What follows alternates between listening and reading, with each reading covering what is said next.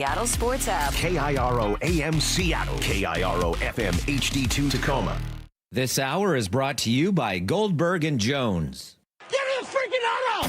From the Quantum Fiber Studio, this is Brock and Salk on Seattle Sports. I don't read the internet, guys. Take the bull by the hands. And Brooke, you are. And Brooke, you are. Now here are your hosts, Brock Heward and Mike Salk. All right, hello, good morning. Hello. Hi, everybody. Brock and Salk Show, Seattle Sports here on 710, seattlesports.com, Seattle Sports App, podcast platforms, 97.3 HD2, and YouTube. I'm singing today more. Okay. I've never done that before. No, you haven't. Should I do it more? YouTube. I don't know how I feel about it yet. Avery was practicing some opera last night, so maybe it got in my head. Oh, okay. She sounded good. It's kind of awesome. She's hitting those like those high notes that you hear opera singers hit, and she was kind of hitting some of them. It was pretty cool. Lucky you, because I think if your daughter was practicing opera and she wasn't good, that could get old quick. Yes, it's a really good point. Like if Cecily was practicing opera, it'd be a horrible situation. We'd all have to leave the house. But Avery, thankfully, has a beautiful voice, and she was using it last night, and it was awesome. Super fun to listen to. It's not like it was you don't have to pay like incredible attention to the home run derby. I was able to watch it and do other things. I'll say that. And it was fine. It was reasonably entertaining. I'm not bashing it. But without Cal in it or Julio in it like we've had the last few years, it was a little more casual viewing, I would say, for me.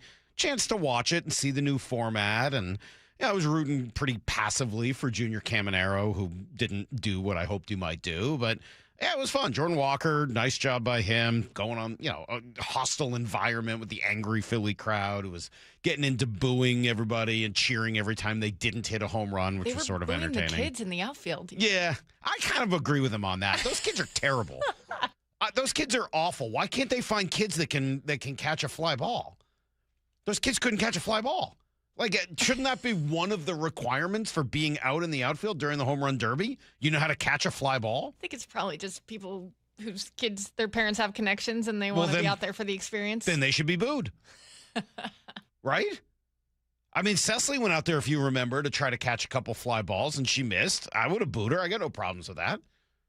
Never mind that I caught what did I catch a ball with a golf bag? Do you remember that, Maura? Oh, yeah, I was there for that. I caught a ball with a golf bag, which was pretty impressive. That was one of my athletic highlights of my career. It was pretty good. It was pretty good. And remember, I gave the X and the no-fly zone thing to the Julio crowd. Well, this is bad. I just looked it up, and the kids shagging balls in the outfield are primarily youth baseball and softball players from the region. Dude, they should have to catch a fly ball. I get that it's hard, but let's practice a little bit. Let's be ready to go out there. They were awful. Didn't count them. Like they caught one ball. I didn't see one ball caught. I saw more balls caught in the stands than from the kids. You could put them in left field. At least they hustled. Sorry. It was reasonably entertaining. It was fine. I think I liked the format better. I think I did. I could kind of go either way. It's cool. I would have liked to see Julio get to do that format. You think he would have been better in that format? I don't think it would have burned him out as much. It's a fair question. Yeah, you might be right. Because he was so good early, and then it was a bit too much late.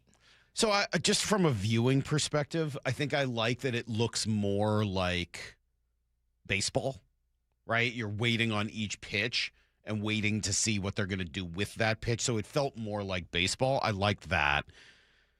I will say I sort of missed the barrage of home runs though that you would get in the other format where it was like and gone. Like they'd hit one before the next one or the one before it had even landed. So I don't know. I kind of go back and forth. To me, it could have gone either way. It was entertaining. I didn't really have a dog in the fight, obviously, so it was a little bit more casual viewing. Been thinking a lot about the Mariners though. This is the All-Star break. This is when conversations happen. While you've been incredibly concerned with the last couple weeks of Mariner baseball, it's worth noting that the management of the team front office has been more concerned with the draft. And that's not a criticism. Like, that's just the reality of baseball. That's all 30 teams. Last week or so before the All-Star game, while you are super concerned, understandably, about the 1-5 road trip coming off the 5-1 homestand, they are most concerned over the last couple weeks with the draft. That's what they do. They have to. That's the lifeblood of the organization. So that's not to say they aren't watching the games, that they're not having conversations, but what we've been and what you've been so frustrated by here in the last week, I'm not saying they're not frustrated. I'm sure they're very frustrated. Very. But they are very much focused and have been on the draft. Now they're going to lock back in, I'm sure. And if I could leave them a message, I think the message I would leave, and we talked a little bit about it yesterday, but it was sort of helpful to crystallize my thoughts on it. I've talked before about this. I can be kind of a verbal processor. Sometimes it's easier for me to understand what I want to say by saying it, and then kind of like cutting and pasting later and saying, okay, here's what, out of all the verbal diarrhea I just spewed, here are the three like salient points that I actually want to make. And I guess what I got to yesterday was that I'd like to see the management of the team improve in three key ways that I think might be the three most important things a manager does. One is the in-game decision-making. We've been talking about this with Dan for now close to 2 years. The in-game decision-making, I would like to see it be better. I think it has been better, to be fair. Better than it was at the beginning and certainly at the very end of last year. I actually think Dan is the number of nights I find myself scratching my head has gone down. I'd like it to continue to go down, and I'd like for there to be more moments where I say, oh, wow, great, love that. But I think it's improved, but it's still not where I think it needs to be for a team that has designs on getting to and eventually winning a World Series. So the in-game decision-making, whether that's the use of the bullpen, whether that is the pinch hitting, pinch running, when to bring the infield in, all that type of stuff, I think has been, it's an area for improvement. It's an area where there is room for improvement. And while I don't think it's cost them 15 games this year, it might have cost them 3. It might have cost them 5. All right. I think it's cost them more games than it's gained them. And so, that to me would be number one. Number two, the quality of play. And that to me, again, if it's not just about one person, when it's a spread out over the whole of the roster, it has to be better. We've just seen entirely too many examples of sloppy play. And yes, it's been exaggerated in the last week. This road trip really seemed to point it out, but that's not it. We've seen it throughout the year. The quality of play needs to be better. Just fewer sloppy moments, better concentration, more locked in, more focus, fewer errors, fewer mental errors, fewer base running errors. Just be ready to play every day, or at least more often. I don't expect a team to be perfect in that regard, but I do expect them to be better than the Mariners have been through the first half plus of this season. They've been below expectation for sure on the just quality of play. You can throw the at-bat quality in there if you want. To me, that is a little less controllable. But I'm certainly not going to be mad at you if you say, hey, I think that should include quality of at-bats. Okay. If you think that's a concentration issue, a focus issue, I'm there with you. Cool. Let's throw that in there as well. But that's been a huge problem. And if the in-game decisions have maybe cost them 2, 3, 4, 5 games, I think that the quality of play issues maybe is at least that amount. At least that amount, and maybe more. So, you fix those two things, that might be a 6-game swing, a 7-game swing, maybe more in terms of where you're at. And then the last part of it to me, and the third thing that I'd like to see improved in the second half, is the culture and the chemistry. And again, if I'm looking at the 3 biggest jobs of management of a baseball team, that's going to be the other one. right? The decisions you make in the game, the quality of play we see out on the field, concentration day in, day out, and then the culture and chemistry of your clubhouse. Pretty good alliteration there. It hasn't been good enough this year. It's been great the last couple of years. And when the Mariners have gotten themselves, kind of to these playoff runs the last couple of times, it's been excellent. It's been subpar so far this year, right? Randy Arozarena and Cal Raleigh, whatever happened at the WBC and the way it was handled in the wake of that, subpar. Randy in left field and whatever happened with him and Brian Wu and Julio talking to him and then late, subpar. Whatever happened with Randy and Luis Castillo the other day, subpar. Bryce Miller's frustration with the piggyback, twice. Luis Castillo's frustration with the piggyback and throwing his jacket, subpar. And I don't know what else goes on behind the scenes, but it does not seem like it's been the same vibe that we've had the last couple of years. Subpar. Got to be better. So, again, I'm not going to sit here and say because of those things you got to fire somebody.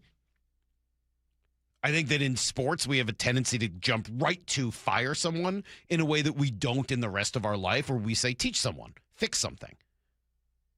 Tell someone, hey, this has to get better or else then we're going to have that other conversation. And coming off the heels of the way last year ended, the in-game decision-making should have been improved in the offseason, and it's not enough. Quality of play. This is the worst I can remember for the Mariners in years. Years. It's been like a decade since we've seen this. And then finally, the culture stuff, that's got to get fixed. So, yeah, that's what's next for me. Mariners got to fix those three things. If you're looking for something in the second half that you can control, it's that. Obviously, you need Cal to hit. Obviously, you need Naylor to hit. Obviously, you need Julio to hit. Obviously, you need some health. Obviously, the starting pitching needs to be great. I mean, we know all that. Those are the givens. But if you got three things that you can fix on your own, it's these three things. And if I'm Dan Wilson, that's what I'm spending the entire break working on. 30 years ago, I wanted to be part of keeping the Seahawks in Seattle long term. 3 decades later, 12, they're bringing the trophy home. 2 Super Bowl championship banners hang in the stadium Paul Allen built. Now, a new era of stewardship begins. Most things that seem impossible become possible. And we welcome the Kosla family to Seattle. From the home of the Seahawks, Seattle Sports. Hey everyone, Rick Witters with Cressy Door. At Cressy Door, we offer top-of-the-line garage doors, garage door service, and garage door repairs. Residential or commercial, please consider Cressy Door for all of your garage door needs. Cressy Door. Olympic Hot Tub has more ways than ever to achieve total wellness at home. Immerse yourself in a saltwater hot spring spa and let jets melt stress away. Enjoy a refreshing swim in an endless pool swim spa. Retreat to healing warmth and detox in a Tilo sauna. Then awaken mind and body with a cold plunge. You'll be saying, ah, in no time. Your path to wellness starts today at Olympic Hot Tub. Current specials with exciting savings at OlympicHotTub.com. Better you, better life. When it comes to your home's water, Culligan makes it better. Say goodbye to hard water, odors, and rusty iron stains. Plus, a Culligan Whole House PFAS system is the only system certified to reduce 99.99% of forever chemicals and over 70 other harmful contaminants. Start with a free water test and let Culligan recommend the right solution for you and your water. Ask about 12-month, no payment, no interest financing too. Visit Culligan.com. Impurities may not be in your water. What is that sound? Ugh, that sounds like a plumbing sound. Luckily, there's a company that fixes all the plumbing sounds across Puget Sound. That's All Sound Plumbing. Puget Sound's plumbing experts. Have a sound? Visit allsoundplumbing.com. This is for all you guys on Viagra. ED pills are no longer needed. The brutal side effects like 4-hour headaches, blurred vision, and that flush feeling can all be put behind you with our treatment. Here at West Coast Men's Health, we have a better approach to ED. Acoustic wave therapy creates blood flow circulation by safely removing the plaque in your arteries and restoring function naturally. Guys, let me be clear. Pills will never fix your problem. Our equipment is the latest technology, and our medical staff is the best in the industry. So give West Coast Men's Health a call today. Speak with our clinic manager. Ask him any question you like, how it works, the science behind it, and even the cost. If you suffer from ED or Peyronie's disease, give West Coast Men's Health a call today. In addition to treating ED and Peyronie's disease, we now offer testosterone replacement therapy. With clinics in Redmond and Tacoma, call 206-519-6541. 206-519-6541. Online at westcoastmenshealth.com. Drip Drop is doctor-developed, proven fast hydration that helps your body and mind work better. Trusted by firefighters, medical professionals, and over 90% of top college and pro sports teams. Drip Drop is engineered to hydrate faster and more effectively than water alone, with 3 times the electrolytes of leading sports drinks. Stock up now at dripdrop.com and use promo code RADIO20 for 20% off your first order. That's dripdrop.com, promo code RADIO20. Empower. Pete's back on the links with all new golf clubs and hopefully less swearing. Dang, sliced it. He worked with Empower to help him get good at money, so he can be a little bad. Heads up! Oof. Talent sold separately. Guy said these were slice-proof. At least he has money for lessons. Invest well, live a little. Start today at empower.com. Compassion, communication, results. That's Pendergast Law Personal Injury Lawyers. Go to pendergastlaw.com. That's pendergastlaw.com. Joe Fallon did something smart. He saved hundreds on auto insurance switching to Progressive. With that money, he commissioned a portrait of himself. Does Joe already know what he looks like? Yes. Do guests know what he looks like? Also yes. But not as art. It's Joe's savings, and if he wants to spend it on a velvet painting of himself with a white tiger at his feet, we say, roar, Joe, roar. Switch and see if you could save with Progressive and treat yourself. Progressive Casualty Insurance Company and Affiliates. Get in the zone, AutoZone. Summer's finally here, and we're kicking it off with a whole lot of free. Free brake pads with Duralast rotors. Free oil filter with 5 quarts of oil. Free Armor All wipes with Armor All glass cleaner, and more. More free, so you can have more summer. Celebrate free at AutoZone. Now through July 27th. Restrictions apply. Get in the zone, AutoZone. This is the story of the one. As a maintenance engineer at a beverage manufacturing plant, he starts his day knowing every line is ready to run because Grainger delivers the industrial-grade products he needs to keep mixers, conveyors, and packaging equipment moving. With Grainger's vast selection of bearings, belts, and motors, he keeps operations running smoothly, so nothing grinds to a halt. Call 1-800-GRAINGER, click Grainger.com, or just stop by. Grainger, for the ones who get it done.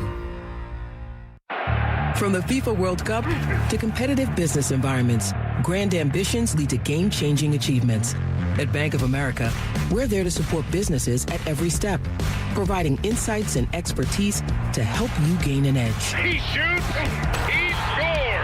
What would you like the power to do? Explore winning business solutions at BofA.com/gamechangers.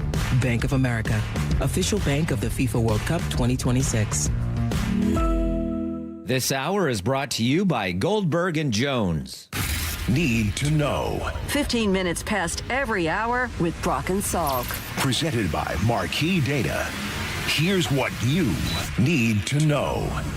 Up first. All right, well, if you're wondering why the Seahawks don't get a ton of respect, it's the lack of drama for sure. But up next would have to be the lack of belief in Sam Darnold. And yesterday finished 11th on Jeremy Fowler's position group rankings with the voting coming from coaches, execs, scouts around the league. He was the first honorable mention. Let's see, high-ranking AFC team official said, what a career bounce back. He's been lights out for 2 years, deserves to be in the top 10.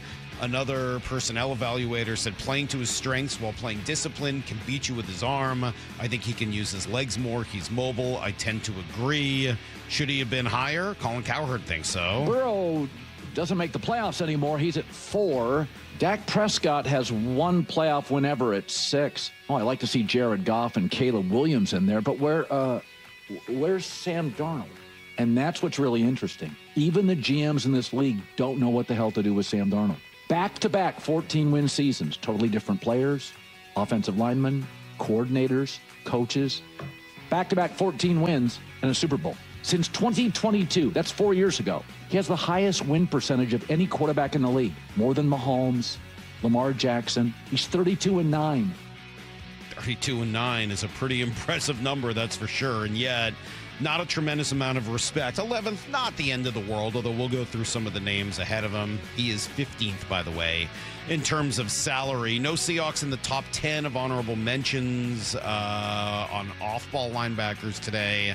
But Ernest Jones did receive a couple of votes. He comes in 19th. Gray Zabel, by the way, we missed this one, 11th as the first honorable mention on the interior of the offensive line. Here's the second thing you need to know. Jordan Walker can upend the whole thing as one of the longest shots on the board with a home run right here. A homer wins it, a non-homer, and we're going to a swing-off.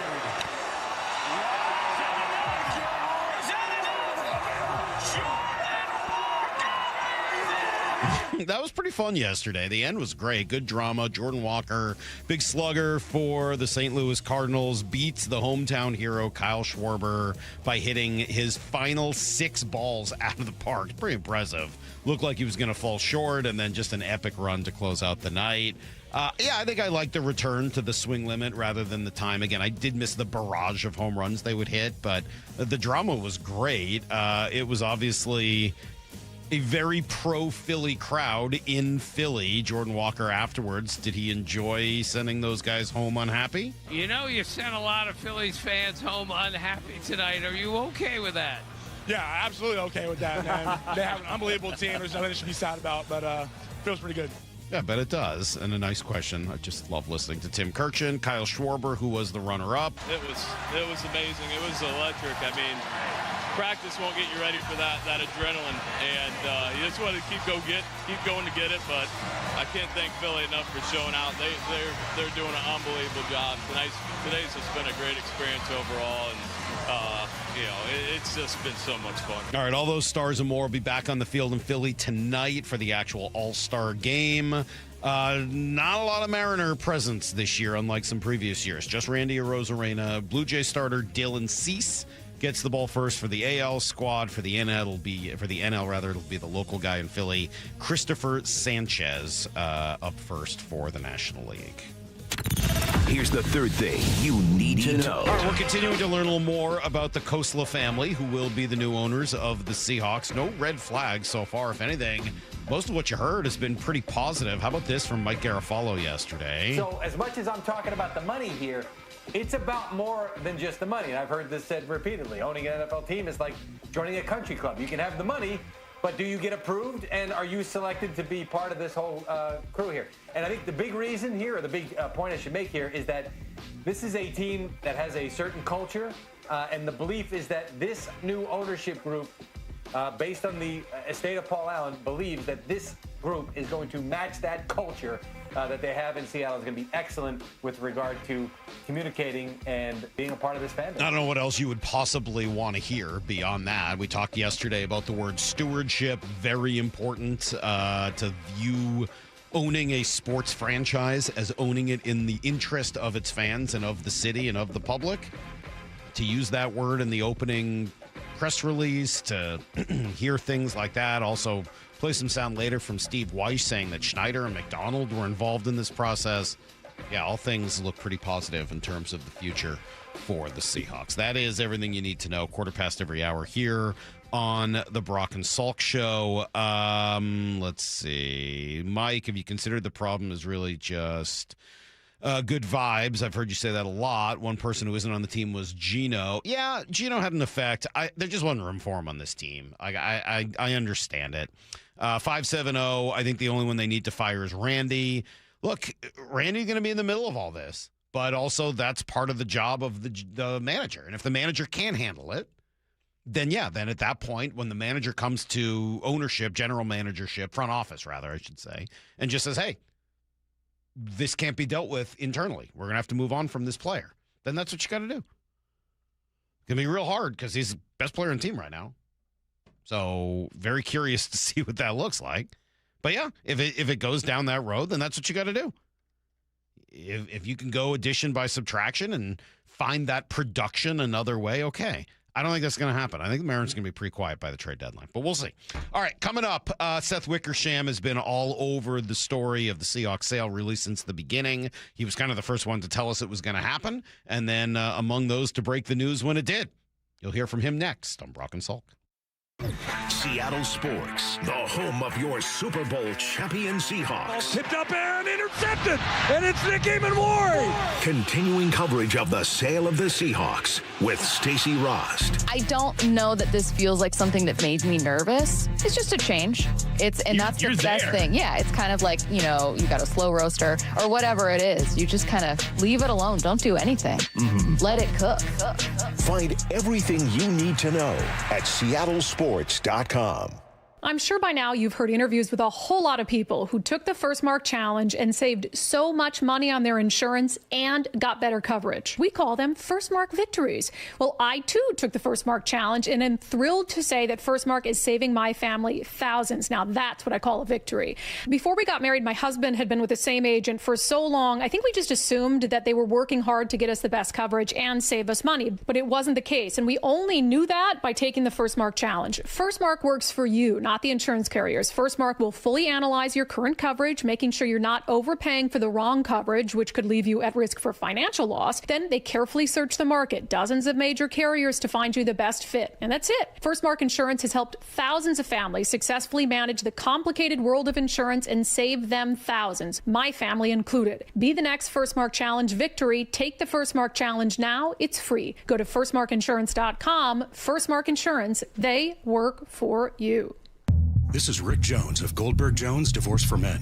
As a family law attorney, I know firsthand the challenges and obstacles men face in divorce and custody matters. Our firm is committed to protecting what matters most, and we're on your team. Find us at goldbergjones.com.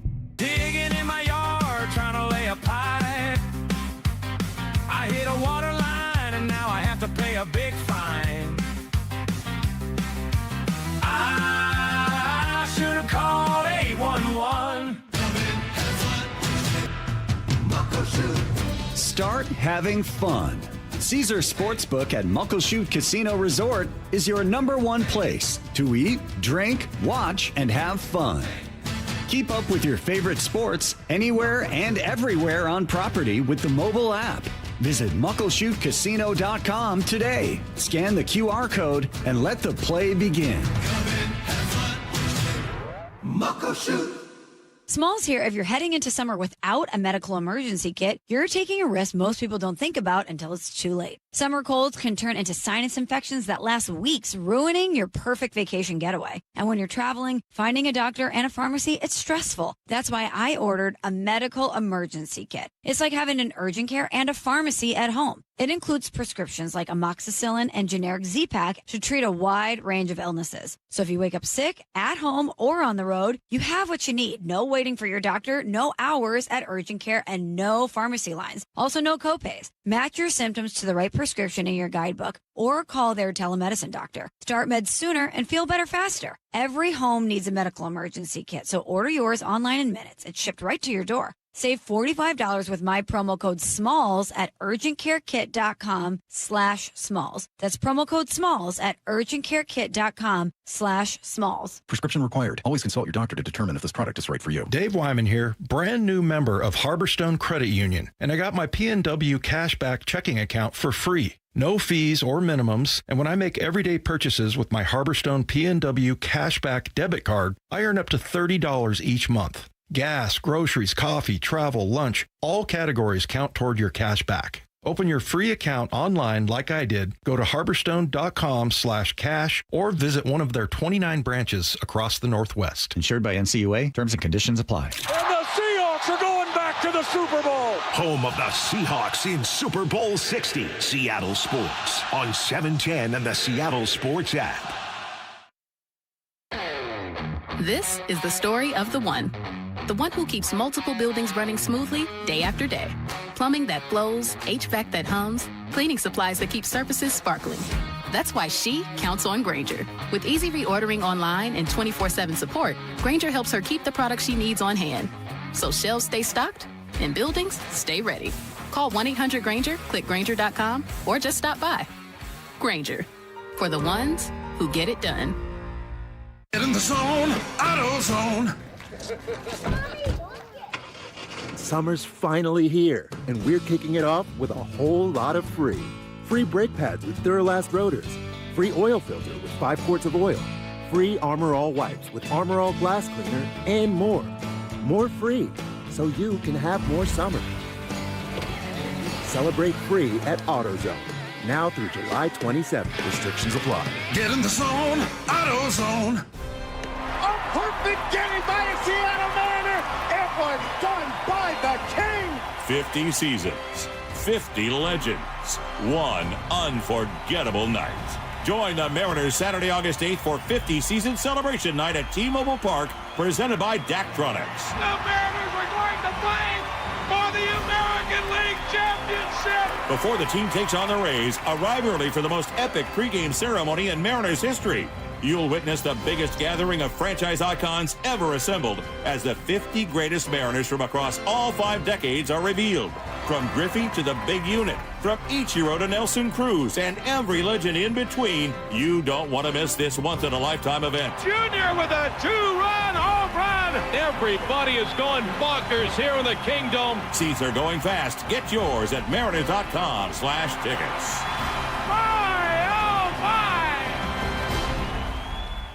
Brock and Salk's Rewind is presented by Toyota of Kirkland and Toyota of Renton. From the Quantum Fiber Studio, you're listening to Brock and Salk. Weekdays 6 to 10. On Seattle Sports and 97.3 FM HD2. All right, huge breaking news this weekend as the Seahawks have been sold, pending approval from the league in late August, to this group led by the Kosla family, Seth Wickersham. That's where I saw the news. And he's kind enough to take a few minutes with us to talk about it right now. Good morning, Seth. How are you? I'm great. How are you guys? Well, Seth, you spent your week last week on every radio show in Denver after your 42-page incredible embedded story of the Broncos and Sean Payton. And now you're probably going to spend this week on just about every outlet here in our market talking about the news that broke Saturday. How did that all come down? Well, Adam Schefter and I did it together. I just had gotten word that, it was imminent. And I think that, at the very beginning of the process, I mean, you and I, you guys we've spoken a couple times throughout this entire process from when, we broke the news that the team was going to be put up for sale to the market for it to now. I think that Kosla was always one of those guys that people told me that don't underestimate this guy. And, if he wants the team, again, don't underestimate him. And I think late last week, we started to get word that he was the favorite. And then I think, the night and a little bit the day before it was announced, it became a little bit of a, pretty contested between him and the Celtics ownership group. But ultimately, he prevailed.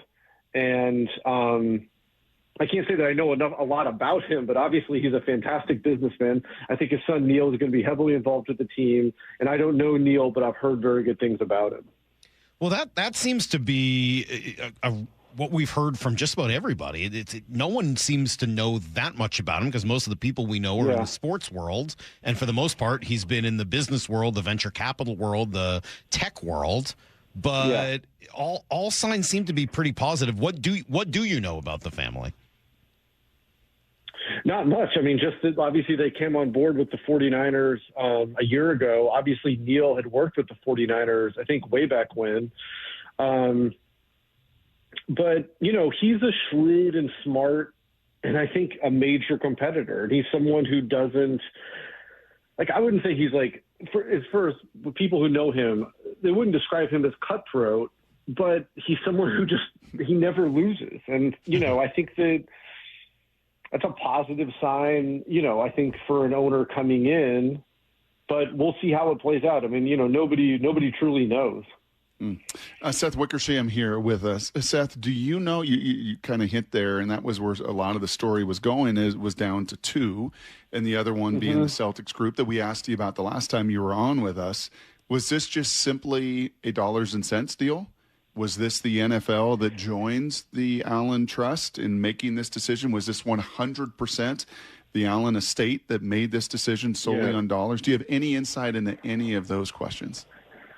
It's the Allen estate, and I just got the sense that, I think that the past couple weeks, the parties that have been interested, have met with the estate, met with some of team management.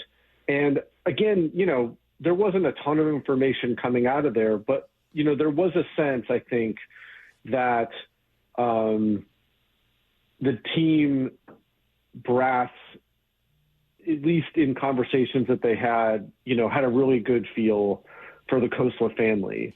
And it just seemed like it was trending that way as late last week entered, into the weekend.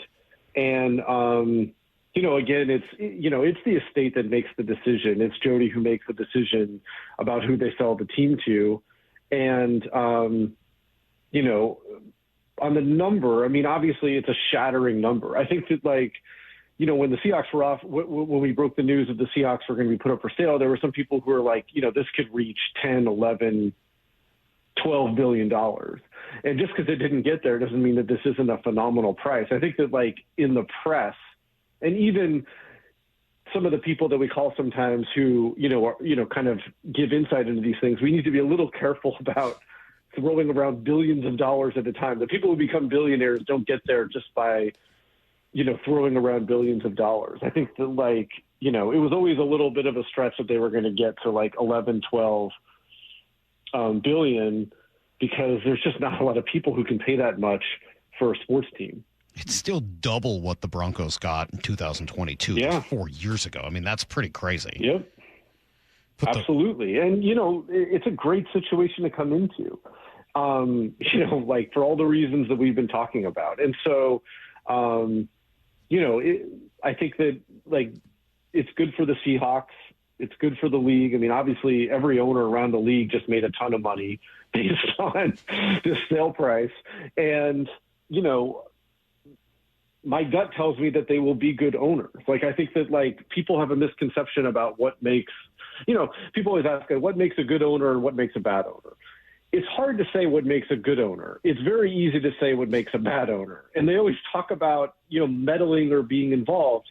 Ownership can be incredibly helpful involved in the football operations process, not in the weeds on who you pick in the draft, although Steve Biscotti might argue otherwise. We'll see how his draft pick this year turns out. But, I think that having an engaged ownership group and owners who are learning as quickly as they can and lending insight when they can into the football process can be incredibly valuable. And it wouldn't surprise me if that's the type of family that the Khoslas are, and the way that Neil Khosla, might operate the team, depending on how involved he is on a day-to-day basis. Seth Wickersham, ESPN, with us here on Brock and Salk. One thing Brock and I spent some time on this morning, and I'd be curious your take on it, is a long time ago I learned to look at how owners in sports made their money to see if there was a way of determining how they would run a team, and private equity versus hedge fund versus built a company versus old money. And in this case, it's two things, right? He built a company in Sun Microsystems, and he's invested a lot through venture capital. I got my own opinions on what those things mean for ownership, but what do those two things tell you? Not a lot, to be honest. I think that one of the things, ownership is important in the NFL, but how someone makes money outside of the NFL and how they make money within it, are two totally separate things, because of the broadcast deals, owners essentially make the same, there's some variance within it, but they're going to make a ton of money regardless of how the team performs. And I think that the aspects of this that we don't know are, did Vinod Khosla buy this for his son, Neil? And how does his son manage a team? And, his son, has done a lot of, he has a lot of good experience to be a sports executive relative to his age, but, nobody knows how you'll run a team. And so I think that those, to me, those are different questions, but I think that having some insight into the NFL will help the Khosla family kind of understand the best way to run a team, which is, I think, to be engaged, but to trust your decision makers to make decisions. And, again, we don't know till it happens, but I think that those guys coming in, maybe a David Tepper, where, a lot of people who have worked there, have had some issues with him as an owner. I don't think that will be the case. Seth, like you mentioned, we have talked to you through this process back to the Super Bowl and then the robust market with it. And now the kind of the final note with you and Shefty over the weekend breaking the news that it is the Khosla family. Did you get any sense that there was any local interest at all? Was Mr. Ballmer ever involved? Was Bezos ever involved? There was certainly some rumor and innuendo. Did you get any sense that those guys were in play at all? No, I don't think that they were, at least from what I've been told. And I think that even some of the other players who may have quietly, strongly considered a bid or even made a bid, again, it was always coming down to these two. I think unless somebody came in out of nowhere, it was always coming down to these two. And, it's been pretty consistent for months. And, I think they were both two good ownership groups. But, again, it was kind of interesting because I just remember it was months ago that, someone who knows the Khosla family was like, do not underestimate this guy. And, I wasn't sure what to make of that at the time, but, he definitely knew what he was talking about. Do you think we see, because they haven't worked out all the minority partnerships yet, is it typical in these sales to bring in people who didn't win the bids, either as the majority leader of a bid or even a minority partner in a bid? Is it typical to bring them in as minority partners? Yeah, limited partners is the phrase they like to use. I think as long as there would be the comfort level, with the primary owner and with, whatever vetting the league would do, I could totally see that happening. I don't know a ton. I've heard some names, that are associated that, being limited partners, but I don't have concrete information on that. But look, it's the majority partners team. I mean, if you're a limited partner in the NFL, you get a really nice suite and parking spaces at games, and hopefully a nice return on investment. But I think that it's their team and they're going to run it, the Khosla family. And what is typical as far as a percentage of that majority owner? Is there a standard number around the league that the guys like and gals like to have?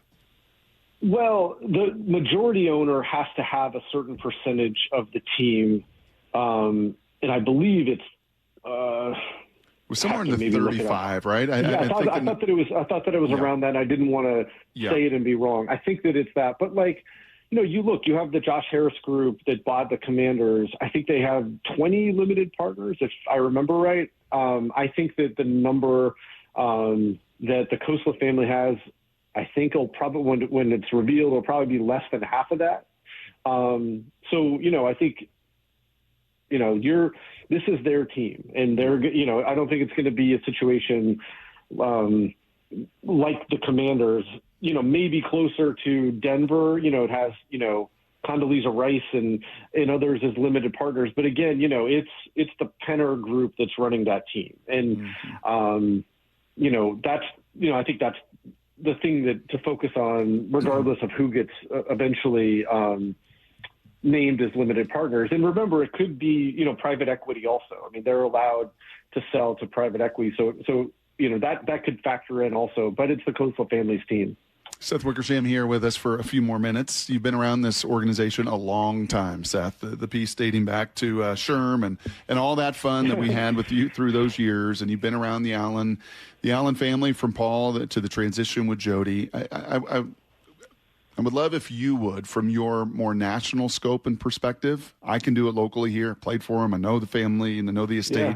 But I would love for you to kind of eulogize, now that it's done, now that they're no longer owners, now that it's in the past, from your perspective, put a little epilogue on what the Allens meant to the Seattle Seahawks.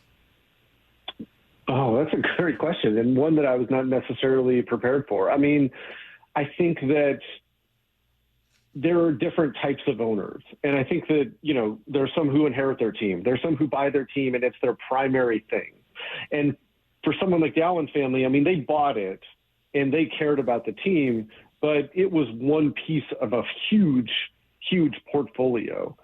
And, I think that there's been a lot of strong hires, top to bottom. There's a reason why that team has been good. And some of it you can tie to, coaching and obviously GM John Schneider, who's, the best in the game, and the players themselves.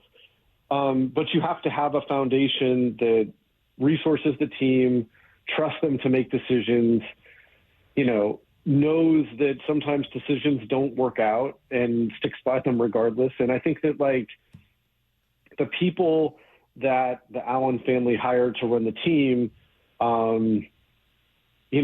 have panned out phenomenally well. And the Allen family deserves a ton of credit for that. And, just because the last, dating back to last fall, the last, 10 months or so, have been a little messy with the sale of the team and, when that was going to happen. I don't think it subtracts from what they've accomplished. And, I think that you look around the league and, if it's not a model organization, I'm not exactly sure what is. Last thing for me here, Seth, would just be a message. If you were a Seahawks fan today, how should you feel about the future of the franchise? Again, you don't know till it happens, but from what I've heard, and I think that it's people who I can trust, I mean, I would be really positive about it, And I mean, I think that, number one, you're the defending Super Bowl champs. So, these guys are taking over a team that is already running incredibly well. In 10 years, that will be, a good perspective to judge ownership. I think that, again, we talked about this a couple months ago. Do they eventually decide that, a new stadium is needed or significant upgrades to the stadium is needed, how that's financed? I mean, that could be a little messy, but again, those are questions that came up during the ownership process from prospective buyers and from league executives and from other owners. But we got to let those things play out a little bit. I mean, I think that this family deserves a fresh start. They deserve, the benefit of the doubt from fans. And, I think there's a lot to be positive about. Okay, last three really quick questions here for you, Seth. Mm-hmm. Number one, any fear of moving? That's natural for fans when an owner from out of market buys them and obviously, I think Mike. Yeah, that trauma runs deep. I can't see it. I just can't see it. You never know, but I cannot see that happening. Stadium. So the lease, right? Part of the reason of this sale is the poison pill ended. As far as money they would have to give back, that being the estate to the city and everything else with the lease. So that's all done now. The odds of a new stadium for these Seahawks within the next 10 years? I don't know. Within the next 10 years, will they start to make a push for it? Again, this is not coming from the family, but around the league, I think there is a sense that, you buy a new team and there's all kinds of the reasons to want a new stadium. And it doesn't, this isn't like the Commander situation where their stadium, was literally falling to pieces. It could be a situation that is more like, the Patriots, where they just put a ton of money into renovating it and trying to modernize it. we'll just see. I really don't know. And then lastly, just because the announcement has said, well, it's got to get approval from the league a month from now. Yeah. There is 0.0 chance that it's not. This is a done deal, right? Yeah. I mean, he was already vetted to be a limited partner of the 49ers. So I think that, obviously his limited partners will need to be vetted. They have their process, but I can't see this not getting approved. Well, good stuff. Thank you, sir. We appreciate it. It's always good to catch up with you, and thank you for all of the conversations we've had on this. And that league meeting is going to be right in the middle of Hard Knocks, so I guess they'll have a little something something new for Hard Knocks this year. It'll be that'll be interesting. It's been an interesting 6-7 months here of watching this unfold, and I appreciate the chance to come on and talk to you guys as always. I love talking to you guys. And hopefully we'll do it in person one of these days. Well, small world too, Seth. Is this weekend I was down at this big Under Armour QB 7-on-7 event with my son and the high school kids, having dinner with Nate Peterman, who is from Jacksonville, and we were just chatting about QB development. And he's like, "Oh, man, there's this story of this kid in Jacksonville, Colin Lacey." I'm like, I know the whole story. It's an American Kings. You got to read the book by Seth Wickersham because it is awesome. So I was promoting your book to him. I appreciate that. Yeah, you got it. It was a great read, and you do amazing work, man. You're just embedded. You dive deep. You're awesome, and we appreciate the time. My pleasure, guys. Great to talk to you as always. Have a great week. All right, there you go. There was Seth Wickersham, who's kind of been on top of the Seahawks story since the beginning. We'll go in a different direction with this later this morning, 8:30. Our friend, Hawk blogger Brian Nemhauser, going to join us, get his take. And remember, he worked in the tech world. I just keep calling around to people I know and listening to the sound because I'm fascinated by the Khosla family because they're going to be a huge part of our lives moving forward. Well, certainly my life, given that, I do this for a living. And everything checks out pretty well. I mean, everything you would want as a sports fan, they seem to hit the mark. Now, I'm sure Brock's going to have some concerns, and we all should, but they're not moving the team, right? That was silly. It was always stupid. I mean, anybody who thought they were going to move the team, that was silly. And I saw, was Como tweeting it? Get out of here, Como. What are you talking about? This is not a group that is, yes, they're from out of town. No, they're not going to move the team. Stop stirring up crap that you don't know anything about. It's ridiculous. This team's not going to get moved because the Khosla family bought them. What clickbait? Get out of here. Whether it's news sites like that, TV stations like that, or other people in the media who have been stirring this up for a while, it's not going to happen. They're not going anywhere. The Khosla family is buying this team for $9.6 billion. Again, more than double what the Broncos went for just 4 years ago, because of what the assets are here. And I do think that includes the stadium. Could they eventually look to either improve or eventually get a new one? Yeah, of course. Eventually. And maybe some of the improvements start earlier than that. But they're not moving. There's not going to be oh my God, they're going to move if they don't get a stadium fight. This is not going to happen right now. And yeah, are they from out of town? Sure. Are they bringing in more local ownership? From everything I've heard, yes, they're trying to, and I'm sure that will work out. It's their team, and the people that seem to be involved in the family, whether it is Vinod, who made the money, or the wife, who seems to be incredibly smart and will represent the family to the league, or whether it's the son, who may very well end up being the day-to-day person who is in control, kind of a COO type almost. Fine. They seem like they know what they're doing. They seem like really smart people who care about the football side of it and are pretty progressive thinking in terms of analytics and how they want to use technology to get better. And if they invest in the team the same way the Allens did, and by all accounts, they were chosen because of some of their similarities to the Allens. Sounds pretty great. Now, we'll find out. I'm not sitting here betting on that. I'm not telling you today, guaranteed everything works out perfect. I don't know if they're going to be good owners or not. Jody also sold the Trailblazers to Tom Dundon, who seems to be about as bad as it gets in the NBA. So I'm not sitting here giving you a guarantee. But anybody who's looking at this today and going, oh, my God, they're out of town. We're in big trouble. Like, no, you're just baiting people. You're just looking for clicks. You're just looking to prey on people's fear. And I think that's a pretty lousy way to go about being in the media, preying on people's fear all the time, preying on what the biggest worry might be. Just because you can write it doesn't make it true. If you're subscribed to Seattle Sports on YouTube, then you saw this Wyman and Bob digital exclusive first.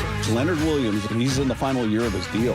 Can you pay him somewhere around top of the market? He's still absolutely at the top of his game. I don't see any kind of drop-off as far as his age goes going into his 12th year. Beyond who he is on the field, who he is in that locker room, he's just such a leader and a presence. The home of your Super Bowl champion Seahawks, Seattle Sports. Subscribe to Seattle Sports on YouTube now. Your neighbors at 3 Tree Roofing love telling you no. No high-pressure sales pitches. No Band-Aid fixes that will fail come wintertime. No outrageous pricing from some corporate-owned roofing company with headquarters thousands of miles from here.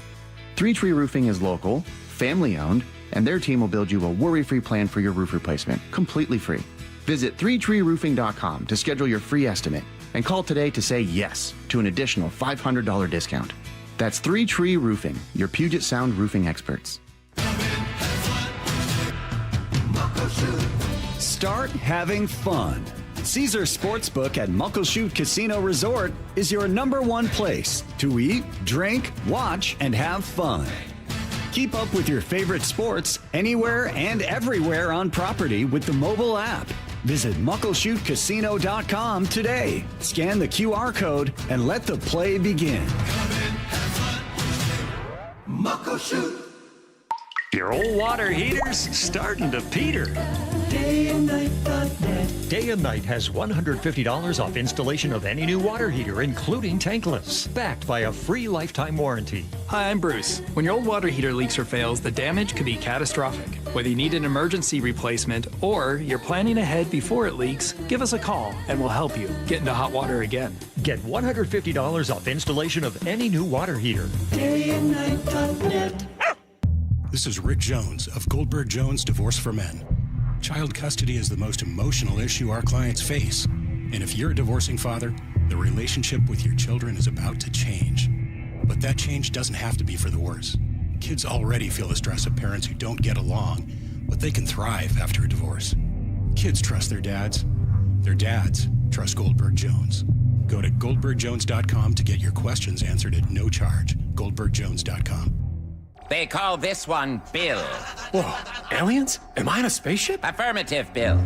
What's with the laser saw? Relax. We are cutting our bill in half. What? An Xfinity mobile transmission says you can cut your bill in half. Oh, your mobile bill, not me, Bill. Xfinity Mobile also says we can try it free for a year. Free. Yes, with no commitment. Can we put the saw away? I am reluctant.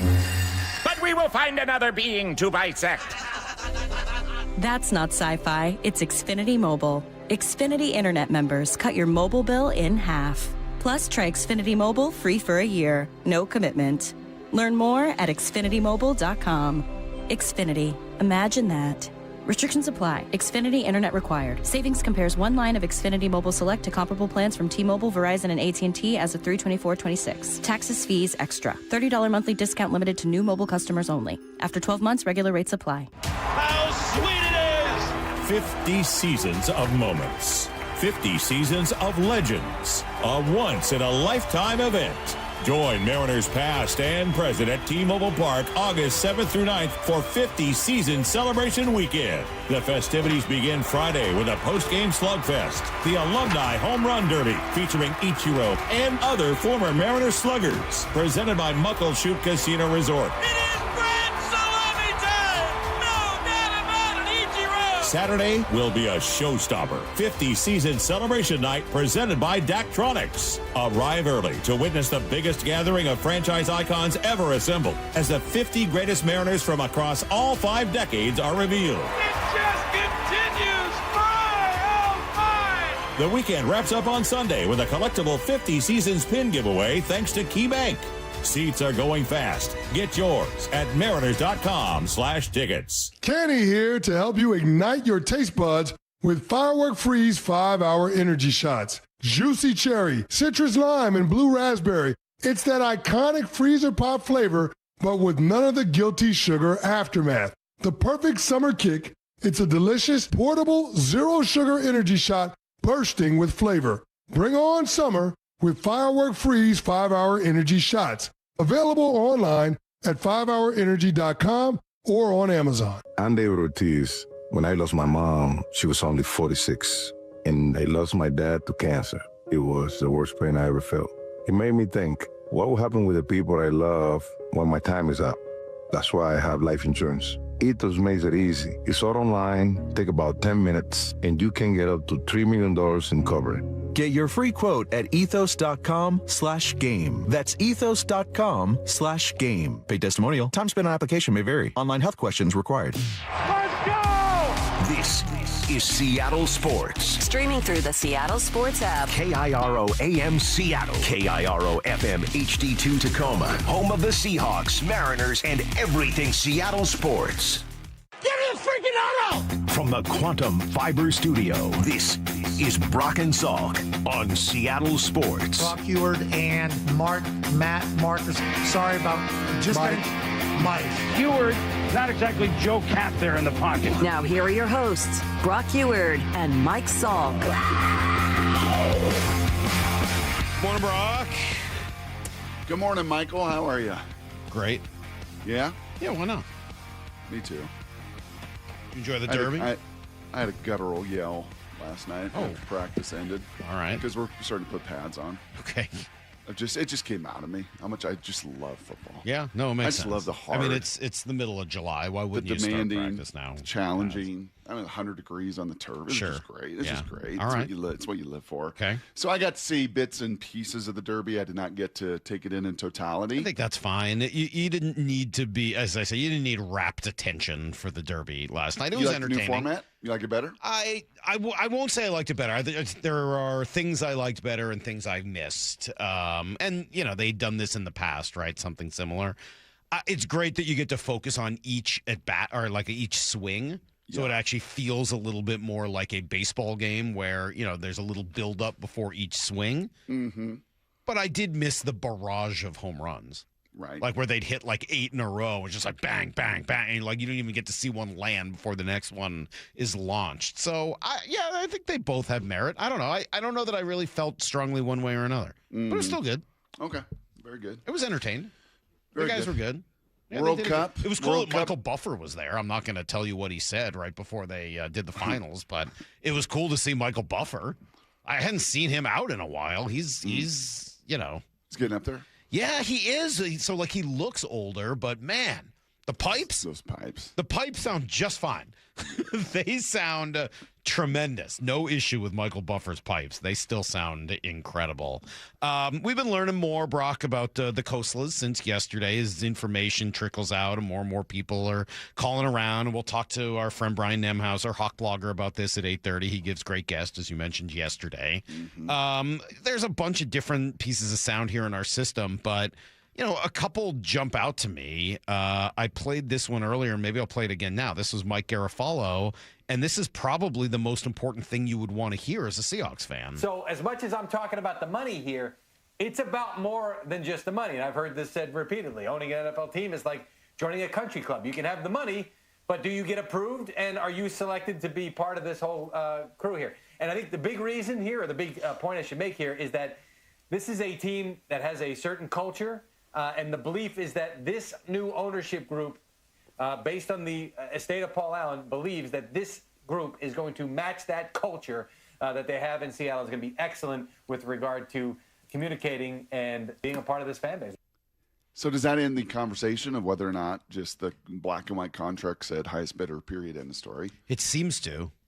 Kind of does for me as well. Yeah, I mean, Wickersham insinuated that yesterday. Here, you've got Garafolo saying that. I'll play you sound from Steve Weish saying that Schneider and McDonald were part of the kind of interview, quote-unquote, process that went on, which makes me think that there was some level of choice.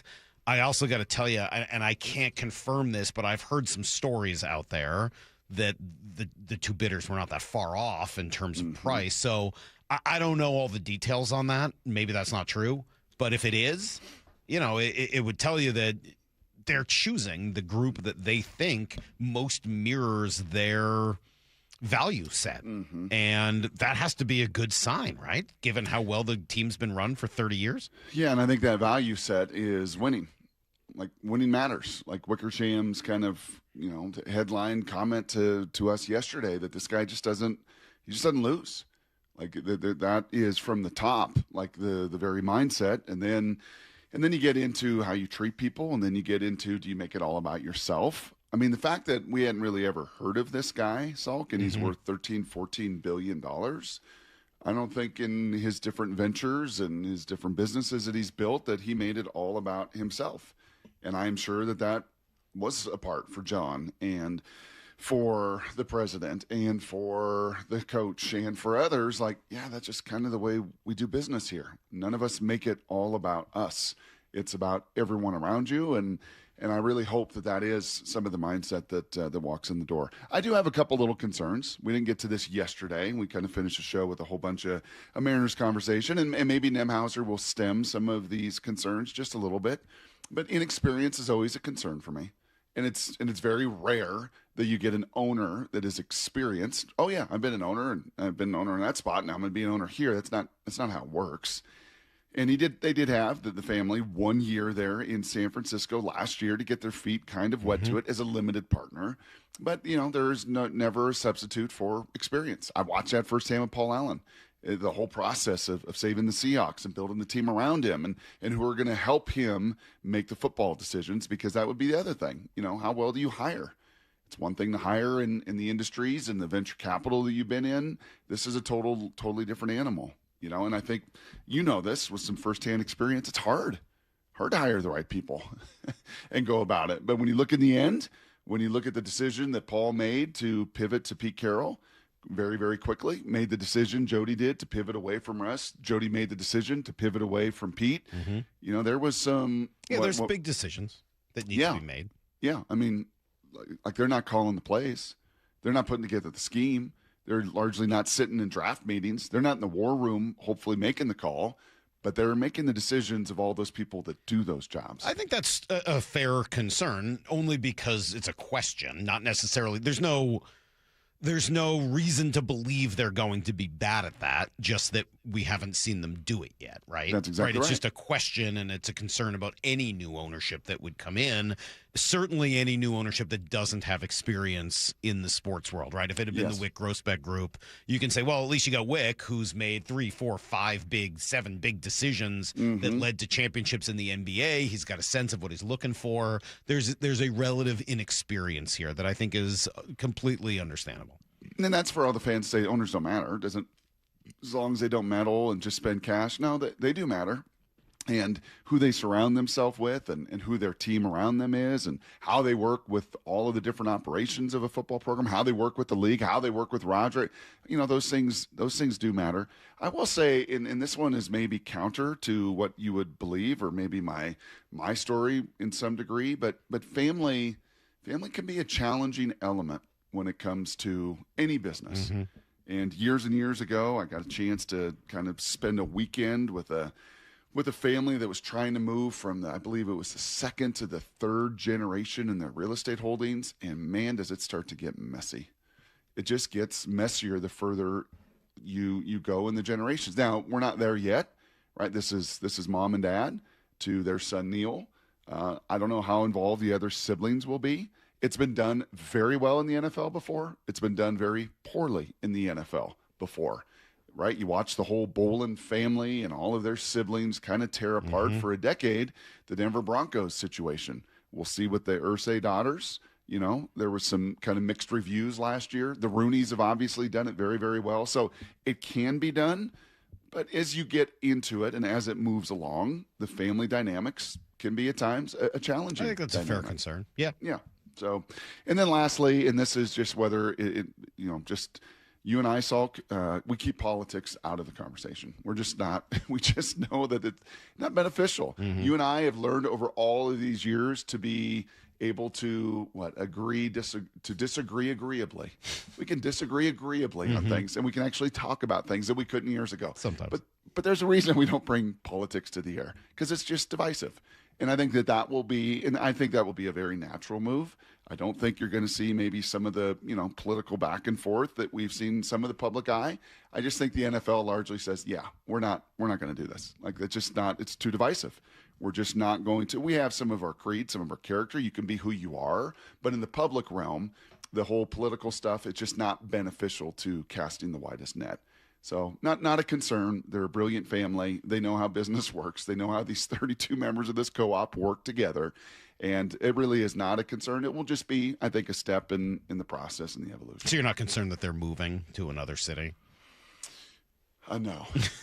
I saw another thing about that from Como. Really? Yeah, Como News had this raises new out-of-town ownership, raises new questions. And no, it doesn't. Stop clickbait. Not when they've invested what they've invested in this. No. Not in this market. Totally and really ridiculous. Largely not their decision. None of that is a concern.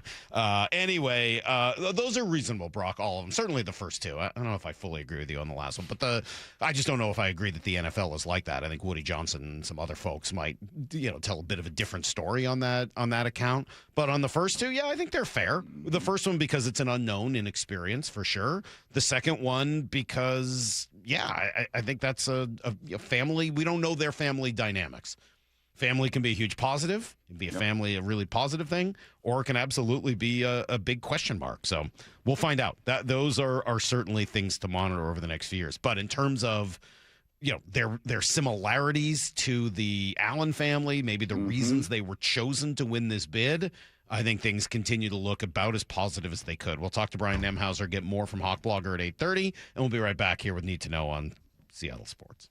If you're subscribed to Seattle Sports on YouTube, then you saw this Wyman and Bob digital exclusive first. Leonard Williams, he's in the final year of his deal. Can you pay him somewhere around top of the market? He's still absolutely at the top of his game. I don't see any kind of drop-off as far as his age goes going into his 12th year. Beyond who he is on the field, who he is in that locker room, he's just such a leader and a presence. The home of your Super Bowl champion Seahawks, Seattle Sports. Subscribe to Seattle Sports on YouTube now. Well, right now is a perfect time to save some money. And one of the easiest ways you can save, take the First Mark Challenge. Molly and I took the First Mark Insurance Challenge some years ago, and we saved a whole bunch of money, thousands of dollars, in fact, that very first year with First Mark, and we've been saving ever since. And here's how they go to work. First Mark Insurance works for you, not one insurance company. They compare rates and coverage from dozens of the top-rated carriers, and they go to work to find you the right coverage at the lowest possible price for all of your needs. And when you need them, you'll talk to a real person who knows you, and they're in there to help you along the road. That's kind of world-class service that has kept us with First Mark year after year. So take the First Mark Challenge today. It costs you nothing. There's no obligation, and you'll find out just how much money you could be saving every single month. You could be the next First Mark Challenge victory. They've had over 11,000 of them. Go to firstmarkinsurance.com. What are you waiting for? Your savings start tomorrow. firstmarkinsurance.com. Hey everyone, Rick Witters with Cressy Door. At Cressy Door, we offer top-of-the-line garage doors, garage door service, and garage door repairs. Residential or commercial, please consider Cressy Door for all of your garage door needs. Cressy Door. Wayscar Ford is celebrating their 104th birthday in Auburn. How's that possible? It's all about the people, employees and customers just like you and me. The Wayscarf Way, 104 years of service, trust, and community. Wayscarford.com. That's Wayscarford.com. We're kicking off a football frenzy that can net you up to $10,000 in cash. Don't stand on the sidelines. Get on the pitch and join the fun. Hourly hot seat drawings run every Saturday night from 7 p.m. till midnight in June and July. Take your shot at $10,000 every week. The field's wide open. Don't forget, your Reef Rewards card can save you up to 25 cents per gallon at Lummi Bay Market next to Silver Reef. Silver Reef Casino Resort, located off I-5 exit 260. At Farmers, our honesty is contagious. Wait, am I going to catch honesty? Well, when you're with Farmers, it's kind of inevitable. Well, how long does it take to... I lied to you when you asked if I knew what a deductible was. I don't know my dad's birthday, and I thought umbrella policies were for rainstorms. Actual rainstorms. I have it, don't I? you don't just have honesty. You have Farmers. Bum, bum, bum, bum, bum, bum. Learn more at farmers.com. Underwritten by Farmers Truck or Fire Insurance Exchanges or Affiliate. Products not available in every state. Cool cars, cool people, good tires. It's the Good Guys 38th Griot's Garage Pacific Northwest Nationals, a giant car show featuring over 3,000 of the Northwest's finest hot rods, muscle cars, classic trucks, and more. Enjoy live music, a free family fun zone featuring the Auto World model car make and take, and earth-shaking Nitro Thunderfest and more. Happening July 24th through the 26th at the Washington State Fair Event Center in Puyallup. Details at good-guys.com. Dave Wyman here, brand new member of Harborstone Credit Union, and I got my PNW Cashback checking account for free. No fees or minimums, and when I make everyday purchases with my Harborstone PNW Cashback debit card, I earn up to $30 each month. Gas, groceries, coffee, travel, lunch, all categories count toward your cash back. Open your free account online like I did. Go to harborstone.com/cash or visit one of their 29 branches across the Northwest. Insured by NCUA. Terms and conditions apply. The home of the Mariners. It is gone! Cal Raleigh, 2-run home run! Hear every pitch on 710 and the Seattle Sports app. Hey, I'm not one to say I told you so, but do you remember last year when I told you that Pure Talk was hands down the best wireless company that I'd ever used? Well, some of you were skeptical, but Consumer Reports just asked 120,000 people to rate every wireless company in America, including the big boys. Well, guess which company was the only company to get 5 stars in every category? Yeah, Pure Talk. Coverage, support, value, data. 5 stars across the board. No service contracts, no cancellation fees, just great U.S. customer service on a crazy fast 5G network for a fraction of what you've been paying. I'm not going to say I told you so, but I will encourage you one more time to dial pound 250, say micro, and switch to a 5-star American wireless company that won't let you down. Pure Talk. Be all in on summer with service from Toyota of Renton and Toyota of Kirkland. Heading out on a road trip? Make sure your Toyota is ready to go during the Toyota Tires Savings Event. Save $100 on 4 eligible tires. And with an open service drive and no appointment necessary, getting expert Toyota service has never been easier. Whether you're in the north or the south, they've got you covered. ToyotaofRenton.com and ToyotaofKirkland.com. And make sure to check out their service specials page. Offers valid through July 31st, 2026. See dealer for details. Seattle baseball is heating up, and so is summertime. Dave Wyman for Fast Home Services. Their HVAC department has you covered. While others book out for weeks, Fast Heating and Air is just that, fast. Call 1-800-THINK-FAST to request your next-day consultation for AC, heat pumps, or other cooling services. Same week install available for a limited time. Or visit fasthomeservices.com for a virtual quote in seconds for water heaters, plumbing, HVAC, and electrical services. Need to know. 15 minutes past every hour with Brock and Salk. Presented by Marquee Data. Here's what you need to know. Up first. Well, if you're wondering why there's not a ton of respect for the Seahawks around the league, well, part of it is that lack of drama that we talked about last week, but part of it is just the lack of belief, Brock, as you've mentioned, in Sam Darnold. Yesterday, finished outside the top 10 on Jeremy Fowler's position group ranking. The voting came from coaches, execs, and scouts around the league. He was the first honorable mention, which effectively makes him 11th. Colin Cowherd's not buying it. He's like, this is ridiculous. Guy should be in the top 10. Right, like, so I'm watching Minnesota. Before he gets there, meh. Gets there, wow. Leaves there, meh. I'm watching Seattle, meh. Gets there, wins the Super Bowl. What's the thread line? What do we have in common here? So, you know, people love Joe Burrow, and they should. Joe Burrow's amazing. He's number 4 on the list. Darnold's not on it. People love Burrow. And the reason they love Burrow the most is he had a 2-year period where he won 22 games and got to a Super Bowl. Darnold's in a 2-year period where he's won 28 games and won a Super Bowl, and he's not on the list. Yeah, but Joe did in Cincinnati. He's also on the list, right? I mean, he's 11th effectively on the list. He's not in the top 10. It's not like they left Darnold out entirely. He is the first honorable mention at number 11. And there were some nice things said here. What a career bounce back. He's been lights out for 2 years, deserves to be in the top 10. That's a high-ranking AFC team official. We can run through some of the details and of the list here. We'll do it at 7:30, but he's 15th in salary, 11th on this list. That feels about right. Yeah, I think there's a few in the top 10 that you could knock There's down. some conversations. There's certainly some conversations. And even, I think in Fowler's report, 10 through 13 were very, very close. So he's in that realm. This isn't the disrespect I think he got heading into last season where he was in the 20s in some of these rankings. Nobody wanted to believe in the total work, the totality of what he did in Minnesota. They all hyper-focused on the final couple games with Detroit.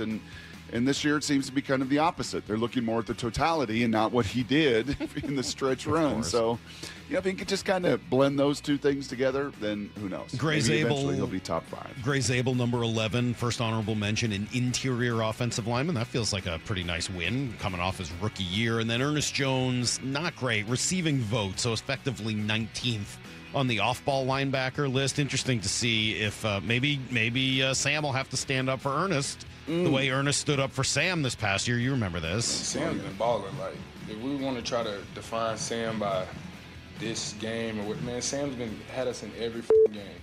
So for him to sit there and say, oh, that's my fault. No, it's not. There was plays that defensively we could have made plays. There were opportunities where we could have got better stops. A lot of conversation that was the big moment, turning point for the season. Probably could be edited a little bit. We could probably beep that better. What do you think? We could probably re-beep that. I don't think they lost after that, so. Yeah, we could still probably re-beep. Didn't lose a game after. We could do a little re-beeping on that. Bigger Maybe a longer. Here's the second thing beep. you need to A little know. more coverage. Congrats to Jordan Walker, Brock. He owned the moment last night in the home run derby. Pretty cool. He's being booed by the Philly fans. He's down. He's on to his last ball, and he hits the last 6 swings for home runs. Jordan Walker can upend the whole thing as one of the longest shots on the board with a home run right here. A homer wins it, a non-homer, and we're going to a swing off.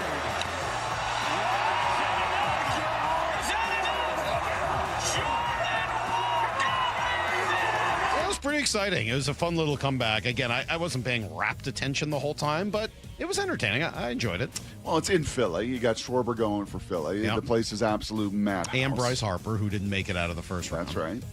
Do I understand that he's the first Cardinal to win the home run derby? Is that possible? Yeah, I don't think McGuire Mark ever McGuire won. never won Even it, though huh? he put on that display in Boston. I don't think he ever won. Oh, yeah, he kind of fizzed out late, huh? Mm-hmm.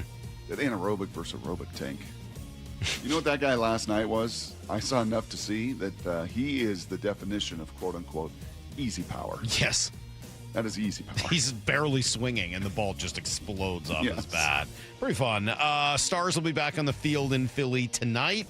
All-Star game. No, not a lot of Mariners this year, unlike the last couple of years where they've been well represented. Only Randy Arozarena will be there. Blue Jays starter Dylan Cease gets the ball first for the AL squad. We saw him. I watched him in person. Saw him in person. Oh, my Friday God. night. He was really, really good. And then he had no hitter in the 9th inning in his next Yeah, he's start. been pretty good. Local guy Christopher Sanchez of the Phillies goes first for the National League. Here's the third thing you need to know. Yeah, we're continuing to learn more about the Khosla family, Brock. You mentioned some of the challenges and or positives of family, and that does seem relevant here. This is what Albert Breer said yesterday. He was sort of the day-to-day contact for the Niners, Neil was. He's a younger guy. He's really sharp. And years and years and years ago, they live in the Bay Area. He actually interned in the Niners football operations department, worked on the salary cap. So he's got good background in football. I think the intention's probably to make this similar to Terry Kim Pagula in Buffalo when they bought the team. Yeah. Make this hey, this is going to be run by the family. But it feels to me a little bit like Neil is going to be the one that's going to be sort of the hands-on owner. And he's young 30s, right? 35? 34, I think he is. 33, 34. Yeah. Well, 15 years younger than me. He and Mike should get along great. Maybe they'll be running buddies when it's all said and done. That's everything you need to know. Yeah, sometimes the family thing has benefits. I was thinking about just my life experience, right, and kind of I've seen it go both ways, right? Mm-hmm. In the case of the Bruins, family ended up being somewhat helpful, right, after the years of really terrible ownership from the father, Jacobs, Jeremy Jacobs, went to his son and ended up being a whole lot better. And Bruins finally won and kind of got over some of the problems they'd had for a long time. And then certainly you can come up with a lot of examples on the other side. Yeah. Yeah. I think I would say the Chicago Blackhawks would probably say the same thing. After Dick Wirtz's kind of terrible ownership for generation, it goes to the kid, and all of a sudden the Blackhawks are competing for Stanley Cups every year. I'm not sure that's always been the case throughout sports. I think you can definitely probably find more examples on the other side. But 34, yeah, it'd be interesting to be essentially a primary owner of an NFL team at the age of 34. You think you were ready at 34 for that? At 34. Isn't that right around when we started this show? How many years in were you and I at that point? When you were 34, like 2 years in? Yeah, about a year and a half maybe? in, 2 years in, yeah. Yeah. Oh, I was totally ready. You think you were ready to own a team? Oh, yeah. Yeah, you probably knew it all really by then. Shaped me, molded me, Salk. I'd already done the all my station was work. nearly shut down because Sure. our ratings were so bad. I was totally ready. Yeah, I would say we were. It's too bad we didn't fall into ownership at that point. I think we would have been good co-owners, perhaps. Yeah, for sure. All right, coming up next, I'll give you that full list. The top 10 quarterbacks who finished ahead of Sam Darnold, and which one person on here drives me crazy. That's next on Brock and Salk. Exclusive coverage of the sale of the Seahawks on Seattle Sports. Ball is caught. JSN drags a defender. ESPN NFL insider Seth Wickersham. At the very beginning of the process, people told me that don't underestimate this guy. With Brock and Salk. No one seems to know that much about him because most of the people we know are in the sports world. He's shrewd and smart. They wouldn't describe him as cutthroat, but he's someone who he never loses. Subscribe to Seattle Sports on YouTube now. Highlights don't win games. The full box score does. I'm Brock Hewitt, and most business leaders aren't short on data. They're short on clarity. Numbers are scattered across ERP, CRMs, and spreadsheets, making decisions reactive instead of confident. And that's not how great businesses are built. Marquee IQ brings all your data together into one clear view, even if it lives in disconnected systems or offline, so you can see what's really happening and act faster. Stop running your business on highlights. Get the full picture. Visit datathatwins.com to see what Marquee IQ can do. You're in charge of ordering boxes, small boxes, really big boxes. You're in charge of tape, labels, mailers, bubble wrap, extra bubble wrap, just for fun. You're in charge of warehouse cleaning and safety supplies. Good thing there's Uline. Thousands of quality products for your business and warehouse needs, always in stock, ready to ship same day, and backed by Uline's legendary 24/7 customer service. Uline makes it easy because you already do enough. Uline, we warehouse for you. 30 years ago, Davis Law Group was founded to be the best law firm for our clients and our community. Our core values are to win, help, and serve. It means our success is defined by the difference we make in our clients' lives and the impact we can have in our community. Not by giant settlement checks or shiny offices. Our mission to lift up the vulnerable extends beyond the courtroom to our charity partners, promoting safety, uplifting students, accident victims, foster youth, and the elderly. If you've been injured and want better results for your claim and for all of Washington, call Davis Law Group today. Olympic Hot Tub has terrific ways to achieve total wellness at home. Saltwater hot tubs, swim spas, saunas, and cold plunges, all waiting for you. See our current specials with exciting savings at olympichottub.com. Better you, better life. We have values. We live those values. I think that's the best thing that this company has for it, is its reputation of taking care of people. Lee Johnson Auto Family, the LJ way. Step inside and let the excitement take you places. This is Muckleshoot Casino Resort, The ultimate spot for action that reaches incredible heights, luxury that knows no bounds, and live entertainment that always thrills. It's all at one incredible destination. So when you look for the best, look nowhere else. Muckleshoot Casino Resort, the biggest and best in the Northwest. Muckleshoot. Do you have a special occasion or milestone to commemorate? Come discover Klein Jewelers in charming downtown Edmonds. As a locally owned family jeweler, we combine an impressively large selection with the warm personal service only a hometown jeweler can provide. Whether you're searching for the perfect engagement ring or a beautiful piece of diamond or gemstone jewelry, you'll find plenty to love and no pressure along the way. From life's biggest milestones to those just because moments. Klein Jewelers by the Fountain in downtown Edmonds. You're a jeweler for life. Les Schwab Tires has been proudly serving communities for over 70 years, and we've collected thousands of inspiring stories. Like Kate, who was off on a long road trip with her best friend when the dash lit up like a game show. They find the nearest Les Schwab. Turns out they really needed an oil change. It was done in a flash. Road trip saved. At Les Schwab, we're proud to keep you rolling. Les Schwab Tires. Our greatest story is yours. Stories are composites inspired by real customer feedback. And the Seahawks are going back to the Super Bowl. Home of the Seahawks in Super Bowl 60. Seattle Sports on 710 and the Seattle Sports app.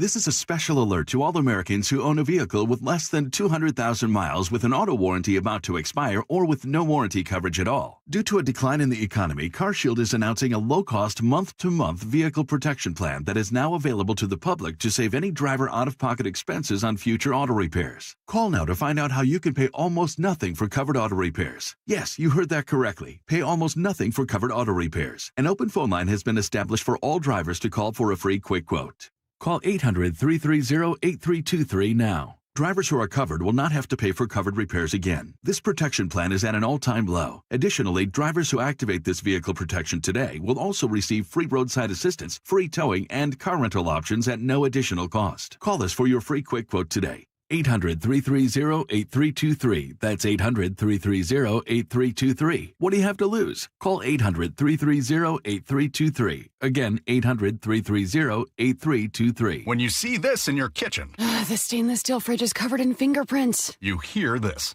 Leslie, people are going to think you were raised in a barn or by wolves, or raised in a barn by wolves. Fortunately, Wyman Stainless Steel 3-in-1 cleans, shines, and protects to give you the best shine. A spray and a wipe will have your fridge shining like a mirror. Wow, my fridge looks brand new. Your fridge looks amazing, Leslie. Sorry, I was being a little dramatic earlier. Your kitchen says a lot about you. Let it brag with Wyman. Get in the zone, AutoZone.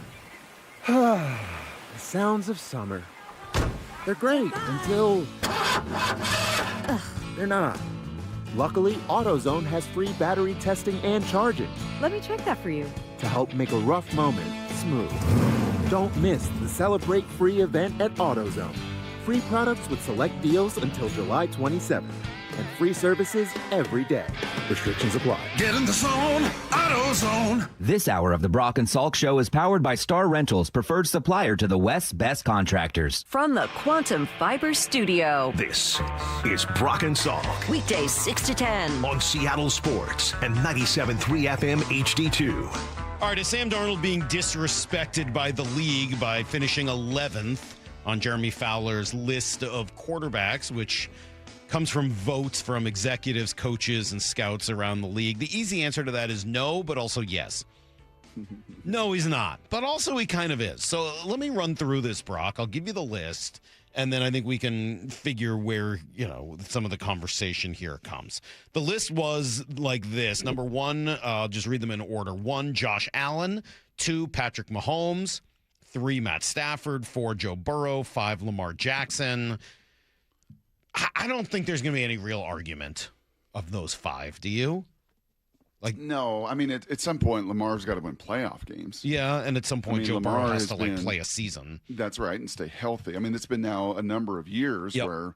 But in terms of a vote like this, not surprised that those 5 would be at the top. Yeah, the back of the trading card's pretty deep and rich. Yeah, and it has to do with preparing to play against them and all of it. So I'm just going to leave those first 5 alone and say, yeah, in some order, those 5 probably make sense. Josh Allen, Mahomes, Stafford, Burrow, Jackson.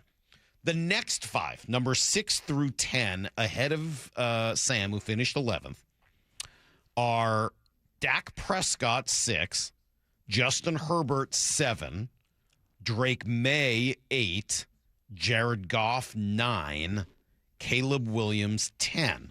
And then just for context, Sam finished 11th. He was followed by Jaden Daniels 12, Jordan Love, Brock Purdy, Baker Mayfield, Trevor Lawrence, and then Jalen Hurts. And Fowler added in a follow-up tweet that he kind of broke it into tiers in terms of voting. Essentially, number 10, Caleb Williams, through Baker Mayfield, was essentially the same tier. So very close to being a tie. Caleb, Sam, Jaden, Jordan Love, Purdy, and Baker Mayfield, all basically in the same category. Mm-hmm. So again, no real complaint about the first 5, but I think each of the next 5 at least deserves some conversation about whether or not they deserve to be ahead of Sam Darnold. It starts with Dak. Dak has 1 playoff win. He's on the back 9 of his career. Right now, is Dak Prescott a better quarterback than Sam Darnold? I don't, that surprises me. He's that high. That really surprises me. As you look through that list of 10 through 16, as Jeremy pointed out, it's kind of Baskin Robbins, kind of what flavor of quarterback style, strength, weakness do you prefer, not prefer? Yeah, I mean, Dak has just not been available, and that availability is critically important to the position. He's had a litany of injuries. He doesn't run, I think, like he used to run. He's still hyper productive. But as you said, on the biggest stages and some of the biggest moments, not been able to elevate everybody around him and even his own game. And that one's a wild stretch for me. And frankly, who would you rather have quarterback in the Seattle Seahawks in 2026? Right now, who would you rather have at training camp in a week and a half? Yeah, Dak Prescott, 33-year-old Dak, or Sam Darnold? Sam Darnold, I think I would rather have than Dak, and 5 years ago I wouldn't have said that. Even modern day Sam, 5 years ago Dak, I think I'm probably taking Dak. I think the ability to run made him really dangerous. I like Dak a lot. I've always liked him. I think the fair question to ask about Dak is it him or is it the franchise? What is the problem in Dallas? And I don't think it's been Dak. You said he hasn't been available? That's not entirely true. I don't know, man. He went 4 straight seasons, started his career playing every game. Then he had 1 year where he was hurt. Then another year where we played each game. Then a year where he missed 4. And then 17, 8. And he's been hurt 3 times. And when he's been hurt, he's missed multiple games. But if he's not, injured, he's played every single game no matter what. Yeah, he is a tough guy. He's had some pretty catastrophic injuries. And when you scramble and you tear your hamstring off your bone, that's a problem. Right? I mean, that's that's. But he came back last year from that and played all 17 games. And you're right. He's not the quarterback that he was. I like Dak. I don't know whether 5 years ago, to your point, I could understand him at 6. This makes no sense. No. All right. Justin Herbert. My question on Herbert is he fatally flawed because he doesn't win in the playoffs and he's, kind of one of these guys who's always on the list but never really does a whole lot other than put up some stats. Is he fatally flawed, or is he a young Stafford waiting to be in the right position and then all of a sudden everything will come with it? Yeah, and you talk about the Cowboys organization and the challenges there, and when you're a tenant in somebody else's building, and you've always been kind of a second ran, and the very reason why Eli Manning did not want to be a part of the Chargers and wanted to be a New York Giant and not in there and under that ownership. So is he raising, has he gotten that team there despite mismanagement elsewhere, or does he have and that's sort of the same question we were asking about Stafford. I'm not going to raise a stink about Herbert being ahead of him. I think some of the tools are so great. Immensely gifted. And their immensely scouts talented, and coaches. And when you think about who's voting on this, I'm not that surprised that Herbert's ahead of him. I'm not going to complain too much about it. Okay, They did have a top 5 defense last year. Yeah. He's had good defenses. He's had a good run game.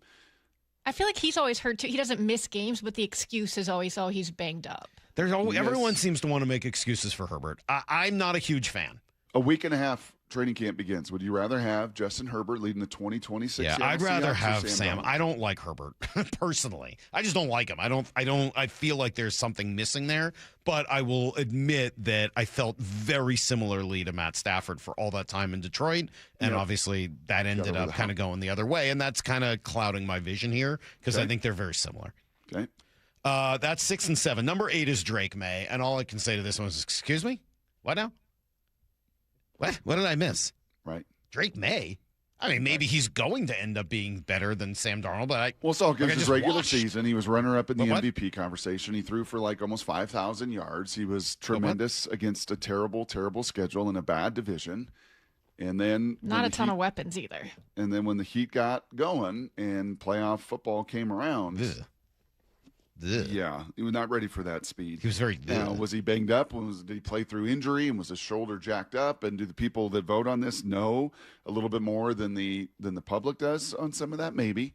Is again like Herbert. Is he body beautiful, 6'5", and athletic, and throws it really well? Sure, but okay, for the third straight time as we go through this, Salk, would you rather have Drake May running out in a week and a half leading the Seahawks or Sam Darnold? I think I'd rather have Sam Darnold. That one really was going to be hard for me. Drake May, what? I just watched them play against each other, and it wasn't close. I will say for him, Stephon Diggs was his leading wide receiver last year, and he can't even find a home right now. That's a fair, I would fair be point. surprised if you could name his second leading receiver. That's fair, although clearly the Seahawks don't have a good roster based on the rest of Jeremy Fowler's rankings, other than Leonard Williams. They don't have I would nobody else in imagine the they're top going to 10. have a receiver All right, at number they'll have 1 or 2. But clearly there are issues according to the same group with this. Your point is well taken, Maura. Drake May's not bad. I'm not like. And Ken Walker was in the top 10 of running backs. I don't think the Patriots are going to have a top 10 running back. that walks in barefoot, was he their second leading receiver? He was not. He was not. Okay. Kayshawn Booty. Yeah, Booty. Yeah, Kayshawn. This one's going to be hard for me. I think Drake May's got a bright future and may end up being ahead of Sam when it's all said and done. Putting him there right now was very surprising. Goff is number 8. I think they're similar, but 9, without right? some of the recent success. Number 9. I'm Goff sorry, would be 9. That's what I meant. Yeah. Goff was 9, excuse me. He put Goff in the same category as Herbert. He's one of those guys that scouts and execs just seem to love. They just seem to love him. Mm-hmm. I'm sure it's because he throws a beautiful ball. So beautiful. Oh, so beautiful. He actually doesn't throw. Oh, really? No. I thought he was one of those beautiful ball throwers. No, I think he's super efficient. I think he's super accurate, anticipatory. I think he's a poor man's Joe Burrow. I think elevating the Detroit Lions like Joe Burrow elevated the Cincinnati Bengals is a big deal. When they were so bad for decades and decades, and there had always been questions about them, and then just a stable rock. I love Jared Goff. He gets the absolute most out of what he is. He's not a tremendous athlete. He does not have an overwhelming arm. He's got a terrific brain. He's super tough. His teammates certainly love him. There is some comparisons to Sam Darnold there, but I think Sam's got a stronger arm. I think Sam is more athletic and could get out of harm's way a little bit more. And for the fourth time out of 4 QBs, in a week and a half at the VMAC, who do you want running out, leading your team? Jared Goff or Sam Darnold? Yeah, I'd say Sam Darnold. What would be interesting to me, though, would be to ask the Lions fans that question and see what they would say. Because I understand that Sam fits better here. It would be interesting to ask Dallas fans, Chargers fans, if you could find them. Oh, they would all say Patriots their guy. fans. Yeah, So I think there's some relevance to that. Sure. We watch this guy every day, and he's a great fit for what they're doing. I think there's some relevance. I did not have. You're going to have a bigger problem with this. I think what Williams did last year, Caleb Williams, was pretty darn impressive. The X factor there, what he did, in really being the first successful Bears quarterback in 2 generations. Oh, he took a big step. I don't have a problem with that. Okay. No, I don't have a So problem. I'm gonna and when you consider the future and the expectation, what's interesting to me is I actually would have had some of the guys that finished after Sam ahead of some of the guys that finished ahead of him.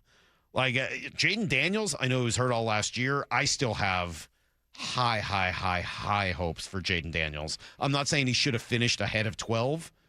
But I think I love. Yeah, I mean, that's going to be about the sustainability of that body. Yep. You know, he was able to do it in college. He took a beating. He ran a ton in college. Can you do that at this level? Right. I think history also tells you, and Lamar is slowed down, and Lamar was a much more dynamic runner than Jaden, even through the early part of the NFL and college, and is thicker and stronger, and all of that stuff is not as lean. But this kid can really throw. I mean, he is a more accurate, better passer. Yep. I'm a fan, and I think he's going to be really good. Jordan Love, I can't quite get a handle on. Brock Purdy, I think, is an excellent quarterback. I wouldn't have him ahead of Sam Darnold right now. I don't think you can, especially after last year. But I think he's a good quarterback. I would rather have Brock Purdy on my team than, in some ways, like Dak Prescott and some of these, I don't know. Like, I think I'd rather have Brock Purdy. Yep. And I like Baker Mayfield, and I like Jalen Hurts a whole lot, too. So Jalen Hurts has 2 Super Bowl wins. Like, that seems a little, I don't know, it feels a little low for a guy that's a couple of Super Bowl wins, no? Did he win 2? At least 1. I thought he won 2. Who can remember, man? I never remember. Lost on what you believed was a holding. Or he should have had call. 2. He should have had 2. All right, fair enough. Should have had 2. Yeah, but he is a Super Bowl champ, and he does it in Philly, and has elevated people there, and has had to deal with all the stuff that comes with being the quarterback and the challenges there. And again, I think you have this conversation, and you're right. There's like the 4 or 5 at the top whose track record are pretty elite. And then really, once you do get like 6 through 18 or 19, there is a lot of conversation of, I like that guy. I like this about him. I'm challenged with this part. His strengths are his strengths. There's certain strengths that all of those guys have that are better than Sam. There's certain things that Sam has. I think what those guys at the top have is they've gotten paid, and their teams are still pretty good for the most part. Right? Allen, Mahomes, Stafford, and Lamar have all gotten paid big money. They can do more with less. And that, I think that is where the Sam Darnold question comes. He's done really well with a fair amount. What would he do with less? Yeah. Unless you believe that there is less around him and he's the one who's really maximizing it. And I don't personally. I think they do have a lot around him, but I think he's the perfect quarterback for the system that they've chosen. And I think so I'm happy to have him here. And I think why, that coward sound is relevant, and why Colin is a big fan, and why it's consistent with Colin is, unlike many, he will say, hey, it's all about winning Super Bowls. Yeah. Right? It's all about being your best when your lights are the brightest. Like, what are you doing then? But the question for Colin then is, okay, well, do you want to pay him $60 million? Because that's why he is where he is. That's the answer. Like, I'm not ripping him at all. I love what he's done, and I just told you I'd take him ahead of a bunch of these quarterbacks. You want to pay him $60 million? Colin? I agree he should be in the top 10. You want to pay him like it? And then, most of those guys are, right? Dak is, and Brock Purdy is, and Allen, Mahomes, Stafford, Burrow, Lamar, Dak, Herbert, Goff all get paid. 2 guys ahead of him haven't been. That's Drake May and Caleb Williams. Everybody else on that list gotten paid. Yep. And behind him, they've got not Jaden Daniels, but Jordan Love, Purdy, Baker's kind of the same as him. Jalen, Trevor Lawrence, Jalen Hurts, all been paid. Yep. So that's really the question. Okay, then do you want to pay him, and then what happens? What does he look like when you take away $20 million of, or $25 million? That's 2 or 3 top tier players. So then what happens? Is he worth it to you then? I think those are the questions you start to ask when you want to know whether. Yeah, or not and I think there's a great data point down in Tampa Bay that's working through this process right now. Right, Baker's 1 year ahead in this process of Sam. Similar age, similar background, similar stories, somewhat similar skill sets. Yeah, that will be worth watching down in the Bay. Let's do some Blue 88. This is Brock and Salk's Blue 88, brought to you by Culligan Seattle. We're going to go red, right, tight, close, sprint left, G, U corner, halfback, flat, on one. Ready? Brock Heward tackles 3 football questions as only he can. Blue 88. Now here's your hosts, Brock Heward and Mike Salk. All right, Gray Zabel also finished 11th in these rankings. Sam Darnold finished 11th. We saw today that Ernest Jones finished effectively 19th on the off-ball linebackers. Who's gotten jobbed the most? I'd say Sam. Working through and doing that whole exercise for 15 minutes, I would say Sam. Remember, that is interior offensive linemen, so you are looking at 96 starting players between guards and centers.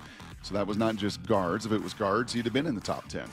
But they threw a couple centers in there as well. Creed Humphrey and I think Lindstrom in the big center that went to the Raiders. So, yeah, out of 96, and you finish 11 in your rookie campaign. I mean, that kind of puts him top 3 or 4 in terms of, like, one, because you're going to have guards 2 at a time. Like, that's right. In terms of, like, left guards, if you're being that position specific. If anything, that was probably a little bit high. It seemed pretty high. Looked at all, at least the PFF grades and some of the numbers. But I think what that tells you is, A, a tremendous amount of respect around the league, which was the comment that Fowler made from an executive, that he just plays his you-know-what off all the time. And then number 2, I don't know if he'll ever have like the elite plus set of, what's a guy from Indy, Quentin? Like that dude's just Quentin Nelson. It's like 330 pounds, like world strongman. Like he could lift those stones and just maul anybody in the league. Or some of the elite twitch and athleticism. Or like I don't know if there is one of those that is like that elite, but in totality and in balance and in running and pass and athleticism, like all of them, he checks every one of those boxes. Kind of why he was where he was drafted, right? As the 18th guy and not in the top 10. Because maybe there wasn't that one totally size, strength, elite burst. But man, as far as all-around athlete and football player, that's a pretty tremendous amount of respect. So I think doing that exercise, I would think Sam would feel the most. All right, question number 2. So we talked yesterday about how the NFL, about owners in general and how they make their money and the way it correlates to how they run their team. What did you learn as you took a deep dive yesterday? Yeah, you asked Wickersham about that yesterday, and he kind of poo-pooed it a little bit. And I think the challenge, and maybe Seth has done some of this study, Salk, and off the top of his head, he could probably tell you all 32 owners and exactly how they made it. So I had to dig a little bit. And when you dig a little bit, it gets a little bit complicated exactly how they did it. And as you know, most of these billionaires, there maybe was a starting process to it, but then invested in some of the right things, and then it grew, and their money was diversified, and it went here, and it went there, and it went everywhere. So I would say with Seth probably doing this exercise and spending 30 or 45 minutes, there's just not a direct through line. I can't tell you that Arthur Blank is a better owner because he started Home Depot than I can Biscotti's in Baltimore, who started a services company and hiring company. But you could say both of those guys started companies. You could. Two very good owners. Are they better than the Rooney family, who had made their money largely through football and generations and passing it down, and football has been a big part of it? I would say recently, yes. I don't know. I mean, you say that. I think you're tainted by Aaron Rodgers and your hatred for him. Well, and Ben Roethlisberger before him. But yeah, no, I would say think recently, they've sustained and won a lot of Super Bowls and largely regarded amongst players in the league as like one of the quality organizations. I don't know. You could probably point to maybe the Bidwell family. Maybe that's the one through line there. Because if you do a little research on that, where did Grandpa start? As a Chicago lawyer.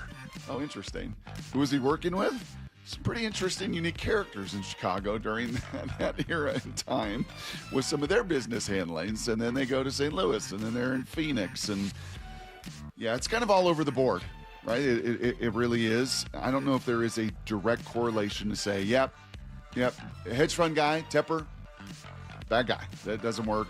Made his money through hedge funds and all of that stuff. And then there's great guys on the others. I just think it's a difficult exercise to honestly try to put a through line through all of it. All right. Question I loved it. I enjoyed the exercise. Question number 3. I don't know whether I fully agree with you on that, but question number 3. A full through line? Of course not. There's always going to be exceptions in something like that. It's not like one thing guarantees the other. I think it's a whole lot more about the character of the human being in the family. And could that character thrive, whether they started a business, whether it was in tech, whether it was in finance, absolutely right? But I think looking at the difference between business ownership, private equity, venture capital, and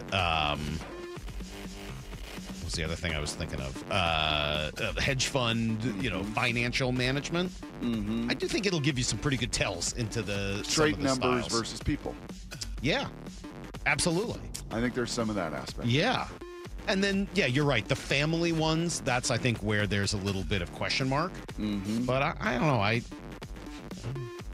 Question number 3, Brock. Let's see. Phil Steele was on yesterday with Bump and Stacy. Jed Fish had been on a podcast with Urban Meyer and kind of minimized the offseason drama with Damon Williams. What did we learn yesterday? Yeah, Jed basically kind of putting out there what many of us assumed. Another school came in and offered Damon a couple more $1 million, which is why Damon's, I think, made a very poor decision after signing the dotted line. But, Jed kind of like, hey, he's 19 years old. That's what they do. Try to minimize it. Phil Steele yesterday, Maura, were you able to find this sound?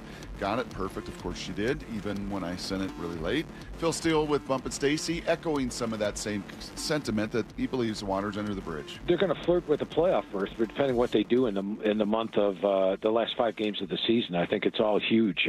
Damon Williams back at quarterback, and I think that stuff that happened, it's all in water under the bridge. Yeah, he's firmly with the team, and this is going to be outstanding. I think the benefit for DeMond is that the first 5 games are going to be favored in, and fairly heavily, and they should be 5-0, and that will add more water under the bridge. If they had to start with Texas, or they had to start with a really difficult game right out the gate, and he struggles and throws some interceptions, I don't know if the water would be, if that story would be over. So I think he will be benefited by the schedule. I think they'll start really fast. I think he'll play really well. And maybe if there is adversity late in the year, maybe it comes up. But we have seen this, even with the Randy and Cal story, Salk in the WBC, which in many ways was a bigger deal than this. It's about success or failure on the field. It's going to fuel that a little bit more. And, when and how that adversity comes, I think will dictate more and more of that conversation. All right, there you go. That is today's Blue 88. I'd be curious if you could send me some of that research. I would like to kind of go through some of it myself and have my my own eyes on that. Yeah. Yep. Because I'm just looking. I mean, there are so many errors in the NFL, more than in other leagues. So maybe that complicates it a little bit. Chicago, the Brown family in Cincinnati, Mara obviously family, the Ford family York. Started a business way back when, but it's been Woody Johnson has inherited his money. So I think there are a lot of inherited ones, and those are the ones that are maybe a little bit tricky. Because I'm not necessarily talking about those. Those are the ones that didn't necessarily start or run a business and all that. But the self-made money, that's where I think it gets a little more interesting. So anyway, all right, coming up next, 3 weeks, roughly? 3 weeks of the trade deadline? Little over? Little under, rather? Mm-hmm. Little under. Is that going to save the Mariners? I don't think so. It's next on Brock and Salk.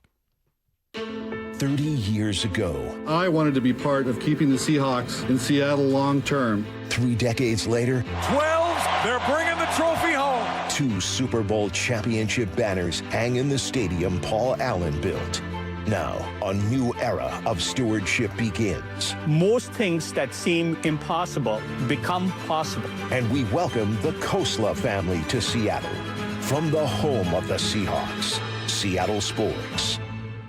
Hey, Mike Salk here. If that number on the scale isn't what you want it to be, or maybe you've been hiding in the back of those family photos this summer, look, I get it. I've been there. I've done it. Summer can be a time when the schedules get super hectic and kids are at home. You got vacations, all that, but you just got to find a way to get it done. I've actually been doing a little maintenance recently, cut down a couple pounds just to get right to where I want to be. It hasn't been hard at all. If there was ever a plan you could do it while you're busy, while you're dealing with everything in the summer, it's Eastside Weight Loss Clinic. The plan works. All you got to do is something you're already doing, which is go to the grocery store a couple times a week and buy the food that you need to buy. They'll tell you what it is. They'll tell you how to make it. No counting calories, no exercise.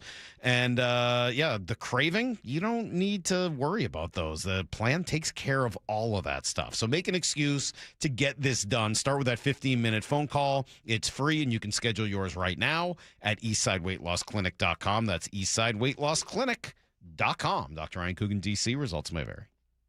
Dealing with divorce and custody issues can be terrifying and very lonely, but you don't need to face it alone. Goldberg Jones has been helping Northwest husbands and fathers for more than 30 years. Thousands of men have put their trust in us. You can too. Learn more at goldbergjones.com.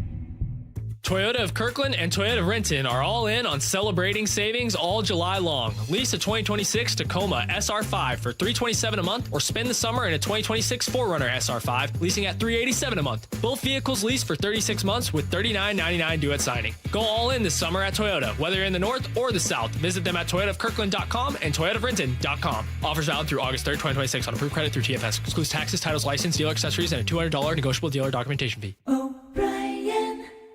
Do you have stiff laundry or scale buildup on your sinks and showers? Those are classic signs of hard water. At Culligan, they deliver softer, cleaner water throughout your entire home. A Culligan water softener removes the hardness from your water and extends the life of your appliances. Plus, it can improve the quality of your skin and hair. Ask about 12-month, no payment, no interest financing too. Go to Culligan.com. That's Culligan.com. Contaminants or impurities may not be in your water. Les Schwab Tires has always believed that taking care of people is the right thing to do. Today, that means more than trusted service. It means delivering real value, too. That's why we're lowering prices on hundreds of tires without changing the service and expertise you've always counted on. Consumer Reports named Les Schwab the best tire retailer for 2026. We'll keep working every day to earn your trust. See leschwab.com for details.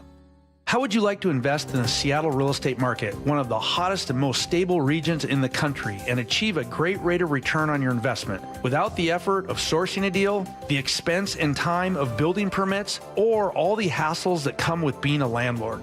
Hi, I'm Scott Rirucka, CEO of Legacy Group Capital in Bellevue. Legacy Group Capital develops local real estate, lends money, and shares the profits with our investors. Diversify with Legacy Group Capital. Invest into our Northwest Fund, which is currently delivering 9% on a fixed rate term. It's our flagship fund for 19 years with zero investor losses. And yes, we do accept IRAs. Find out why 1,300 local investors have invested over $350 million. Invest in the stability and ease of Legacy Group Capital's Northwest Fund. Legacy Group Capital at legacyg.com. This is not investment advice. Investments available to accredited investors only. Details at legacyg.com. If it's blocking your view, keeping your yard dark or shaded, or impossible to mow around, get rid of that tree or stump this summer with P&D Tree Service. They'll do it safely and quickly, cleaning up your yard in the process. P&D Tree turns multi-day jobs into a few hours, saving you time and money. One tree or land clearing, they have the tools and expertise for the job. They specialize in large tree removal. Ever seen a tree removed by crane? PndTreeservice.com. Hey, Chuck here at Frank Lumber the Door Store. You know our customers have a lot of fun with trying to figure out new and creative ways to use closeout bifold blanks to fill their needs. They can also be used as small double door units, access doors that are pre-hung, and even bypass doors. And with thousands of closeout bifold blanks in stock in Marysville and at our Bargain Barn, you can put your creative DIY mind to work. Come visit our showroom and Bargain Barn in Shoreline or on Cedar Avenue in Marysville. Also, be sure to check us out online at franklumber.com. Wayscar Ford is celebrating their 104th birthday in Auburn. How's that possible? It's all about the people, employees and customers just like you and me. The Wayscarf Way, 104 years of service, trust, and community. Wayscarford.com. That's wayscarford.com. Let's go! This is Seattle Sports. Streaming through the Seattle Sports app. KIRO AM Seattle. KIRO FM HD2 Tacoma. Home of the Seahawks, Mariners, and everything Seattle sports. Give me a freaking auto! From the Quantum Fiber Studio, this is Brock and Salk on Seattle Sports. Brock Ewert is my hero. Jay Buhner just punched me in the kidney. We're going to accuse you of murder. Doesn't really work that way, Sherm. This is a show that has my name on it. It kind of does, though. Now here are your hosts, Brock Ewert and Mike Salk.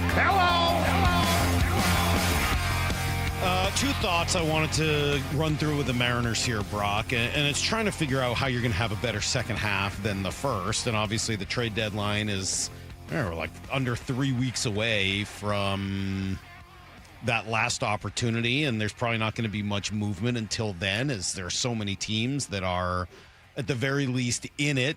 Whether they're good or not remains to be seen. But, of course, with the bad American League and all that, everyone is kind of in it. So what is going to help the Mariners? Is there a big deal to be made? There might be. Not saying there's not. But I'm going to say it again and again, and I know it sounds like excuse-making. I promise you it's not. No deal they make will help them as much as Cal and Josh Naylor and Julio being better in the second half. Mm-hmm. There is no deal more important than that. That's not to say they won't make a deal. That's not to say there aren't some really interesting names out there. Could Taylor Ward help them? Sure, absolutely. Could they try to go big for someone like, say, a Suzuki? Yes. Could you consider teams that are all of a sudden not looking like they were supposed to, like the Padres? You want to make a run at Mason Miller or Morahone, that ridiculous lefty they've got, or one of the bats they've got on that team? Like, yeah, all right, there's some real interesting names. But in the realm of reality, it's most likely that nobody you acquire, nothing you do at the deadline will help more than especially Cal, but all three, Cal, Naylor, and Julio, having better second halves. There's nothing. I don't think we have said that over the last few years. Right.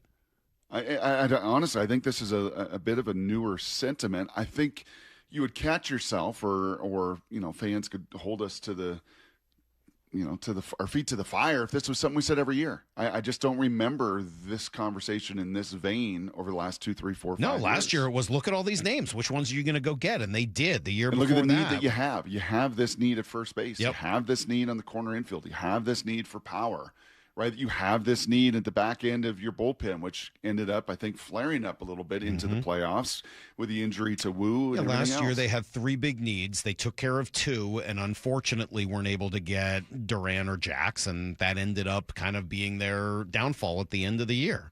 This year, yeah, they still have needs as a right-handed hitter. They can go get that. They have a need still in the bullpen. They can go get those things, and those will help. I'm not saying you're saying they shouldn't do those things, but if you really want to get better, it's got to come from within. But you say that. You can go get those things, but you can't get like you did a year ago. No, I don't. But you don't have Gino that. Suarez was an impact kind of bat. Now, he didn't perform necessarily in that vein over 2 months, but Josh Naylor did. I mean, Josh Naylor's WAR for the 2 months and after that acquisition were some of the best in all of his career. He had that kind of ceiling. He had that kind of impact. Is there a right hand? Is Taylor Ward that kind of impactful guy? Probably not. Probably not. No. But although, who the heck knows? In 2 months, he might be. I mean, like, he's capable of being that for a couple of months. But his ceiling over 9 years has not shown you the kind of ceiling in playoff baseball that Naylor has and the kind of ceiling that Gino had. Yep. So, therefore, you can go out and get it. Now, as a Fernando Tatis, that's a name that we've always flirted with talking about over the years. I think those names are interesting. And I look, I'd have a call. I would certainly be calling the Padres about names like his, about names like Mr. Preller could be a pretty aggressive guy. Well, yeah, right? and maybe they want to, maybe there's I don't know what that looks like. And maybe you're pulling off a 2004 Nomar trade type thing where you're trading away Randy Arozarena and bringing back something else to take that spot. And you see that. I mean, again, a lot of danger there. Randy has been your best offensive player this year. And if you don't believe it, go look at the Luke Arkins tweet from yesterday as he went through Randy's team rank in almost every category. If he's not first, he's second in only a couple. He is first in almost every category on the team. So there's some real risk there. You need Josh Naylor and Cal Raleigh and Julio Rodriguez to have monster second halves in order to be the team. Now, all that being said, and I started off the show with this at 6, and we talked a little bit about it yesterday, Brock, and sometimes those conversations really help me crystallize my thoughts. I'm just looking at 3 things that I think the manager of the team needs to improve on. 3 things. And they're 3 of the most important things a manager is asked to do on a modern baseball team. Number 1, the in-game decision-making still has to be better. I think it did improve from last year. It has been better this year than last year, but I still think you could point to a handful of games where I think the decision-making throughout the game, either through pinch hitting or running or relief work or whatever, like I think you could probably be 3 to 4 games better if you had just made better decisions throughout the year. I think that the culture and chemistry is always going to be an enormous part of what every manager does. And I think you look at it and you can come up with 5 incidents that you could point to this year, and that's too many. Right? I mean, I think you point to Randy and Cal and the way that was handled when Randy came back. You point to Randy and Julio, whatever happened in the outfield when Brian Wu was on the mound. And you can point, obviously, to Randy and Luis just this past week. You can point to, Luis getting super mad in the dugout and throwing his jacket. And you can point to Bryce and some of his post-game comments after the piggyback. That's 5. That's not 1. That's 5. That is a lot more than you would expect for a team that has talked a lot about culture and chemistry, and ultimately that falls on the manager to make sure that's working. And then the final one, of course, is just the quality of play. I just mentioned 5 incidents over the course of the year that speak to culture and chemistry. I think we can come up with 5 sloppy plays that were made just in the final road trip. Mm-hmm. So you put those 3 things together, and I think there is some work to be done here in the break to try to figure out how to improve those 3 things. The in-game decision-making simply needs to be better. The quality of play, it's a non-negotiable. If you want to go where you want to go, the quality of play, the concentration, the focus has to be better. And then obviously the culture and the chemistry that has been a hallmark does not appear, at least from the outside right now, to be in the same spot that it was at the end of last season. So all 3 of those things are opportunities for significant growth for the Mariners, and I think that starts with the manager and the coaching staff in the beginning of the second half. Okay, so I think the question that's certainly rattling around my 5 head, and I'm sure people hearing that, a little bit like Naylor and Julio and Cal on the field, right? Can those things improve? I would always find it interesting when I was doing my broadcast work that you get to you look at the early part of the schedule and stats can be so skewed based on one game, or if you play a 1AA school and you run for 400 yards, or it was always Michigan's defense under Don Brown. Oh my gosh, I'd have them at week 5 or 6 and they're number 1 in this and number 1 in this and number 1 in this. And then they get to Big Ten play, and then they've actually got to play some teams that can, can beat them man to man. Because the whole non-conference schedule can't. And certainly many Big Ten schools didn't have the speed to beat their man-to-man. But then when they matched up with the Ohio States, or they matched up with, every year a couple teams in the Big Ten that could run and put up big yards on them, and those rankings would always change. We're how many games into this season? 95? Yeah. So we are 97 games. 97. So 65 games to go. 97 games in, 65 to go. How much of those things can change? And can any of them change dramatically? And if you were to rank those things, we just ranked our Sam Darnold. Why can't all 3 of those things change? From a managerial standpoint? Why can't they? Those would be more predictive than maybe even the production on the field for a Naylor or a Cal. I can't think of anything that would be more predictive than Cal Raleigh hitting. Mm-hmm. I can't think of any lever that anyone could push that would be more directly responsible for the Mariners having a huge second half voltage than Cal Raleigh being voltage. Great. Yeah, Josh Naylor and Julio would be right there with it. Those 3 guys. There was nothing that would be a substitute for those 3 guys being great. Mm-hmm. But in the meantime, while you wait for that, because what are you going to do about that? You just got to wait for it to happen. The other things to me are, okay, here, let's make a plan. Like if you were in a business, you'd have a meeting and you'd say, okay, what are we going to do to make sure the culture and the chemistry is better in the second half? You're going to over-communicate. I think that has been some of the challenge. And frankly, I think some of the communication even post-game through these 97 games, right? And I'm sure it gets tiring. I'm sure it gets annoying for Dan. They have to stand in front of those microphones and cover a lot of times and not share in a bunch of those you-knows and ums and you-knows, and those ums are because how do I want to frame some of this and protect the guys where that's like his DNA. Like I'm a catcher. I'm going to protect her. But can that be done and at some point be done more concisely, more efficiently, more honestly?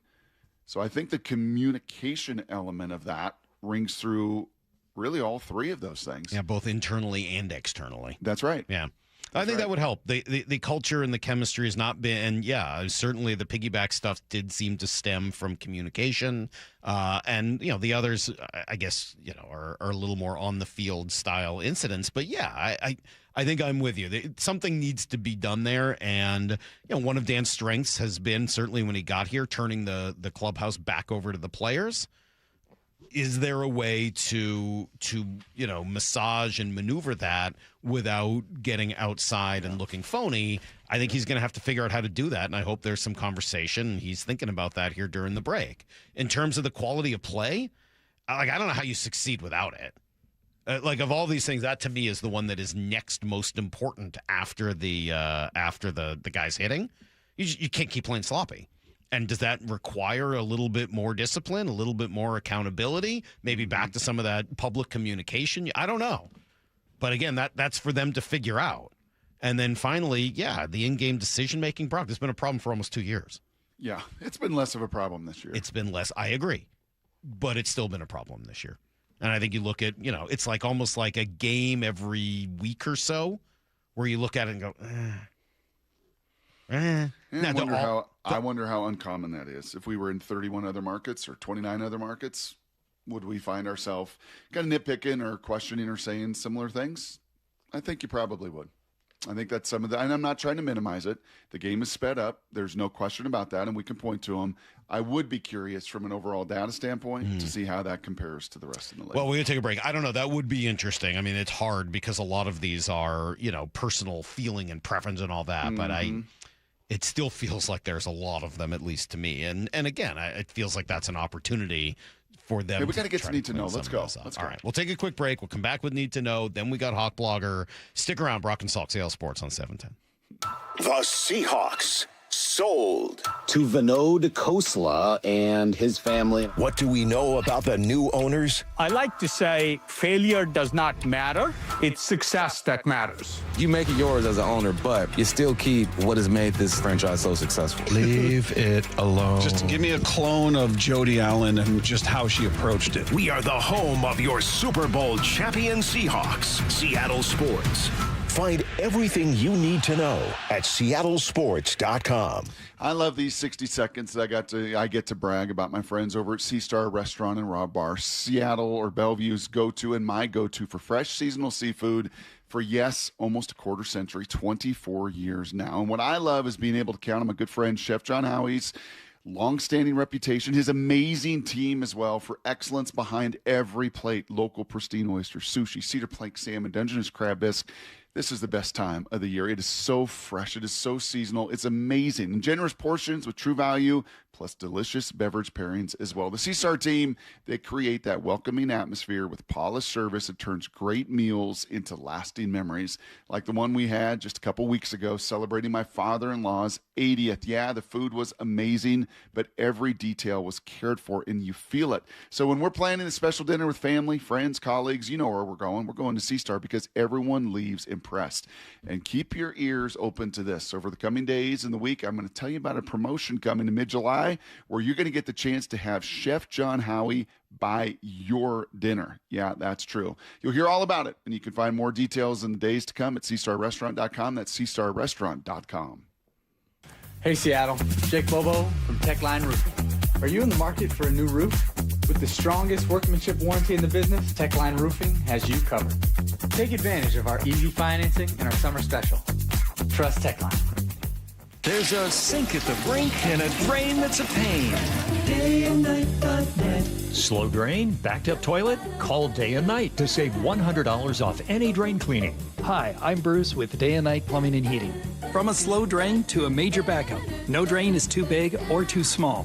Whether we're your first choice or smart second opinion, I guarantee our experts will solve any drain problem, day or night. Now get $100 off any drain cleaning. DayandNight.net.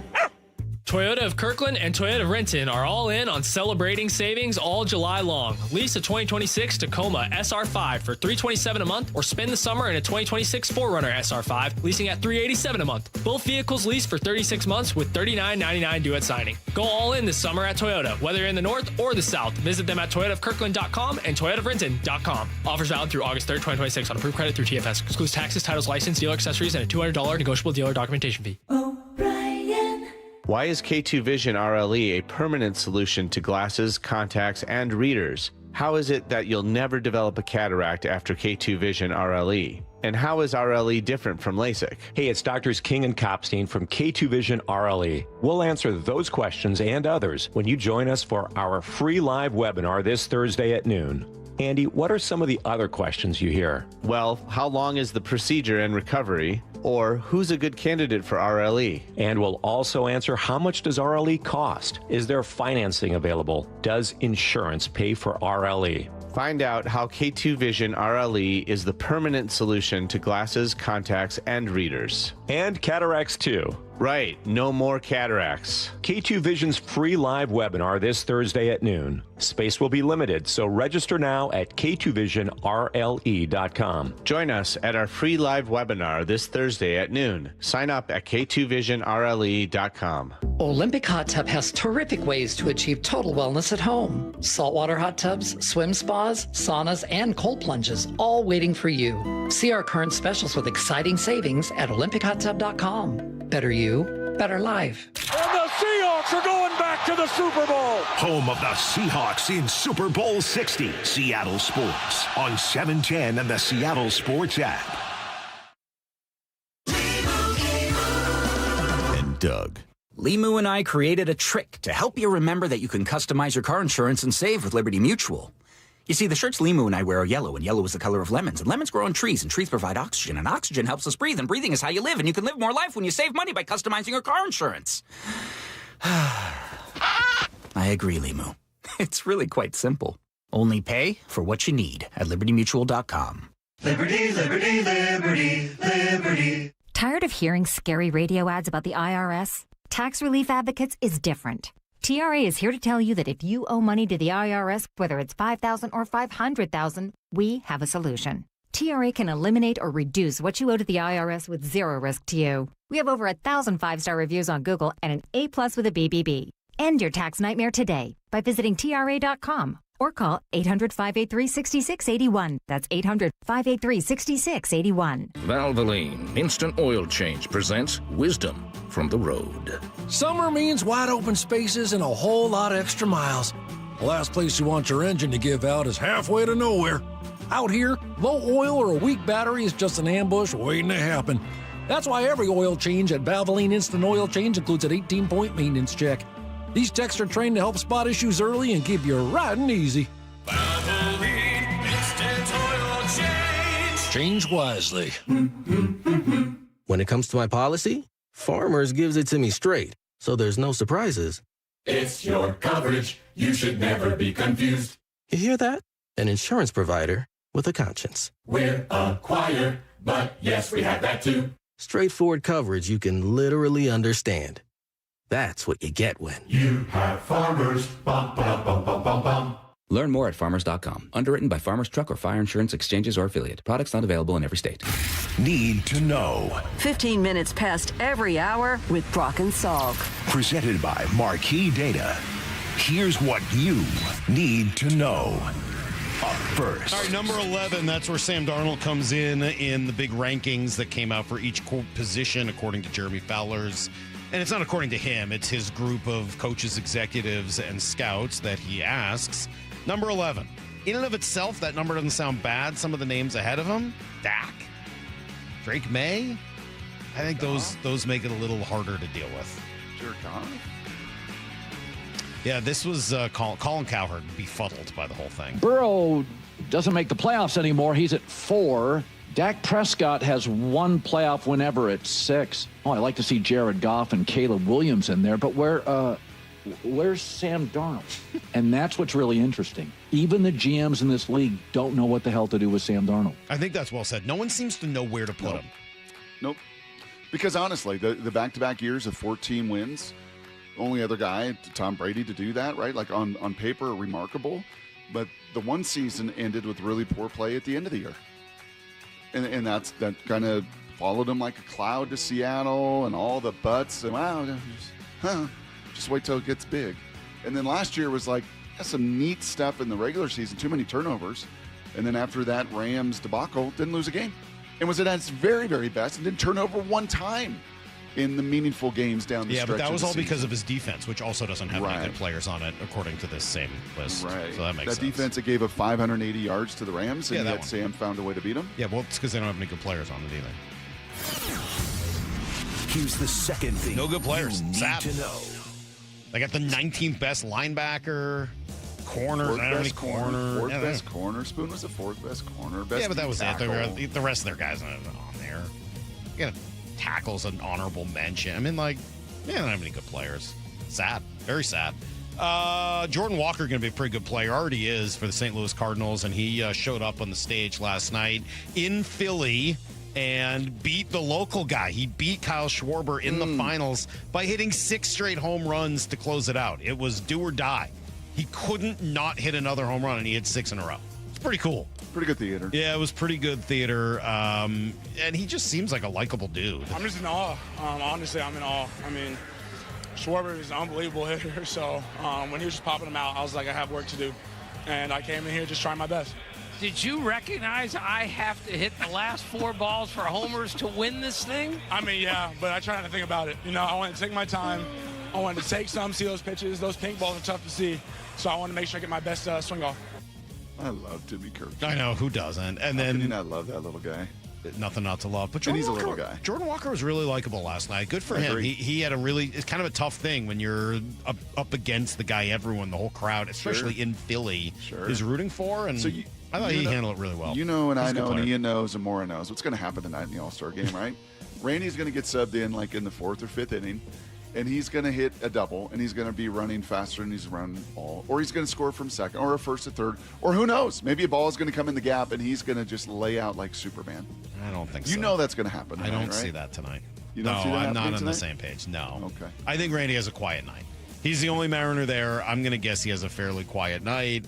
Looks like it's going to be Dylan Cease against Christopher Sanchez to start the game. Here's the third thing you need to know. And then continuing to learn more about the Kosla family and the process. I thought this was pretty important from Steve Weish, NFL Network. Typically when this happens, they're still able to get deals done, right? They want to get the Devin Weatherspoon contract done. That's something they can still get done. We know head coach Mike McDonald, John Schneider, they both have signed contract extensions. Well, Mike McDonald, when he signed a 6-year contract 2 years ago. John Schneider signed a 5-year extension a couple of years ago that takes him through 2031.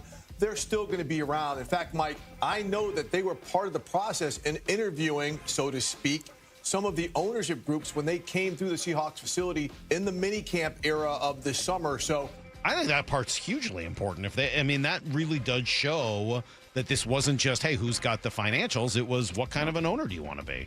And what kind of fit? Fit. It's important in anything in business and any venture. And yeah, to add further fuel to that, remember when the Penner Walmart crew took over the Broncos, you remember what Mark Rodgers did right away, right? After the trade, got to get the deal done. Got to give him $160 million. Right away, yes. Yeah, I do remember right away. That. I thought you were going to say he invested in Walmart or something. No, like right that, away. Right away, got that deal done. All right, that's everything you need to know. 15:15 every hour here on the Brock and Salk Show. More on this. It's a huge story. Change in ownership doesn't happen very often, and when it does at this level, for this team that has been the driving force behind Seattle sports for 2 decades now, maybe 3, it is an enormous, enormous change to our sports landscape. We'll get more from our friend Brian Nemhauser, Hawk blogger, next on Brock and Salk. 30 years ago, I wanted to be part of keeping the Seahawks in Seattle long term. 3 decades later, 12, they're bringing the trophy home. 2 Super Bowl championship banners hang in the stadium Paul Allen built. Now, a new era of stewardship begins. Most things that seem impossible become possible. And we welcome the Kosla family to Seattle. From the home of the Seahawks, Seattle Sports. Summer, definitely in full swing. It's Snoqualmie Casino and Hotel. It's Mike Salk here, and they got great shows coming up. You got the Pop 2000 tour with Chris Kirkpatrick of NSYNC, O-Town, Ryan Cabrera, and LFO. That is on the 1st of August. You can relive the 80s with pop sensation Taylor Dane on September 6th. I know Queensryche is coming in October. Was just listening to them the other day. They are one of my favorites, and they were great when I saw them a few years ago. The new ballroom is an incredible spot for concerts. Check out the full lineup and buy tickets at snocasino.com and experience that luxury with the breathtaking Cascade views and the world-class dining. It is all at snocasino.com, Seattle's closest Snoqualmie Casino and Hotel. 1-877 Cars for Kids. KARS Cars for Kids. 1-877 Cars for Kids. Donate your car today. Call 877-CARS for Kids to reach a friendly live agent. Donation is super easy, and your car can be picked up as soon as tomorrow. Call us now or go to carsforkids.org. 7 Cars for Kids. Donate your car today. Did you know you can donate real estate too?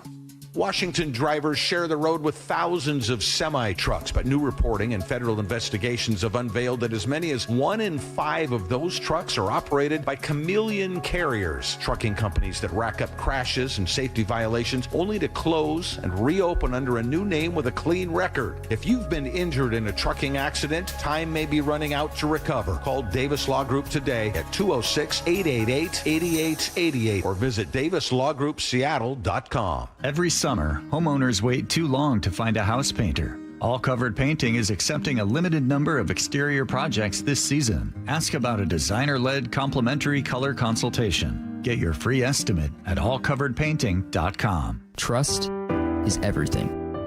Earning it takes years.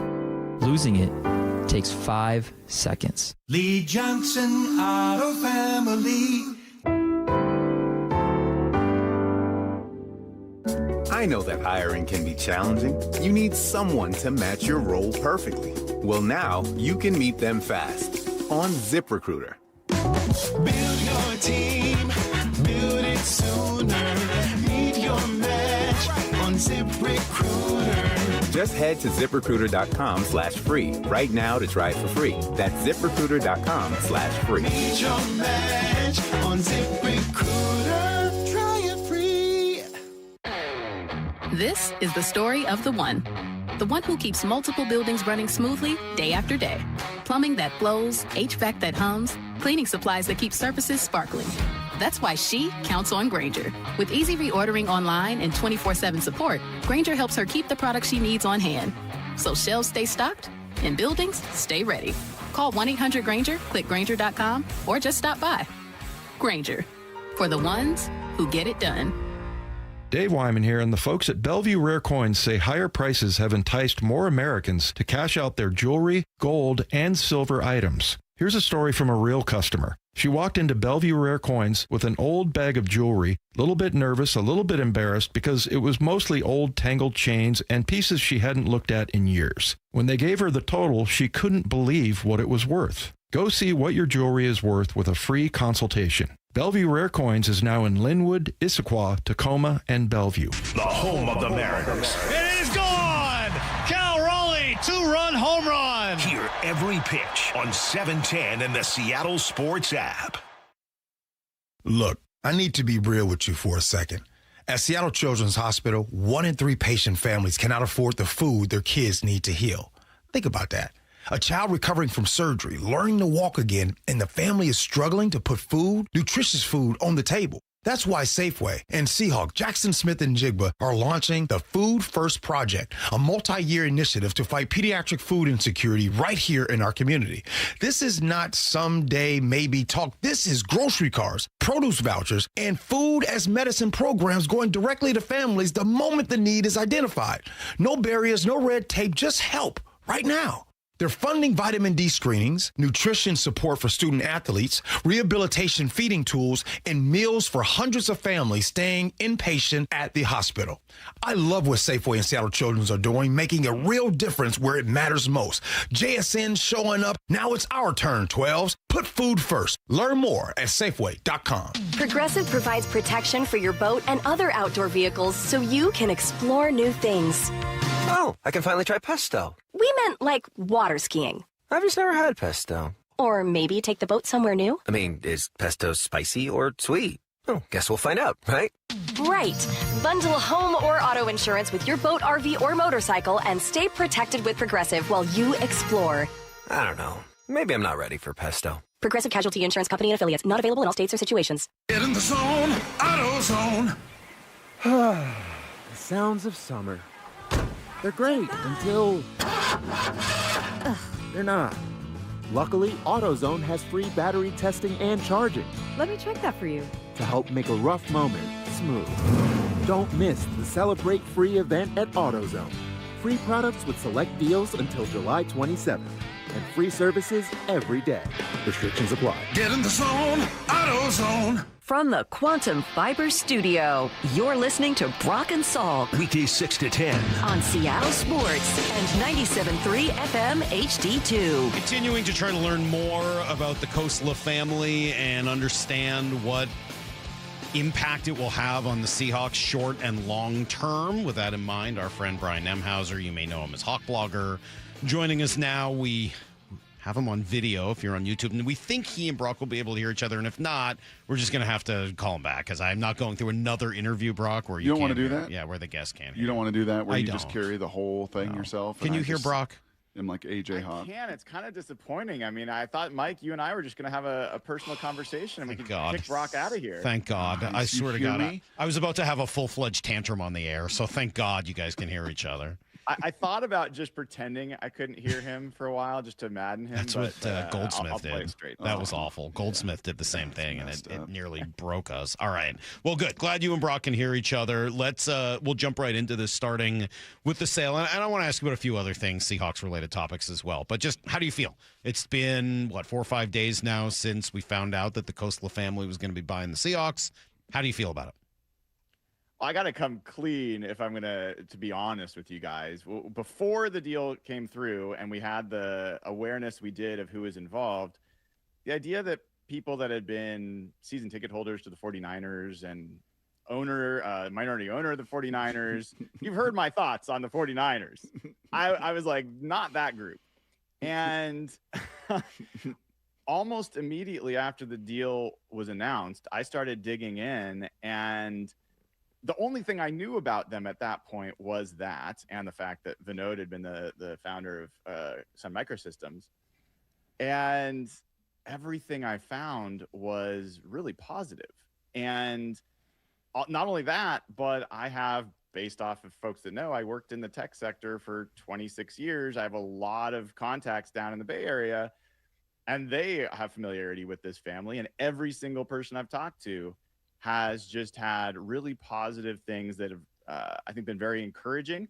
There are some things that I think are going to be potentially challenging too. We can talk about those, but when you have the no choice over who takes over your favorite franchise, I think you have to hope it's someone that seems as good as this family seems. So just quickly, when you say that you heard positive feedback from people that you know in common or people that have interacted with them, what sorts of positive things did you hear?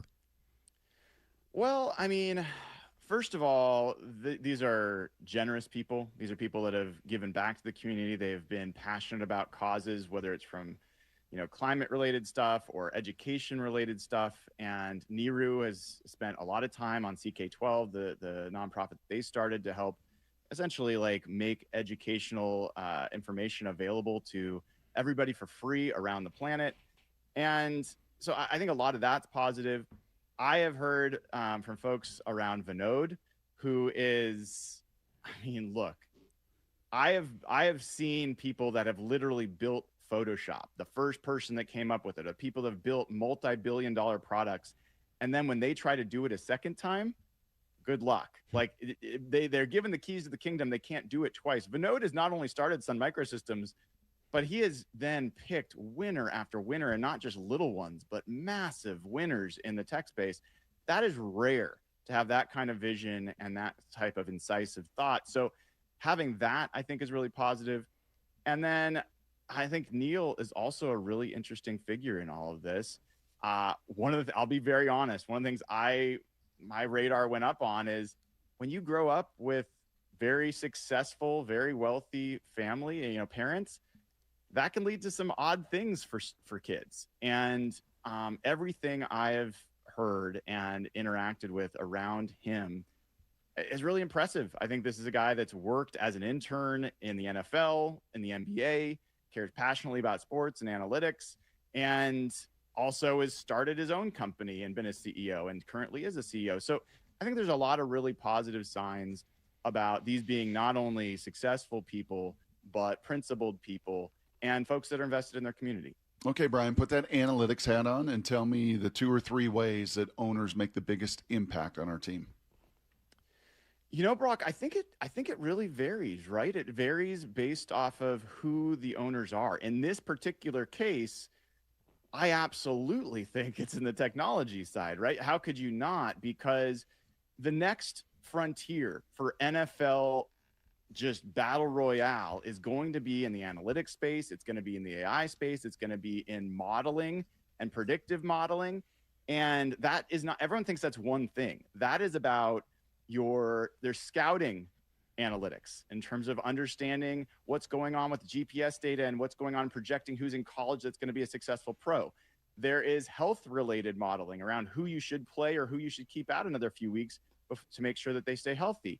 And then there's also game planning related modeling, to simplify it, where you're looking at what are the tendencies for a team you're facing and what they do in what down and distance, and helping coaches get ready for their opponent. And I think the Seahawks are in really good hands with Patrick Ward in all of those places.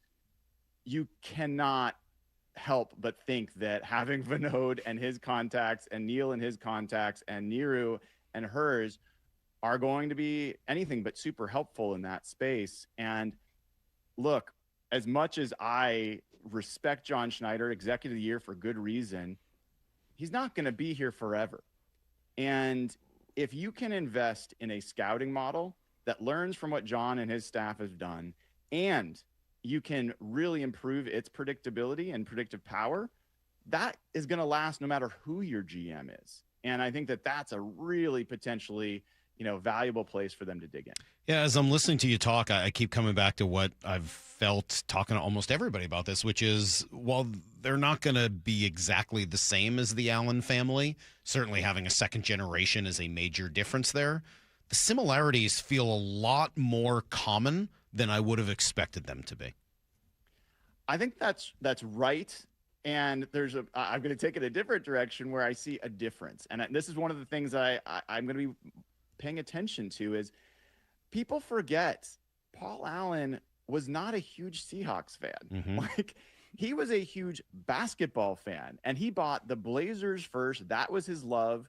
And he was very involved with how that franchise ran. The Seahawks purchase was kind of a civic duty and a giving back to the community kind of purchase. He was more of a steward of the Seahawks. And I'm not so sure that that wasn't part of why he was such a great owner of the Seahawks. I think Jody fits in the same category. The Koslas, while they aren't Seahawks fans or haven't grown up as Seahawks fans, they are sports fans. And I think they didn't spend $10 billion to sit on the sidelines. I do think you can expect Neil to be involved and Niru and Vinod.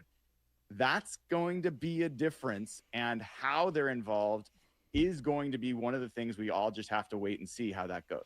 How predictive was Salk's golf game at the Ridge on Friday? All right. I wasn't at the Ridge. Gosh. We were at the home course. Thank you. You're on your course. course.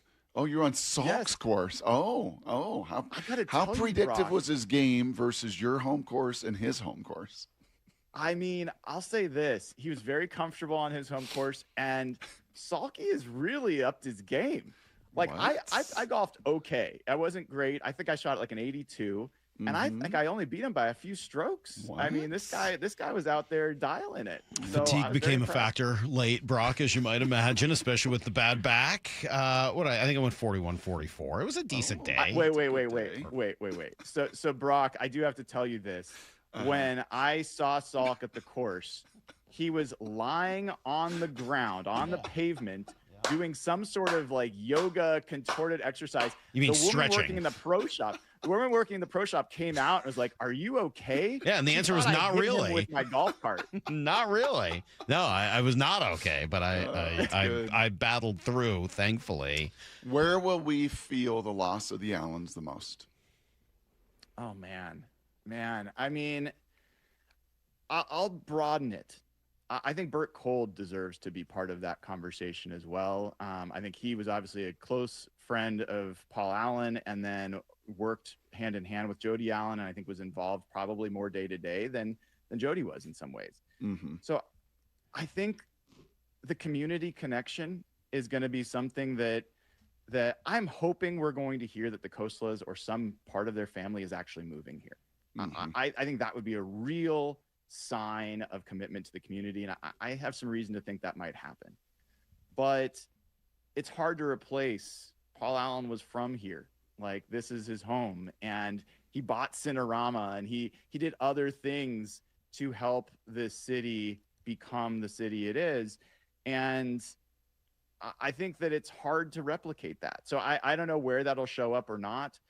I think the other thing is going to be potentially the willingness to kind of sit back and ask questions, but not oversteer.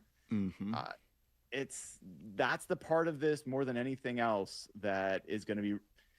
It's going to be tough. It would be tough for me if I bought my favorite franchise and could play with it, to just buy this toy for $10 billion and just leave it on the shelf and never touch it. Not many people can do that. I wonder, I mean, they did use the word stewardship in the initial press release. I hope that is indicative of how they plan to run this thing. You're absolutely right to mention it with Paul. It's a word I've used over and over again with owners. It suggests that you are owning the team in the good, you're owning it on behalf of the public, that you are doing what your city, your region, your fan base would want you to do. Doesn't mean you listen to every word they say, but that you are owning it on their behalf, not just to play your own games or whatever, or just to make money off of it.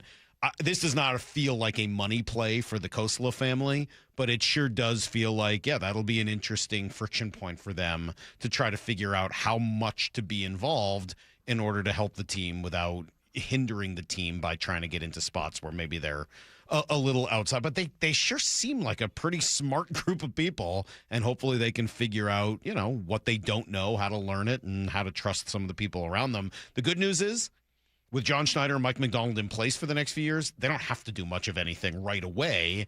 And by the time they'll be called upon to do so, maybe they have a pretty good sense of it. Let's talk about the team right now. Sam Darnold, number 11 on these Jeremy Fowler position group lists. And I think these are decent lists because it's not like Jeremy just picks them. It's 70-something coaches, executives, and scouts around the league. What did you make of Sam Darnold at number 11? Well, I admit I try to not react to some of the lists that happen all the time this time of year. But when I saw, I think Mina Kimes and Ben Solak, who are great at what they do, they had him at 19 on their list. And I was like, whoa, whoa, what are you talking about there? I think Nate Tice, who's also very smart. I can't remember maybe Greg Rosenthal. I think they had him at 17. Both of those felt very low to me. And if you guys want the pitchforks to come out, I did a show with my co-host Jeff Simmons where we said, who are the quarterbacks we would trade Sam Darnold for? Nobody liked that conversation, I will tell you that. But we ended up with Sam at around 8, like around 8 or 9 among quarterbacks. And so to see him at 11 from scouts and GMs and owners, I was like, all right, like anywhere honestly between 8 and 14 feels like a reasonable place to have Sam Darnold. And the other thing I'll say with the rankings, where you rank 1 to N does not matter.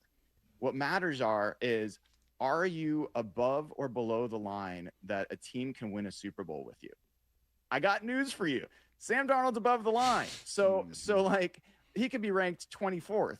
And if there was 23 other quarterbacks that could win a Super Bowl, whatever, fine. I think Sam Darnold, people forget how young he is and how much he is going to benefit from being in the same place for the first time, really, since he's really remade his career. It only becomes important if you ask the next question, which is, okay, would you pay him $55, $65 million a year? I love this question, and I'll be honest. I would need to see what happens this year before I'm willing to certainly say, yes, you should do that. I think that based on the data I've looked at, it is just very, very hard still in this day and age to win consistently and win championships with quarterbacks that are making over 10% of the cap.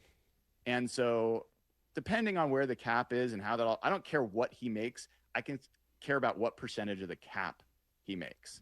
And you got to have enough money to be able to pay other parts of the squad, because you might be going up against Aaron Donald and Myles Garrett and Kobe Turner and Matthew Stafford and a bunch of other folks. You need as many arrows in the quiver as you can get. Okay, a more fun, and it's a hypothetical because it's, I don't think, going to happen. We've not heard anything. It would be outside the realm of the way they do their contracts and business, but just a hypothetical along those lines. If you knew, and we knew, speaking of predictive, that you would save percentage points on the cap to re-sign him now versus wait for the data point of 2026, would you do that?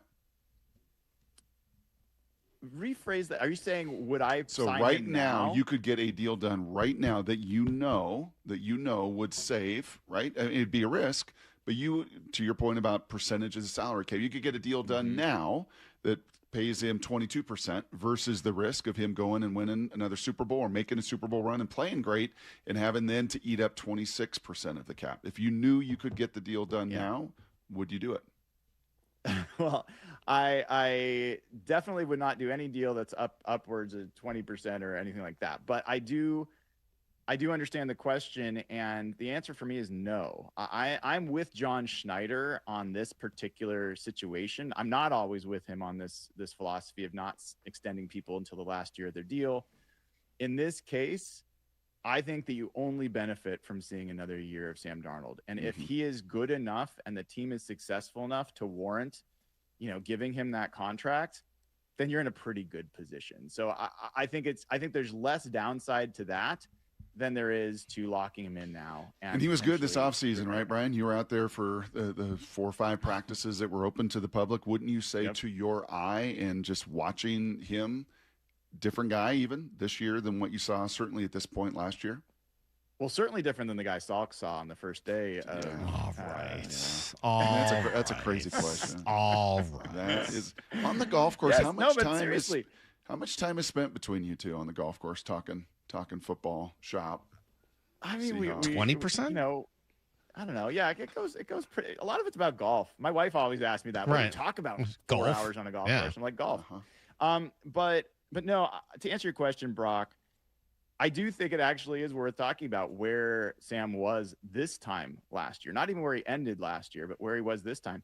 And the offense was not installed. It was new faces in new places, and he did not look comfortable. And it wasn't really until training camp that you started to see some rhythm and some confidence develop. And even then, there were still questions. So there's no doubt that he is in much more command. He is the best quarterback on the field. And there were times last year at this time of year, Drew Lock looked like the best quarterback on the field. That's no longer the case. So I think that there's every reason to think that Rashid Shaheed, JSN, Dory Horton when he comes back, AJ Barner, I think that this is going to be a year where Sam Darnold can correct some of the mistakes and raise his ceiling even a little bit further. But if you think all of those things, there is sort of an argument to be made for Brock's point, which is if I think he's going to do all those things, try to bet on that now, buy low, even though he's coming off of a Super Bowl year, but lower than it might be at the end of next year if he puts all those things together. I tend to be with you. I'm not paying huge money, and I think that's ultimately why he lands where he does on this list. Now, you got a couple other guys, though, that are going to be in conversations. Obviously, the Devin Witherspoon thing is probably going to go for another few weeks. The other name that I'm a little intrigued by is Leonard Williams, who, just finished number 1 on his list. He was the single best defensive lineman in the league. I should probably say defensive lineman just because of the versatility, but at least he was on the interior lineman list. At what point do you have to start having conversations about locking down Leonard Williams for an even longer term deal? Yeah, I mean, now, to be honest, I think the question there for me is less about whether you should be locking down Leonard Williams, but whether or not Leonard Williams is going to want to continue to play. I think that's not because he's lost the love of the game or because he's slowing down or anything like that. But if you really pay attention to Leonard, he is a renaissance man. He has got a lot of interest in a lot of places. He's got family that's now growing. And I just wonder if he's one of those guys that's ready to maybe ride off into the sunset earlier than some people would want him to. So that's the question for me. If he's willing and he is committed to playing for another few years, I would have no problem signing him to another 3-year deal, knowing that he'll probably see 2 years of that. And then, he's one of those generational athletes that are just very rare.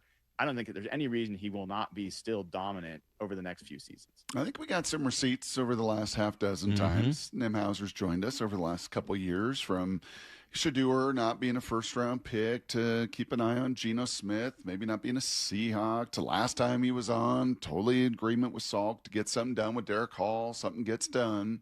What is in the Nemhauser back pocket? What's cooking? Anything brewing in the days, weeks ahead as we begin this year and training camp right around the corner? I mean, obviously the Witherspoon thing's going to happen, so that's not much of a prediction. Do we got a surprise cut? Somebody to keep an eye on? A possible deal being made? Anything cooking? That's Doesn't happen as much anymore. We don't get as many surprise cuts in the NFL as we used to. That's a good question. I did release my 53-man roster prediction a while ago, and there was one player on there. I got to bring it up you caught me off guard, and I got to make sure I've got it here. But no Edwin Arroyo? What's that? I'm just kidding. Go ahead. No. I think that the tight end room is a really interesting one. They kept 5 last year with Nick Callerup, who's a guy I think can be the best blocking tight end in football. Are they going to keep 5 again this year? That's interesting. Here's one for you. I think that the Seahawks team and Brian Fleury are going to potentially be a team that has the fullback on the field a lot more often. 21 personnel than what Clint Kubiak did. And I think the other part of that is that you could find a situation where Robbie Oots is a much more important part of this offense, and that he is going to be used as a receiver a lot more than he was last year. And that when they're in 21 personnel, last year they were 70% run. It was very predictable what they were going to do when Robbie Oots was on the field. The 49ers were 50-50 run pass when they had a fullback on the field. If they can get to less predictability, more utilization as a receiver, not just as a blocker, Robbie Oots is a guy that might play a much more prominent role in this offense than I think most people are. I hope they run that play the Niners did in the playoff game with the little option with the fullback. That was good. They should do that. That was a pretty cool play. The fourth down call? I figured you'd like that. Yeah, that was really good. Brian Fleury if he designed that. They should do that one more because that was cool. That wasn't at all like they gave up in the first quarter of that game. Brian, was it anywhere as good as the Jalen Milroe package? Ooh, yeah, yikes! Wow, yikes! At least those were early. At least those were early in the year, as opposed to with your season on the line in the playoffs. But yeah, fair point. No shade well to Jalen, said. by the way. Well said, sir. All right, a great response from the great Brian Nemhauser. You may know him as Hawk Blogger, and go find all of his stuff: social media, internet, YouTube, the whole deal. Thank you, sir. We'll talk soon. Thank you, guys. Good seeing you. All right, there you go. Brian Nemhauser, Hawk Blogger, Brock. Good stuff. Just glad he could hear me. Seriously. I assumed he wasn't going to be able to. Maura holding her breath back there. I hope I can do this. So I'm going to change gears here. That was good. I gotta lay off the Seahawks stuff for a little bit. We'll come back, do a little around the NFL at 9:30 before we answer the question jerk. You can start sending in questions now, 866-979-3776. The Mariners are going to release their 50 greatest team, and I've divided them into a few categories. I think we're missing 9. I think I got like 41 that are fairly clear, and then the last 9, it's next on Brock and Salk. 30 years ago, I wanted to be part of keeping the Seahawks in Seattle long term. 3 decades later, 12, they're bringing the trophy home. 2 Super Bowl championship banners hang in the stadium Paul Allen built. Now, a new era of stewardship begins. Most things that seem impossible become possible. And we welcome the Khosla family to Seattle. From the home of the Seahawks, Seattle Sports.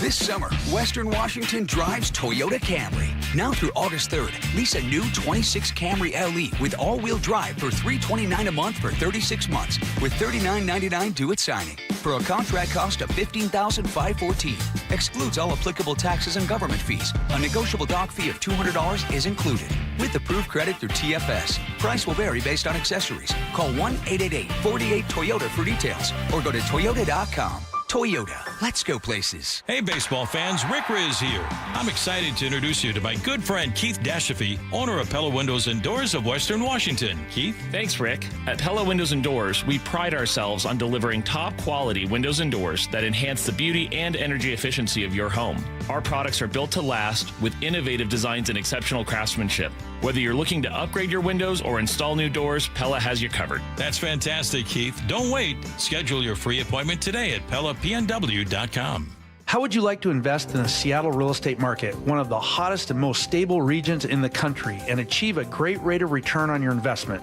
without the effort of sourcing a deal, the expense and time of building permits, or all the hassles that come with being a landlord? Hi, I'm Scott Rireka, CEO of Legacy Group Capital in Bellevue. Legacy Group Capital develops local real estate, lends money, and shares the profits with our investors. Diversify with Legacy Group Capital. Invest into our Northwest Fund, which is currently delivering 9% on a fixed rate term. It's our flagship fund for 19 years with zero investor losses. And yes, we do accept IRAs. Find out why 1,300 local investors have invested over $350 million. Invest in the stability and ease of Legacy Group Capital's Northwest Fund. Legacy Group Capital at legacyg.com. This is not investment advice. Investments available to accredited investors only. Details at legacyg.com. Guys, I'll never forget the first time I saw somebody get results at our clinic. He was an 81-year-old man who hadn't been intimate with his wife in over 8 years. Viagra had stopped working for him, and he was desperate for help. After several treatments, he walked into my office and told me he couldn't believe the results. Needless to say, this was a very happy man. This man made me a believer in what we do. He had taken pills for years, but he had never fixed the problem. When he came to us, we fixed the problem. Our treatment does what no pill can do. So give West Coast Men's Health a call today. Speak with our clinic manager. Ask him any question you like, how it works, the science behind it, and even the cost. Change your life today, like the thousands of men who already have. In addition to treating ED and Peyronie's disease, we now offer testosterone replacement therapy. With clinics in Redmond and Tacoma, call 206-519-6541. 206-519-6541. Online at westcoastmenshealth.com. What if I told you a local credit union is giving members up to $30 per month just to make everyday purchases? Dave Wyman here, and when I heard about the offer from Harborstone Credit Union, I said, sign me up. And that's what I did at harborstone.com/cash. You know, I'm not a tech-savvy guy, but opening a checking account was easy enough for me to figure out. I got my PNW Cashback checking account for free, no fees or minimums, and when I make everyday purchases with my Harborstone PNW Cashback debit card, I earn up to $30 each month. My wife loves it when I get cash back on gas, groceries, coffee, travel, and lunch. All categories count towards your cash back. You can even tap to pay. If you live, work, or worship in the state of Washington, sign up for a membership with Harborstone Credit Union and get the PNW Cashback free checking account. Open your free account online like I did at harborstone.com/cash or visit one of their 29 branches across the Northwest. Insured by NCUA. Terms and conditions apply. Jane is a small business owner. That's right. And tell them what that's like, Jane. Yeah, well, it's like a roller coaster with a lot of ups and downs, and some days things can feel like they're flying off the rails. Yep, it's a lot. But the Total Solutions Advantage only from Comcast Business can help you manage it all. With the largest, fastest fiber-powered network designed for 100% reliability with business internet and wireless connect. Plus gig speeds with security and equipment included. All with a 5-year price lock. Nice. So everything stays on track. Exactly. The Total Solutions Advantage. Get started for just $60 a month for 12 months when you add wireless connect to a qualifying internet package. No one does business like Comcast Business. Limited time offer. Restrictions apply. New customers only. 1-year agreement, paperless billing, and automatic payments with bank account required. $60 offer requires 300 meg internet, security edge, and additional qualifying service. Equipment, taxes, and fees extra. Let's go! This is Seattle Sports. Streaming through the Seattle Sports app. KIRO AM Seattle. KIRO FM HD2 Tacoma. Home of the Seahawks, Mariners, and everything Seattle sports. Give me a freaking auto! From the Quantum Fiber Studio, this is Brock and Salk on Seattle Sports. I don't read the internet, guys. Take the bull by the hands. And Brooke you are. And Brooke, you are. Now here are your hosts, Brock Heward and Mike Salk. So the Mariners are going to announce their 50 greatest players, and they're going to have a whole celebration coming up here in about a month. Not even. It's like 3 weeks away. from the big 50th celebration weekend. And I started thinking, I voted on this. I think everyone could. I know they sent it to the media, but I believe there was also a fan vote in there as well, where you could vote on your favorite 50 or your 50 greatest. And so I did that a while ago. And so, that was my vote. This, to me, is what I think it will be. And I think I got 41 names that are pretty clear-cut in different ways. But let me just give you my list, Brock, and if you want to argue with any of it, jump in along the way or take a note. Okay. I think there are 7 mortal locks. 7, no conversation, 100%, 1,000%, there's no doubt. And that is, in no particular order, Junior, Randy Johnson, Ichiro, Edgar, Buhner, Alvin Davis, Mr. Mariner, and Felix. They're mortal locks. There's no way to do this list without them, right? No, certainly there's no debate there. My next category are locks. These are guys that are definitely going to be there. I just couldn't quite put them in the same category as those first 7. And that would be, I think, again, no order, Brett Boone, Kyle Seager, Jamie Moyer, Nelson Cruz, Dan Wilson, Mike Cameron. That's not right? Mm-hmm. I'm sorry. I also have Ibanez and Olerud on that list. Yeah. Those 8, I think they're locks. There's any pitchers? Jamie Moyer was on that list as a pitcher. Mark Langston's got to be on that list. All right, I had him on the next list, but he probably could have been on that one. Yes, Yeah. So I'll get to Langston here in a minute. Those 15, there's no conversation, right? No conversation, no doubt, no nothing. About being on the top 50? Right. Yeah. Of course. Yeah. Yes. The 2 that should be locks, but there's still a small question mark about them, even though their play puts them right there, would be A-Rod and Cano. You going to call Robbie Cano to be part of the 50 greatest Mariners? Probably have to. When I get to the end of this list, you'll be like, well, you have to. Yeah. But are you going to? How many years was he here in totality? Do you know? 5? Was it 5? 6? Something like that? I'd have to look. Mm-hmm. I mean, obviously it ended poorly with a couple of steroid issues and ultimately the trade to the Mets, but Robbie would have to be there, right? Yeah. And A-Rod, again, so much bad blood and the way things ended. That's a lock. Just It's not 2014 to 18 for. Yeah, so 5 years for Mm-hmm. Robbie. And I think A-Rod's in there, but again, like he's Top never pick, he's wonder never kid, been started back. the whole thing here. So I agree. I think both of these guys will be there. Yes. I'm just saying they're locks, but there's at least a question mark or some drama around those 2, and maybe we come back to talk more about those 2.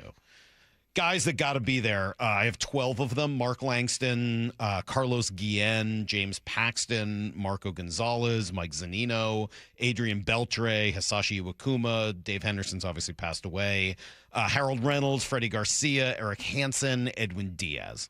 Mm-hmm. Anyone there where you're like, maybe not? Nope. Carlos Guillen, I know he started his career here. I think he had a good enough career here. I was looking at it last night. Some of these are going to be a little harder for me as somebody who came later. But I think all those guys kind of got to be there. Yep. I have 6 current players, 6 current Mariners. Wow. Now, maybe there should be more. Wow. I've got 6. Okay. Cal, Mm-hmm. Julio, Mm-hmm. J.P. Crawford for his time. I mean, he's now, the longest tenured shortstop in history, I think. Logan Gilbert. Already 1,000 strikeouts. Mm-hmm. To me, it's a no-brainer. Mm-hmm. I think Luis is there. Luis Castillo.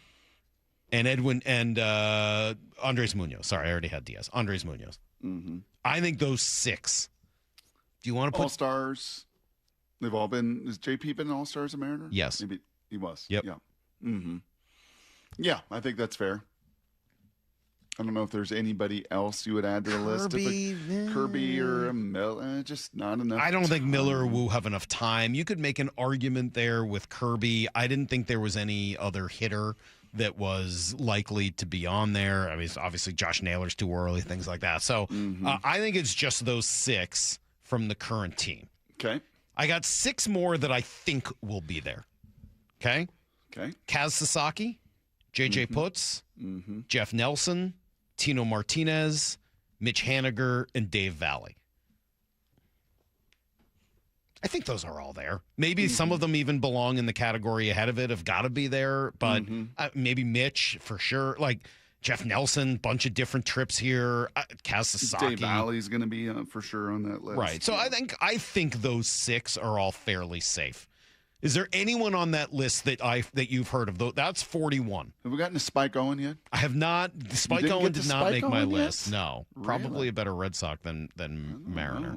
Those are my list of 41 that I think we could all agree would be on there. The last 9? What do you got?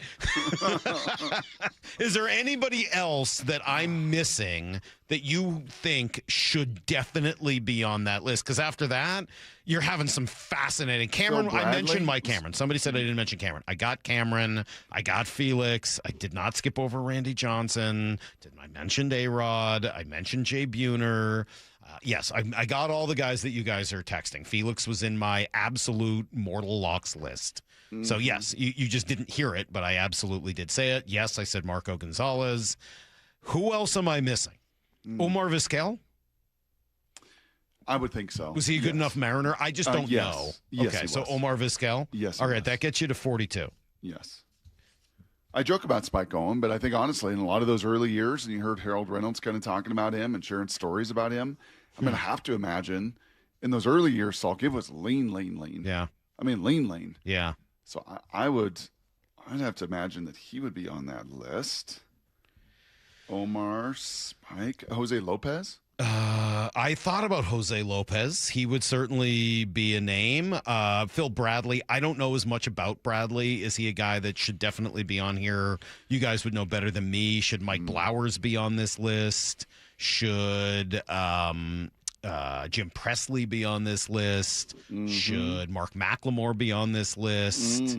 Should Norm Charlton be on this list? Oh, the sheriff's going to be on that list. Okay, so Charlton, you guys, again, would know better than me. So Charlton should be a yes. You were kind of rattling those names. Absolutely. Okay. The sheriff is going to be on that list. Okay.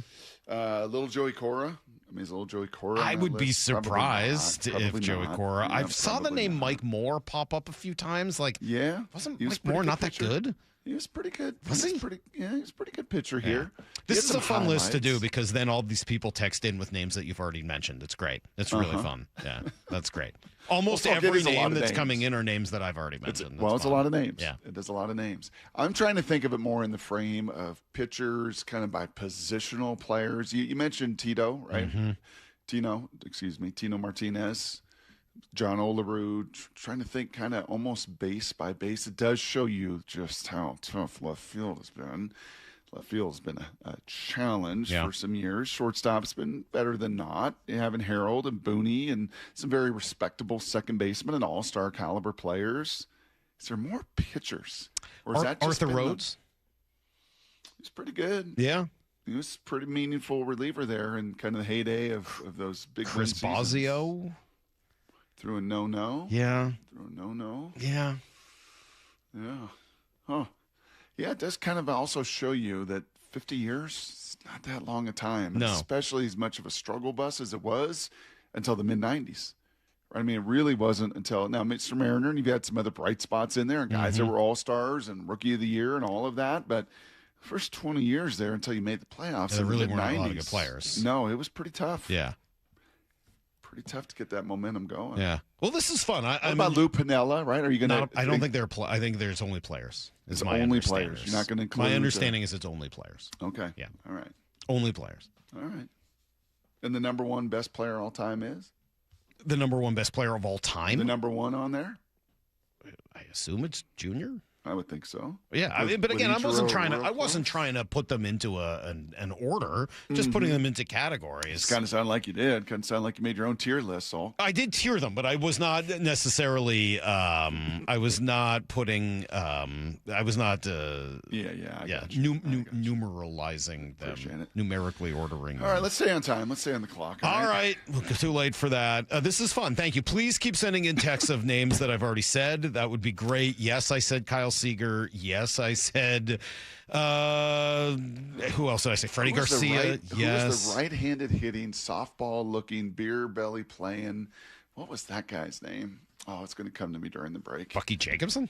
No. I don't know then. I guess we'll be right back on Brock and Salk. 30 years ago. I wanted to be part of keeping the Seahawks in Seattle long term. 3 decades later. 12, they're bringing the trophy home. 2 Super Bowl championship banners hang in the stadium Paul Allen built.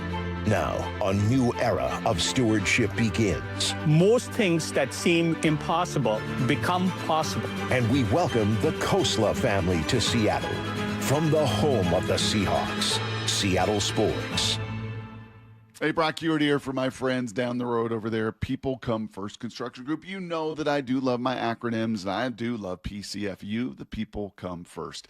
They designed and built our outdoor living space some years ago for Molly and I, and she's a designer. She has a fine eye. She knew what she was looking for, and man, did they nail it. We loved it. And right now, PCF is making it easier than ever to get your process started on your new dream deck with 50% off your custom professional design and architectural drawing package. That means that you can save over $9,000 on your project. And with 12 months of no interest, no payment financing, you can design your deck now and pay later. And most people who start with that design package, they end up with the exact outdoor space they've always wanted and dreamed of. This offer is your first step to get that party started. So do what we did and get a hold of PCF Construction Group today. Get your project ideas, browse their amazing photos, and find all the offer details at PCFgroup.com. That's PCFgroup.com. Need a lift? Levitt Machinery is now your authorized JCB dealer in Washington and Oregon. From telehandlers to track and wheel loaders to excavators, JCB equipment is built to work as hard as you do. Whether you buy, rent, or lease, Levitt Machinery is here to support you. With expert service and local parts in stock, LevittMachinery.com. Talk to Levitt Machinery today. Stack it, reach it, lift it, Levitt. Digging in my yard, trying to lay a pipe. I hit a water line and now I have to pay a big fine. I should have called 811. Olympic Hot Tub has more ways than ever to achieve total wellness at home. Immerse yourself in a saltwater hot spring spa and let jets melt stress away. Enjoy a refreshing swim in an endless pool swim spa. Retreat to healing warmth and detox in a Tilo sauna. Then awaken mind and body with a cold plunge. You'll be saying, ah, in no time. Your path to wellness starts today at Olympic Hot Tub. Current specials with exciting savings at OlympicHotTub.com. Better you, better life. Hey Seattle, Jake Bobo from Techline Roofing. Are you in the market for a new roof? With the strongest workmanship warranty in the business, Techline Roofing has you covered. Take advantage of our easy financing and our summer special. Trust Techline. Summer is the time to feel and look your best, but I'm not talking about your abs or tan. Guys, I'm talking about your hair.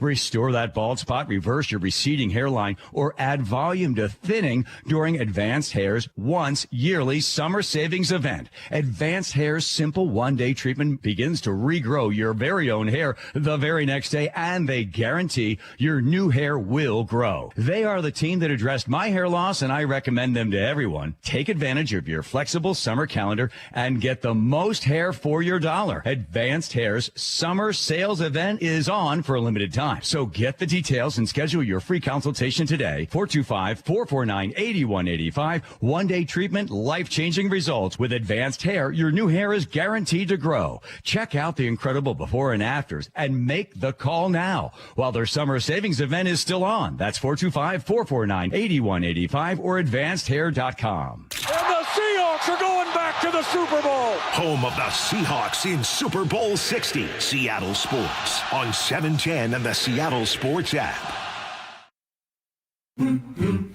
At Farmers, our honesty is contagious. Wait, am I going to catch honesty? Well, when you're with Farmers, it's kind of inevitable. Well, how long does it take to... I lied to you when you asked if I knew what a deductible was. I don't know my dad's birthday, and I thought umbrella policies were for rainstorms. Actual rainstorms. I have it, don't I? You don't just have honesty. You have Farmers. Bum, bum, bum, bum, bum, bum. Learn more at farmers.com. Underwritten by Farmers Truck or Fire Insurance Exchanges or Affiliate. Products not available in every state. When it comes to your home's water, Culligan makes it better. Say goodbye to hard water, odors, and rusty iron stains. Plus, a Culligan Whole House PFAS system is the only system certified to reduce 99.99% of forever chemicals and over 70 other harmful contaminants. Start with a free water test and let Culligan recommend the right solution for you and your water. Ask about 12-month, no payment, no interest financing too. Visit Culligan.com. Impurities may not be in your water. We all hear the radio ads about the IRS. They tell you to be afraid, to be scared, and they try to frighten you into calling. I'm not here to do that. Tax Relief Advocates is different. TRA is here to tell you that if you owe money to the IRS, whether it's $5,000, $50,000, or $500,000, we have a solution. It doesn't matter if you're sitting in your car, at work, or with your kids. No matter where you are, call now. 800-575-8157. Don't lose hope. TRA can eliminate or reduce what you owe to the IRS. Generous programs are now available that can give you a fresh start. Our passion is taxes and helping individuals fix their IRS problems. We have over 1,000 5-star reviews on Google and an A+ with the Better Business Bureau. You don't need to be afraid of the IRS any longer. End your tax nightmare today by visiting us online at TRA.com or call 800-575-8157. That's 800-575-8157. Tax Relief Advocates. Real solutions for real people. Need to know. 15 minutes past every hour with Brock and Salk. Presented by Marquee Data. Here's what you need to know. Up first. All right, we spent some time on this today. Sam Darnold rated number 11, according to Jeremy Fowler's list, which was, of course, taken on votes from coaches, executives, and scouts around the NFL. 10 players, 10 quarterbacks ahead of him, but also sort of in that 10 to 15 range. I don't know. You think that will mirror Mike Sando's list when Mike comes out? He equally talks to and is so connected with so many executives, and it kind of feels like that's going to be some of the tier. Right? Yep. Tier 1's kind of the top 5 in this group. Or maybe even last tier 2, probably in that tier 3, as Nemhauser said, somewhere between 8 and 17. Mm-hmm. I think is where Sam's going to probably find himself, that- but he's a bit confounding. And you can paint the picture any way you want to paint the picture. He's been a demon with the regular season and big time stats and a whole bunch of wins. Salk, you should love him. You're a QB wins guy. I do love that. I also think there's a pretty legitimate question to be raised about how much to pay him. So if you're ranking and that's a part of it, I put both of those two things opposite each other. But you're right, Brock. At the end of the day, I do believe quarterback wins matter, and he's won as many as anybody over the last 2 years. It's been unbelievable, which is why I think he belongs probably around where he's at, maybe a little higher. 9? Would 9? If he had been 9th, or is there no? We're all like, yep, perfect, really That's nice, about right. Good for him. You're still debating with the Goffs and the Herberts and the Bakers and he's in that. He's in that grouping, but he's in the most important grouping of all, and that's a Super Bowl champion. Right? Like, so I'm watching Minnesota. Before he gets there, meh. Gets there, wow. Leaves there, meh. I'm watching Seattle, meh. Gets there, wins the Super Bowl. I could play more of it, but I just like the meh wow combo. Before he's there, meh. Gets there, wow. It's a good combo. The meh wow. It's not one I've ever heard before. And by the way, Gorman Thomas, thank you to my friend Tom who texted me. That's exactly who I was looking for. Good. The great Gorman Thomas. Probably not in the top 50. His best years were in Milwaukee, not in Seattle. Here's the second. Wow in Milwaukee. Nah, as a Mariner. Wow in Milwaukee. Here's a few guys with that story. Should Ty France's name be on that 50 greatest list? I don't know. Maybe. He's an all-star. Maybe. An amazing, stretch. Yeah. Should Fernando Rodney be on that list? No. Macho Quattro? I don't know. I don't know whether those two would be shoo-ins for me. Speaking of all-star games, obviously you got the all-star game tonight, Brock. Randy, the only Mariner represented. That is a disappointment, man. To only have one all-star for a team. It speaks to the first half of the season that ended up under 500. Just disappointing. Yep. It's just very disappointing. Very disappointing.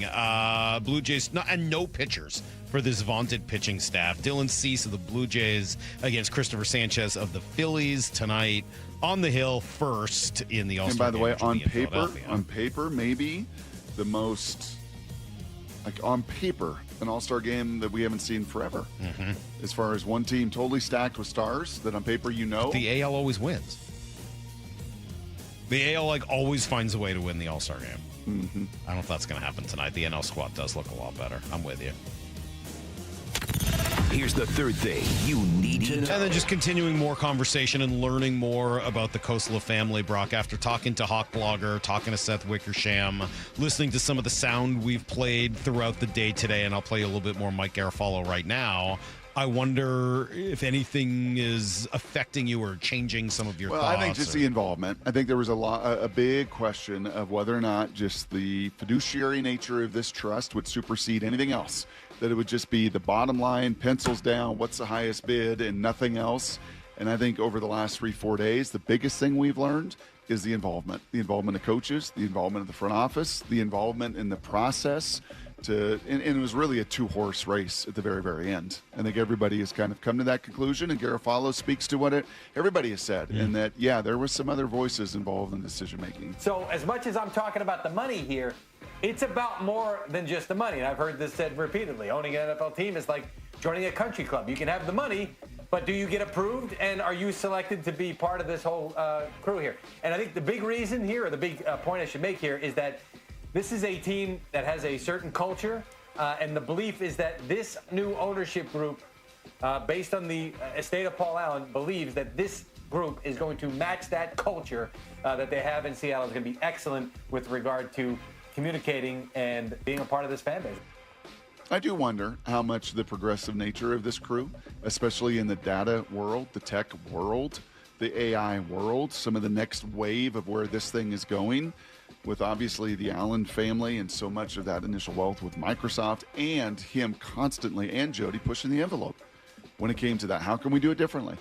How can we resource differently? How can we, as Brian said, what kind of predictive measures can we do differently and better than others in the business to, well, what do they like to say? Chasing edges? Yep.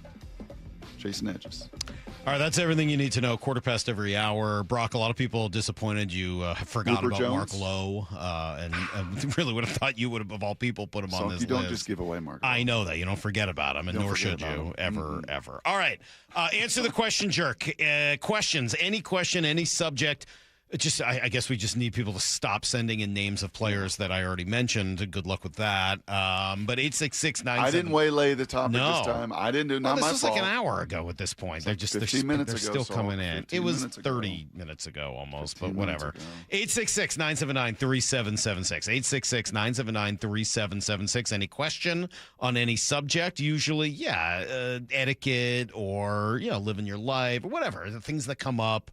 Brock and I would love to help you answer those questions. 866-979-3776 is the text line. We'll answer them after a quick around the NFL, Brock, where I think I'm feeling better and better about one of our disagreements. It's next on Brock and Salk. Seattle Sports, the home of your Super Bowl champion Seahawks. Tipped up and intercepted, and it's Nick Ward. Continuing coverage of the sale of the Seahawks with Stacey Rost. I don't know that this feels like something that made me nervous. It's just a change. That's the best thing. Yeah, it's kind of like, you got a slow roaster or whatever it is. You just kind of leave it alone. Don't do anything. Let it cook. Find everything you need to know at seattlesports.com.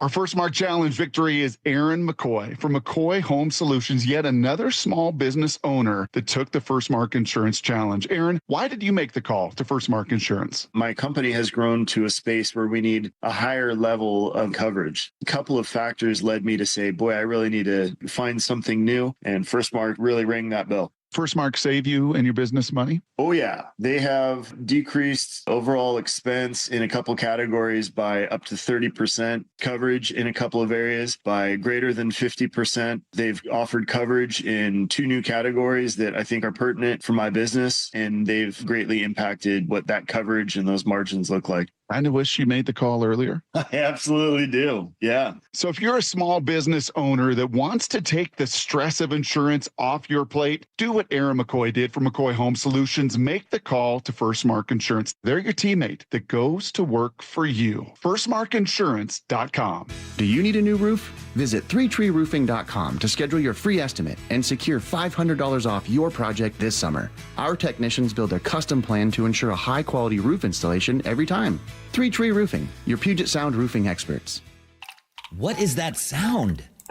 Ugh, that sounds like a plumbing sound. Luckily, there's a company that fixes all the plumbing sounds across Puget Sound. That's All Sound Plumbing. Puget Sound's plumbing experts. Have a sound? Visit allsoundplumbing.com. Dave Wyman here, and the folks at Bellevue Rare Coins say higher prices have enticed more Americans to cash out their jewelry, gold, and silver items. Here's a story from a real customer. She walked into Bellevue Rare Coins with an old bag of jewelry, a little bit nervous, a little bit embarrassed because it was mostly old tangled chains and pieces she hadn't looked at in years. When they gave her the total, she couldn't believe what it was worth. Go see what your jewelry is worth with a free consultation. Bellevue Rare Coins is now in Linwood, Issaquah, Tacoma, and Bellevue. Bob Stelton here, and if you've had LASIK or EVO ICL to get out of those glasses and contacts, you know how freeing it was. I had LASIK, but when I got older, I started to need reading glasses to see my phone or a restaurant menu. That's when I went to K2 Vision for a refractive lens exchange, and it was a game changer. If you'd like to rid yourself from all glasses, including readers and bifocals, learn about K2 Vision RLE at their free live webinar this Thursday at noon. It's a perfect opportunity to meet Doctors Kopstein and King and have them answer your questions about K2 Vision RLE, like how is RLE different from LASIK and EVO ICL? Why won't I get cataracts after RLE? How does the light adjustable lens work? And lots more. The light adjustable lens is the premier technology for those who have had LASIK and now want to get rid of reading glasses. Plus, never get a cataract. K2 Vision has done more light adjustable lens procedures than anybody else in the country. Join the free live webinar this Thursday at noon. Register at K2VisionRLE.com. K2VisionRLE.com.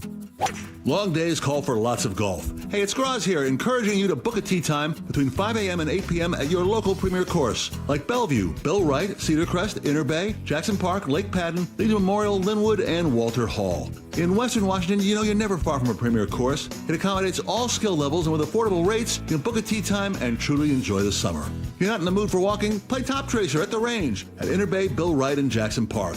Play the courses. Play Premier. And the Seahawks are going back to the Super Bowl. Home of the Seahawks in Super Bowl 60. Seattle Sports on 710 and the Seattle Sports app. Amy Cox did something smart. She saved hundreds on auto insurance switching to Progressive. And with that money, she decided to treat herself to an anti-aging red light mask. Will she look like a horror movie villain every night? Yes. Will her boyfriend Kevin be scarred for life? That's certainly a risk.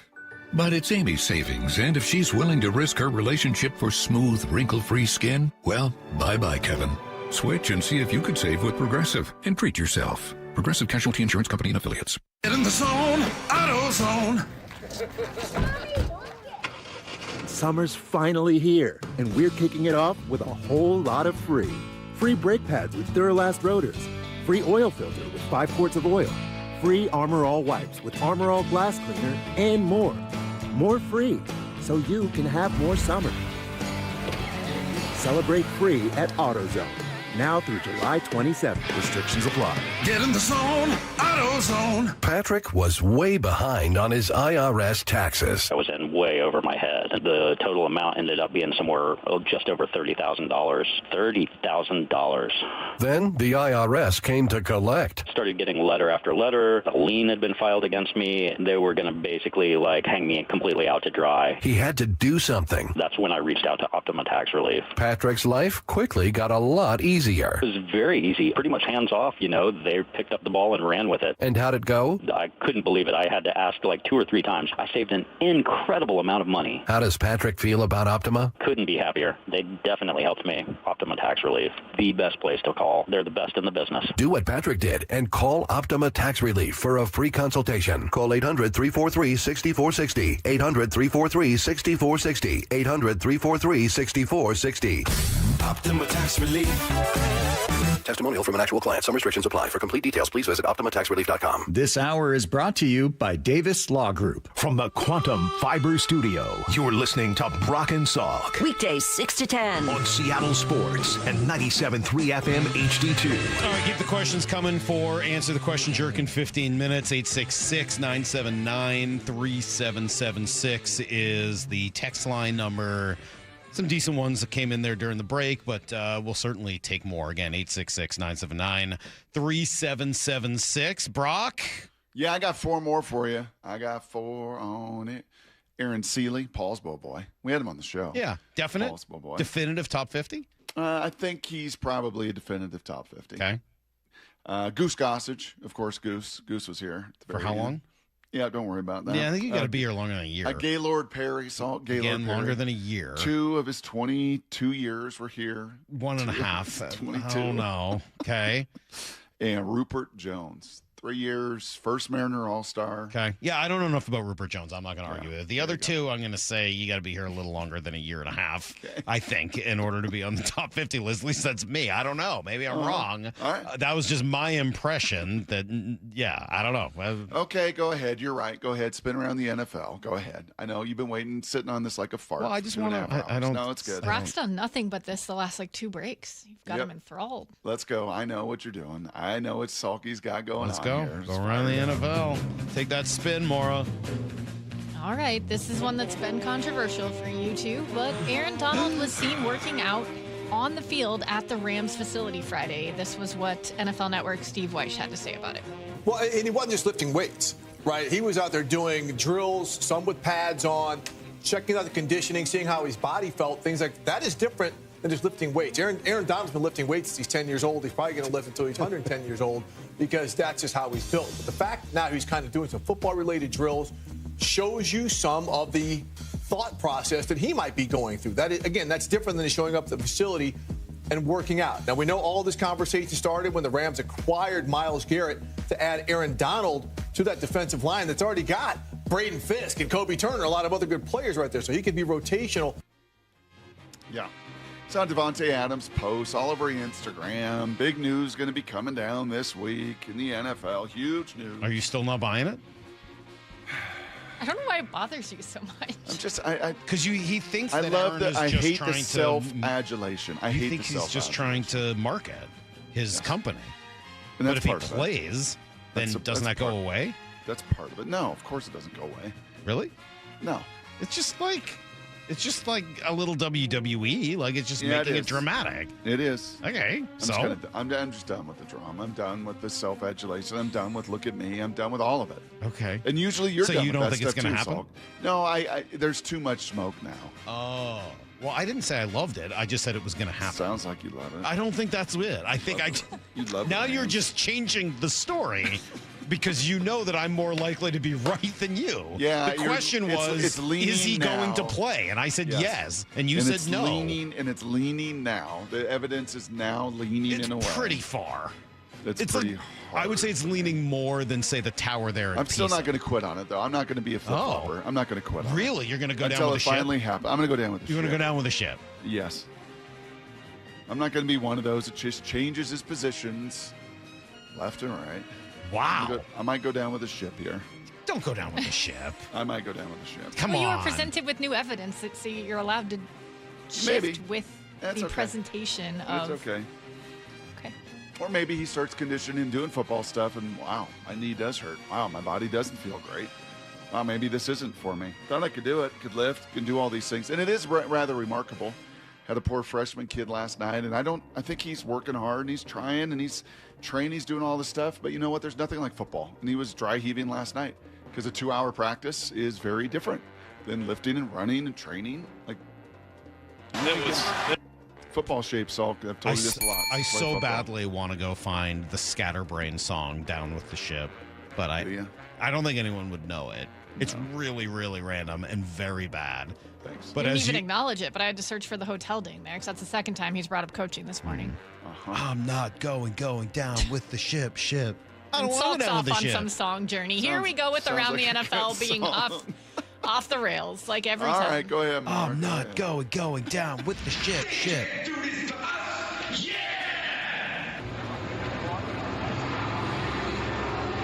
What is this? Is this the song? Oh, jeez, it's bad.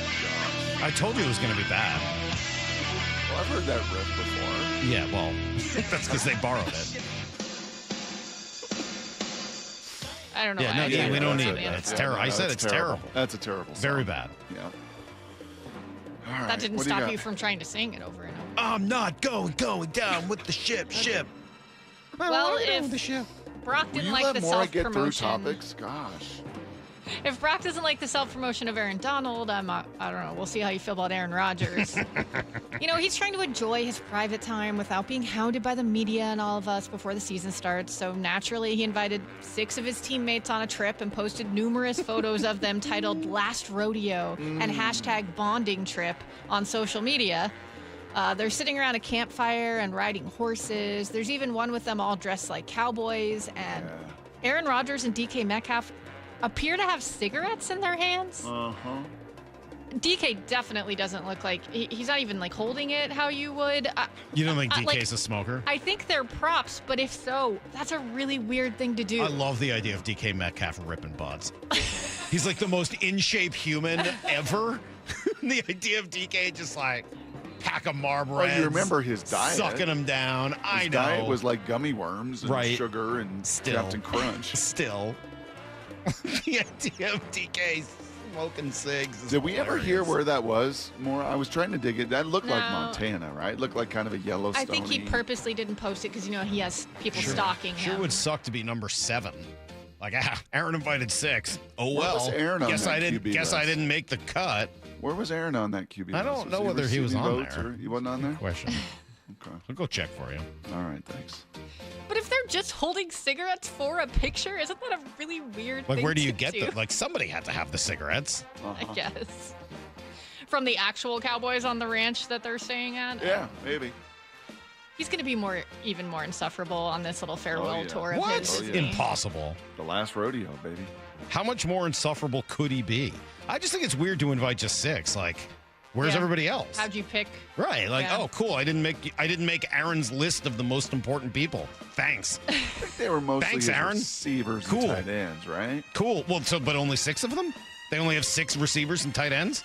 Where's everybody else? Where's the running back? Where's the O-line? I guess I just don't make the list. Cool. Thanks, Aaron. What a great leader. Way to include everybody. Maybe it's only the people that were willing to go on an ayahuasca journey. Yeah. Good point. He was nowhere on the list. Nowhere to be found. Nowhere to be found. All right. Well, we'll move on to He was someone. behind Bo Nix, Daniel Jones, and C.J. Stroud, who all made the list. I Chump. have a story in here that we didn't get to last week. I wanted to see what you guys thought about this. Former Lions cornerback Terrion Arnold, who is currently out of jail on $1 million bond in connection with a Florida kidnapping and robbery incident. He's being allowed to work out for NFL teams in an effort to get re-signed. In a hearing where his lawyers argued that a GPS tracker would hinder his efforts to sign with a team, his agent, Nicole Lynn, named the Seahawks as one of 3 teams that's inquired about him. Mm-hmm. Do they really just kick the tires on everyone like they say? Or do you think this is something? Yeah, I think so. I think that's what they do. And they went through and they evaluated him. He was in a draft class where there was some need at corner and everything. So they do all of that study. And yeah, this is a further due diligence. And I think they decided not to bring him in for a workout, which sounds about right. Do your homework, see what you can find. That's really poor judgment. That's really terrible decision making. We're really not going to bring you in for a workout. They're just not a team that right now seems to be interested in bringing people in from jail. There's just not like a lot of what are the 3 you got most cleared to likely, come in from jail? I guess three most likely teams he could end up on. Well, obviously the 2 teams in Ohio would I think jump the to mind. Jets and Indy were maybe the other 2 that she mentioned. I think Houston worked him out, or was in the process. That sounds as right. well. Yeah. Okay. Yeah. Browns. Vegas. Can't do Vegas, right? Too much going on in Vegas. Too much. Yeah, it's not a good fit. So apparently he was trying to get back at some people that he thought robbed him, but then from what the police say, he was wrong about who it was. It was tough. It was like, remember, what was that? Who was it with the poker game that they were there robbing? was a card game incident. I can't remember who that was. I'm not going down with the ship. Oh, here we go. Quentin Dunbar and DeAndre Baker, remember that? Oh, yeah. Who could forget him? Who could forget those 2? Forgot about Quentin Dunbar. He was here. He was? Yeah. Oh, I kind of remember that. Dude, I don't remember anything. You had a Gaylord Perry cup of coffee here. If you're going to put Gaylord Perry and Goose Gossett on the list, you got to put Ricky Henderson on the list. Oh, Ricky. But none of them were great Mariners. They were Vince just Coleman? great players. Huh? Vince Coleman? Yeah, and Vince Coleman. Sure. These are all great players, but none of them were, great Mariners. Babe Ruth. Pictures up in the Diamond Club, right? 360 says, where do you get the lung darts? I don't know. Probably one of those really neato places with crappy food and gas called a mini mart. At least I'm guessing anyway. I don't know. I don't remember Tumgus having cigarettes anywhere on him. All right, got one more. I don't remember any Tumgus cigarette commercials.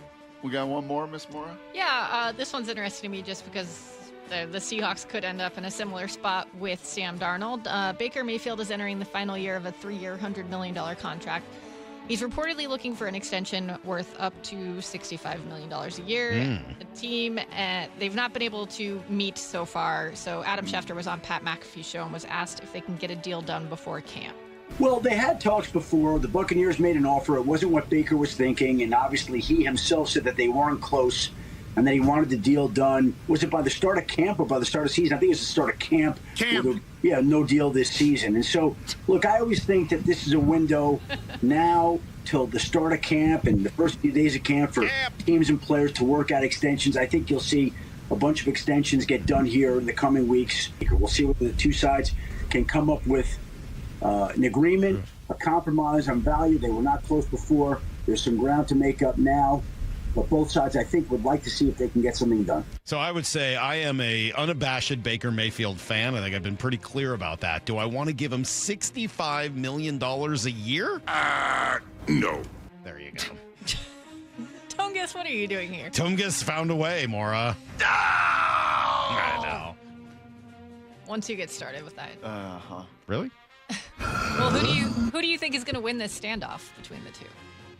The Bucs or Baker? The Bucs. Yeah. Could he be franchised after this year as well? Can they do that? Can you go down that road? Can you at this stage of his career? Sure. You can always franchise? Unless in his last deal he put a no franchise tag clause. No. $65 million for Baker Mayfield? Like, at some point, one of these teams has to step up and say, that's absurd. You're a good player, but not at $65 million. We'll take our chances. I mean, it should have been the Jags with Trevor Lawrence, in my opinion. I mean, it just is what you do. Like, yeah, absolutely. We've seen the Texans are doing examples. that. The Texans are doing it right now. Right. The Texans are saying, CJ, you had 2 amazing years. You won playoff games. You absolutely look like the guy. And last year, you fell off a cliff. Last year, you just lost confidence and belief. And Davis Mills came in and outplayed you, frankly, and you struggled in the playoffs. Like, prove it. Go prove it this year. More teams. So the Texans of all the teams have been the one to largely do that. Well, you're going to have to keep doing it. Like, I'm sorry, we're not going to continue to pay money for good play, not great play. $65 million for Baker Mayfield is too much. I like Baker Mayfield. Yeah, it looks like they can franchise tag him at like almost $47 million next year. That is a reasonable number-ish for Baker Mayfield. You know what Baker Mayfield should make in this salary cap? 38, 40 million, maybe 45. Yeah, okay. Like, at that rate, I like Baker Mayfield. But at some point, you say, well, I'm sorry, you're not worth that. Good luck. Appreciate you. Thanks for the years. Good luck getting it somewhere else, and I hope you do. And if not, come back and let's talk at a reasonable amount. But you can't why would you allow your franchise to get completely out of whack? Yes, waylaid, Brock. Thank you. Tumgus gotta go. All right, thank you. Thank you, Maura. Great job there with Around the NFL. Way to seriously persevere, Maura. It looked rough. It was ugly early. It looked rough early, but way to persevere. Yeah. No, Maura did that. She's learned how to handle us, I think, at this point. She knows how to get through all of it. I have younger siblings. Whoa. Are you calling us toddlers? Yeah, what are you trying to say? Whoa. Tumgus Tingley. Yeah, Maura, how dare you say something like that? That's proving my point. Quite frankly, rude, I would say. Okay, let's answer some questions. This is Brock and Salk's Answer the Question, jerk. Keep asking questions. Come on, I got a good one. Come on, I'm here. I'm going to answer your questions, dang it. Answer my question! The question, jerk! Well, don't just stand there. Answer the question, jerk! I think this human being is largely the same person, but I've had to deal with him in the last 4 or 5 days, and I do think the wiring is the same. But the question is, which is worse? Which is worse? The human being that's on an airplane that gets in early, that has no reason to cut people in line, and is just an absolute nemesis and pest. Plane lands, and they've got to cut everybody off to get off the plane. Yeah. Or the person at the supermarket the other day that just decides, I don't need to bring the cart back. I'm just going to keep it right here, and I'm going to hurry to my car and get out. Ooh. Worst person. I think I would just say it's the same person. I think, as I said, I framed it as the wiring is it's the same person. It's the person who doesn't care about the people around them. Diva, jerk. But which one's worse? The plain person frustrates me 10 times more. Oh, gosh. Oh. It's probably true. Oh. Yeah, I'm with Laura. I'll go with the plain. Okay. 425 says, judging by his diet, Tungus is definitely more into weed than tobacco. That's what I was laughing at. But I would say the cart person is lazy, whereas the plain person is just completely inconsiderate and thinks they're more important. See, I don't know. I think maybe there's an argument the other way. I mean, to be fair to the plain person, he's the only one on the plane, right? There's nobody else around him. It's just him. I couldn't be more done with people who believe that they're the only people in the world. It's shocking. And you see it right away. Plane lands, you could see them right away. Planning their tactics. You selfish little brat. All right. You want to answer some questions here, Brock? Sure. Yeah. All right, we got an etiquette question. Answer the question, Jerk. What is the better etiquette? Responding to a text message in a timely manner or not getting back to them after a few hours or even a few days, especially with someone who sends you 5 to 10 texts or more a day? I am a tremendous get back to you on text. I can't have... You don't like it just open. Numbers on my text. Yeah. And I've told you stories of friends of mine that plug their phone into my car and there's 894 messages. Like, that's how Heather's email is. It makes me ill. What are you doing? You have none. Whose email is like that? Heather. Oh, her email is like, there's 12,452. Like, oh, my email's like that. Not my text, but my email's like that. Both my texts and my emails have zero. Zero. It's either deleted or I answered it. Right. Yeah, you're really good at getting back to it. Yeah. I appreciate that much. Well, sure. Jerks, my wife wanted to repaint our bedroom. Okay. What home improvement project do you despise the most, but that you would still be willing to do yourself? Because we know Mike just hires things out like a Northeast elitist. Yeah, my answer is all of them. The worst I've ever done ourselves was the garbage disposal. That was awful. The disposal. The disposal. Yeah. See, some of those things with water and electricity just scare me. You screw it up, like you really can screw it up. So I don't really tackle those things. Yard work, I don't mind. Pressure washing, I don't mind. Painting sucks. Painting, taping. And that's like the one thing I would trust myself to do. And you're never going to be as good as a professional painter. You're just not. Never. Never. I've done some painting. It's awful. You think cannot you do are. it well enough. You just can't do it. It's terrible, and it always looks like crap. I'll never do that again. Yeah. Yep.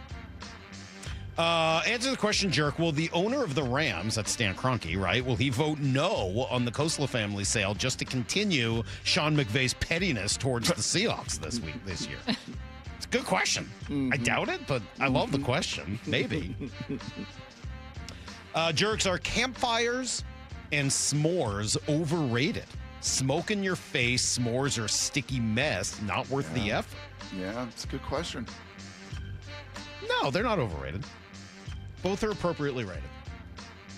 I like the smell of the campfire. Yeah, I don't mind that. Now, you will smell from it later. Yeah, that all part right, you got to stinks. wash your clothes. Like, okay. I like to be warm. They're great. I guess it depends where they are, but yeah. Yeah, wind sucks. When it's windy and it's like blowing straight in your face. That's true. Oh, it's yeah. terrible. But like, okay, manage when Or the and wind where. is circling, you move your little lawn chair to get out of it, and then it's just right back at you, and then you move it again. It just, But that's why it's appropriately rated. And s'mores are really good. Have you ever had a slug? You wrap chocolate in like a pastry dough, stick it over the fire. It's a little chocolate croissant type of deal. That sounds good. Real I would do that. I mean, I like the graham cracker element. I've thrown Reese's peanut butter cups in instead of your Hershey's. patience level, Salt. Your patience level in roasting a marshmallow. It's actually pretty good. I like it. I don't like it burnt, but I don't need it to be that well cooked either. You try to find a nice little sweet spot, get it nice and golden brown. I like a little gold. Yeah. Yeah. I actually have some patience there. Really? Pleasure delay. Interesting. Pleasure delay. True. That's where my pleasure delaying comes in. Delayed gratification. Yep. Oh, here's a great question, Brock. Are any of you guys worried about the Seahawks relocating in the future based on the new ownership? Oh, no. Gosh, I hadn't thought about that. Brock, are you in any way thinking about that as a possibility? No. Thank you. Yeah, I guess I'll answer for you. Maybe Tommy should say it again. No. Thank you There is again. some history. I mean, the Sonics have left. The Mariners and Mr. Smolian wanted to leave to Tampa. Yeah. Mr. Behring wanted to take the Seahawks to Southern California. So all of our teams, the Metropolitans left. I mean, we've had a It history of it. definitely is a good question if you've spent exactly 0 time thinking about it. If all you've done is think about what happened in the past and spend no time at all thinking about where we're at right now, it is a great question. Or if, for example, you're looking to get people to click on your stupid article, absolutely a great question to ask. If you've put like an ounce of thought or energy or research into it, then the answer is, I think, pretty easy to be no. No. Not real worried. Not real worried. Jerks, I've got 4 kids. Well, first of all, there's your problem. But okay. That's awesome. How do you keep your kids out of the kitchen during the summer? They eat so much. Yes. It's a good question. Yes, they do. Maura got mad at me for saying it the other day, but like I try to send them off like that. They're out. They're not just sitting around the house. I didn't get mad at you. You did. You said You ever lock the Cecily doors? couldn't just sit around for 2 weeks. And She I was can't. like, why not? Because Just let this her is have what a she'd be break. doing. She gets plenty of breaks, trust me. Have you ever had to lock the doors? No. That doesn't feel like the best thing to do. with No, girls. we haven't either. We've had friends do that. Oh, and that it's feels like an that's- eating disorder waiting to happen. No. I'm not talking about the kitchen door. I'm Oh, talking to about the just house. lock them out of the house? Yeah, like you just gotta We go, haven't done go that with play. Cecily since she was like 1.5, 2 years old. She would cry so loud we'd lock her outside. Really, it was Heather. It was like, hey, here are your clothes. Put them on whenever you're ready. I'll see you. You're not sitting in here anymore. Your friends would lock the house and be like, Oh, yeah. kids, come back. Yeah. Lock No, it the was food. boys. It was just boys. It was. But if you've got problematic growing boys. kids, like my family's tall, we all had a phase where Oh, There's yeah. a difference, I used to though. eat second dinner. Sure. Yep. Second dinner is an absolutely appropriate thing for a teenager. Brock, and this question here is more about bored eating, just bored eating. Okay. I don't know what to do, so I'm just going to wander into the kitchen again and make myself Yep. nachos. I'm pretty familiar with the problem. Yeah.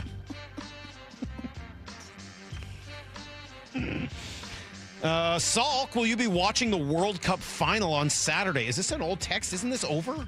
I thought the World Cup was done. No, what time they kick today? I don't know. I thought we were done with this. It's out of No, we Seattle. got The Spain U.S. and is out. We got Spain and France. Oh, those today. teams are Noon good. today. Those Spain teams and are France. Yeah. Oh, I'm gonna be watching that. Mbappe. Oh, The final is until the 19th. Saturday. How can it possibly still be going Spain, on? France today. Haven't people lost Argentina, interest England yet? tomorrow. Nope. They haven't? Nope. Do you know what they're forecasting for the total number of viewers for the championship on Saturday around the globe? In the U.S.? No, around the globe. Oh, I bet a lot. Like all of them. 1.5 billion. Yeah, that sounds about right. Bizarre. People are very, very strange. Can't believe they would watch this crap. All right, let's go. We're done for the day. Jeff Passan will join us tomorrow. Do we know what time? Is it our standard 8:30? I think so. We may be taping it ahead of time. But yeah, Jeff Passan Okay. will join us, I think, at 8:30 tomorrow. Love it. Love it live. And Bump and Stacy are up next. I see Bump. Yesterday, back. just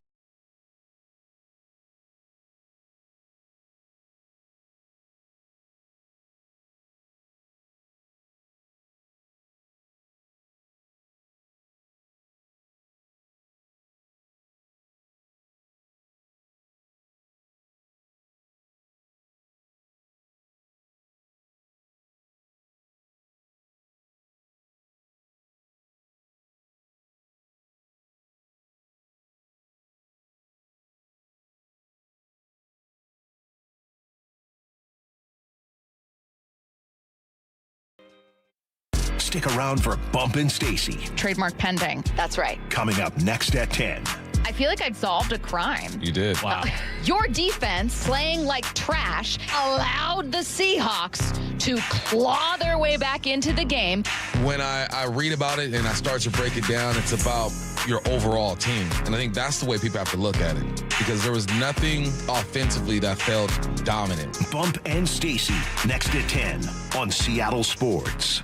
When it comes to my policy, Farmers gives it to me straight, so there's no surprises. It's your coverage. You should never be confused. You hear that?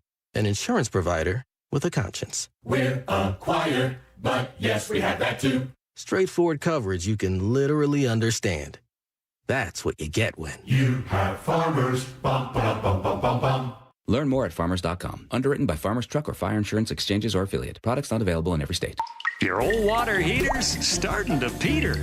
DayandNight.net. Day and Night has $150 off installation of any new water heater, including tankless, backed by a free lifetime warranty. Hi, I'm Bruce. When your old water heater leaks or fails, the damage could be catastrophic. Whether you need an emergency replacement or you're planning ahead before it leaks, give us a call and we'll help you get into hot water again. Get $150 off installation of any new water heater. DayandNight.net.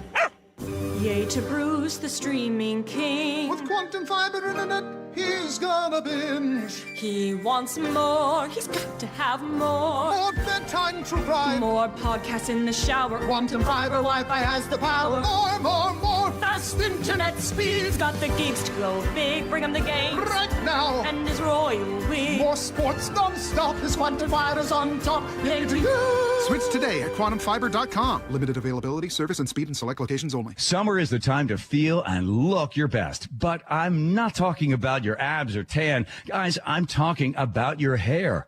Restore that bald spot, reverse your receding hairline, or add volume to thinning during Advanced Hair's once yearly summer savings event. Advanced Hair's simple one-day treatment begins to regrow your very own hair the very next day, and they guarantee your new hair will grow. They are the team that addressed my hair loss, and I recommend them to everyone. Take advantage of your flexible summer calendar and get the most hair for your dollar. Advanced Hair's summer sales event is on for a limited time. So get the details and schedule your free consultation today. 425-449-8185. One-day treatment, life-changing results. With Advanced Hair, your new hair is guaranteed to grow. Check out the incredible before and afters and make the call now while their summer savings event is still on. That's 425-449-8185 or advancedhair.com. It's summertime and the living is easy. If you're like me, you're spending nights on the patio listening to the game and enjoying what makes our area so beautiful. Dave Wyman here, and I have just the offer for you to get the most out of your outdoor living space. $500 off each window, $750 off patio and entry doors, and $200 off the final project. I've loved working with Harley Exteriors. They're a local company right here in Bothell, down-to-earth people who enjoy the same things we all do, rooting on our local teams and doing the best job we possibly can day in and day out. Use Harley Exteriors to complete your home space and receive 12 or 18-month promotional financing. Qualified buyers only. Subject to credit approval and lender terms. Minimum purchase of 4 qualifying windows required. Windows must be 36 by 36 inches or larger. No size minimum on patio or entry doors. Financing subject to approved credit. Offers cannot be combined with other promotions. Offer expires July 31st, 2026. Go to HarleyExteriors.com. Drip Drop is doctor-developed, proven fast hydration that helps your body and mind work better. Trusted by firefighters, medical professionals, and over 90% of top college and pro sports teams. Drip Drop is engineered to hydrate faster and more effectively than water alone, with 3 times the electrolytes of leading sports drinks. Stock up now at dripdrop.com and use promo code RADIO20 for 20% off your first order. That's dripdrop.com, promo code RADIO20. My name is Whitney Allen, and I'm a widow. My husband, Ryan, died. We never thought we'd ever have to use life insurance, but the unexpected happened. With Ethos, signing up was fast and 100% online. You can get a quote in seconds, apply in minutes, and get same-day coverage. No medical exams, and you can get up to $3 million worth of coverage. I'm grateful we were prepared. Get your free quote at ethos.com/play. That's ethos.com/play. Paid spokesperson. Time spent on application may vary. Online health questions required. Long days call for lots of golf. Hey, it's Graz here, encouraging you to book a tee time between 5 a.m. and 8 p.m. at your local premier course, like Bellevue, Bill Wright, Cedar Crest, Inner Bay, Jackson Park, Lake Padden, Leeds Memorial, Linwood, and Walter Hall. In Western Washington, you know you're never far from a premier course. It accommodates all skill levels, and with affordable rates, you can book a tee time and truly enjoy the summer. If you're not in the mood for walking, play Top Tracer at the range at Inner Bay, Bill Wright, and Jackson Park. Play the courses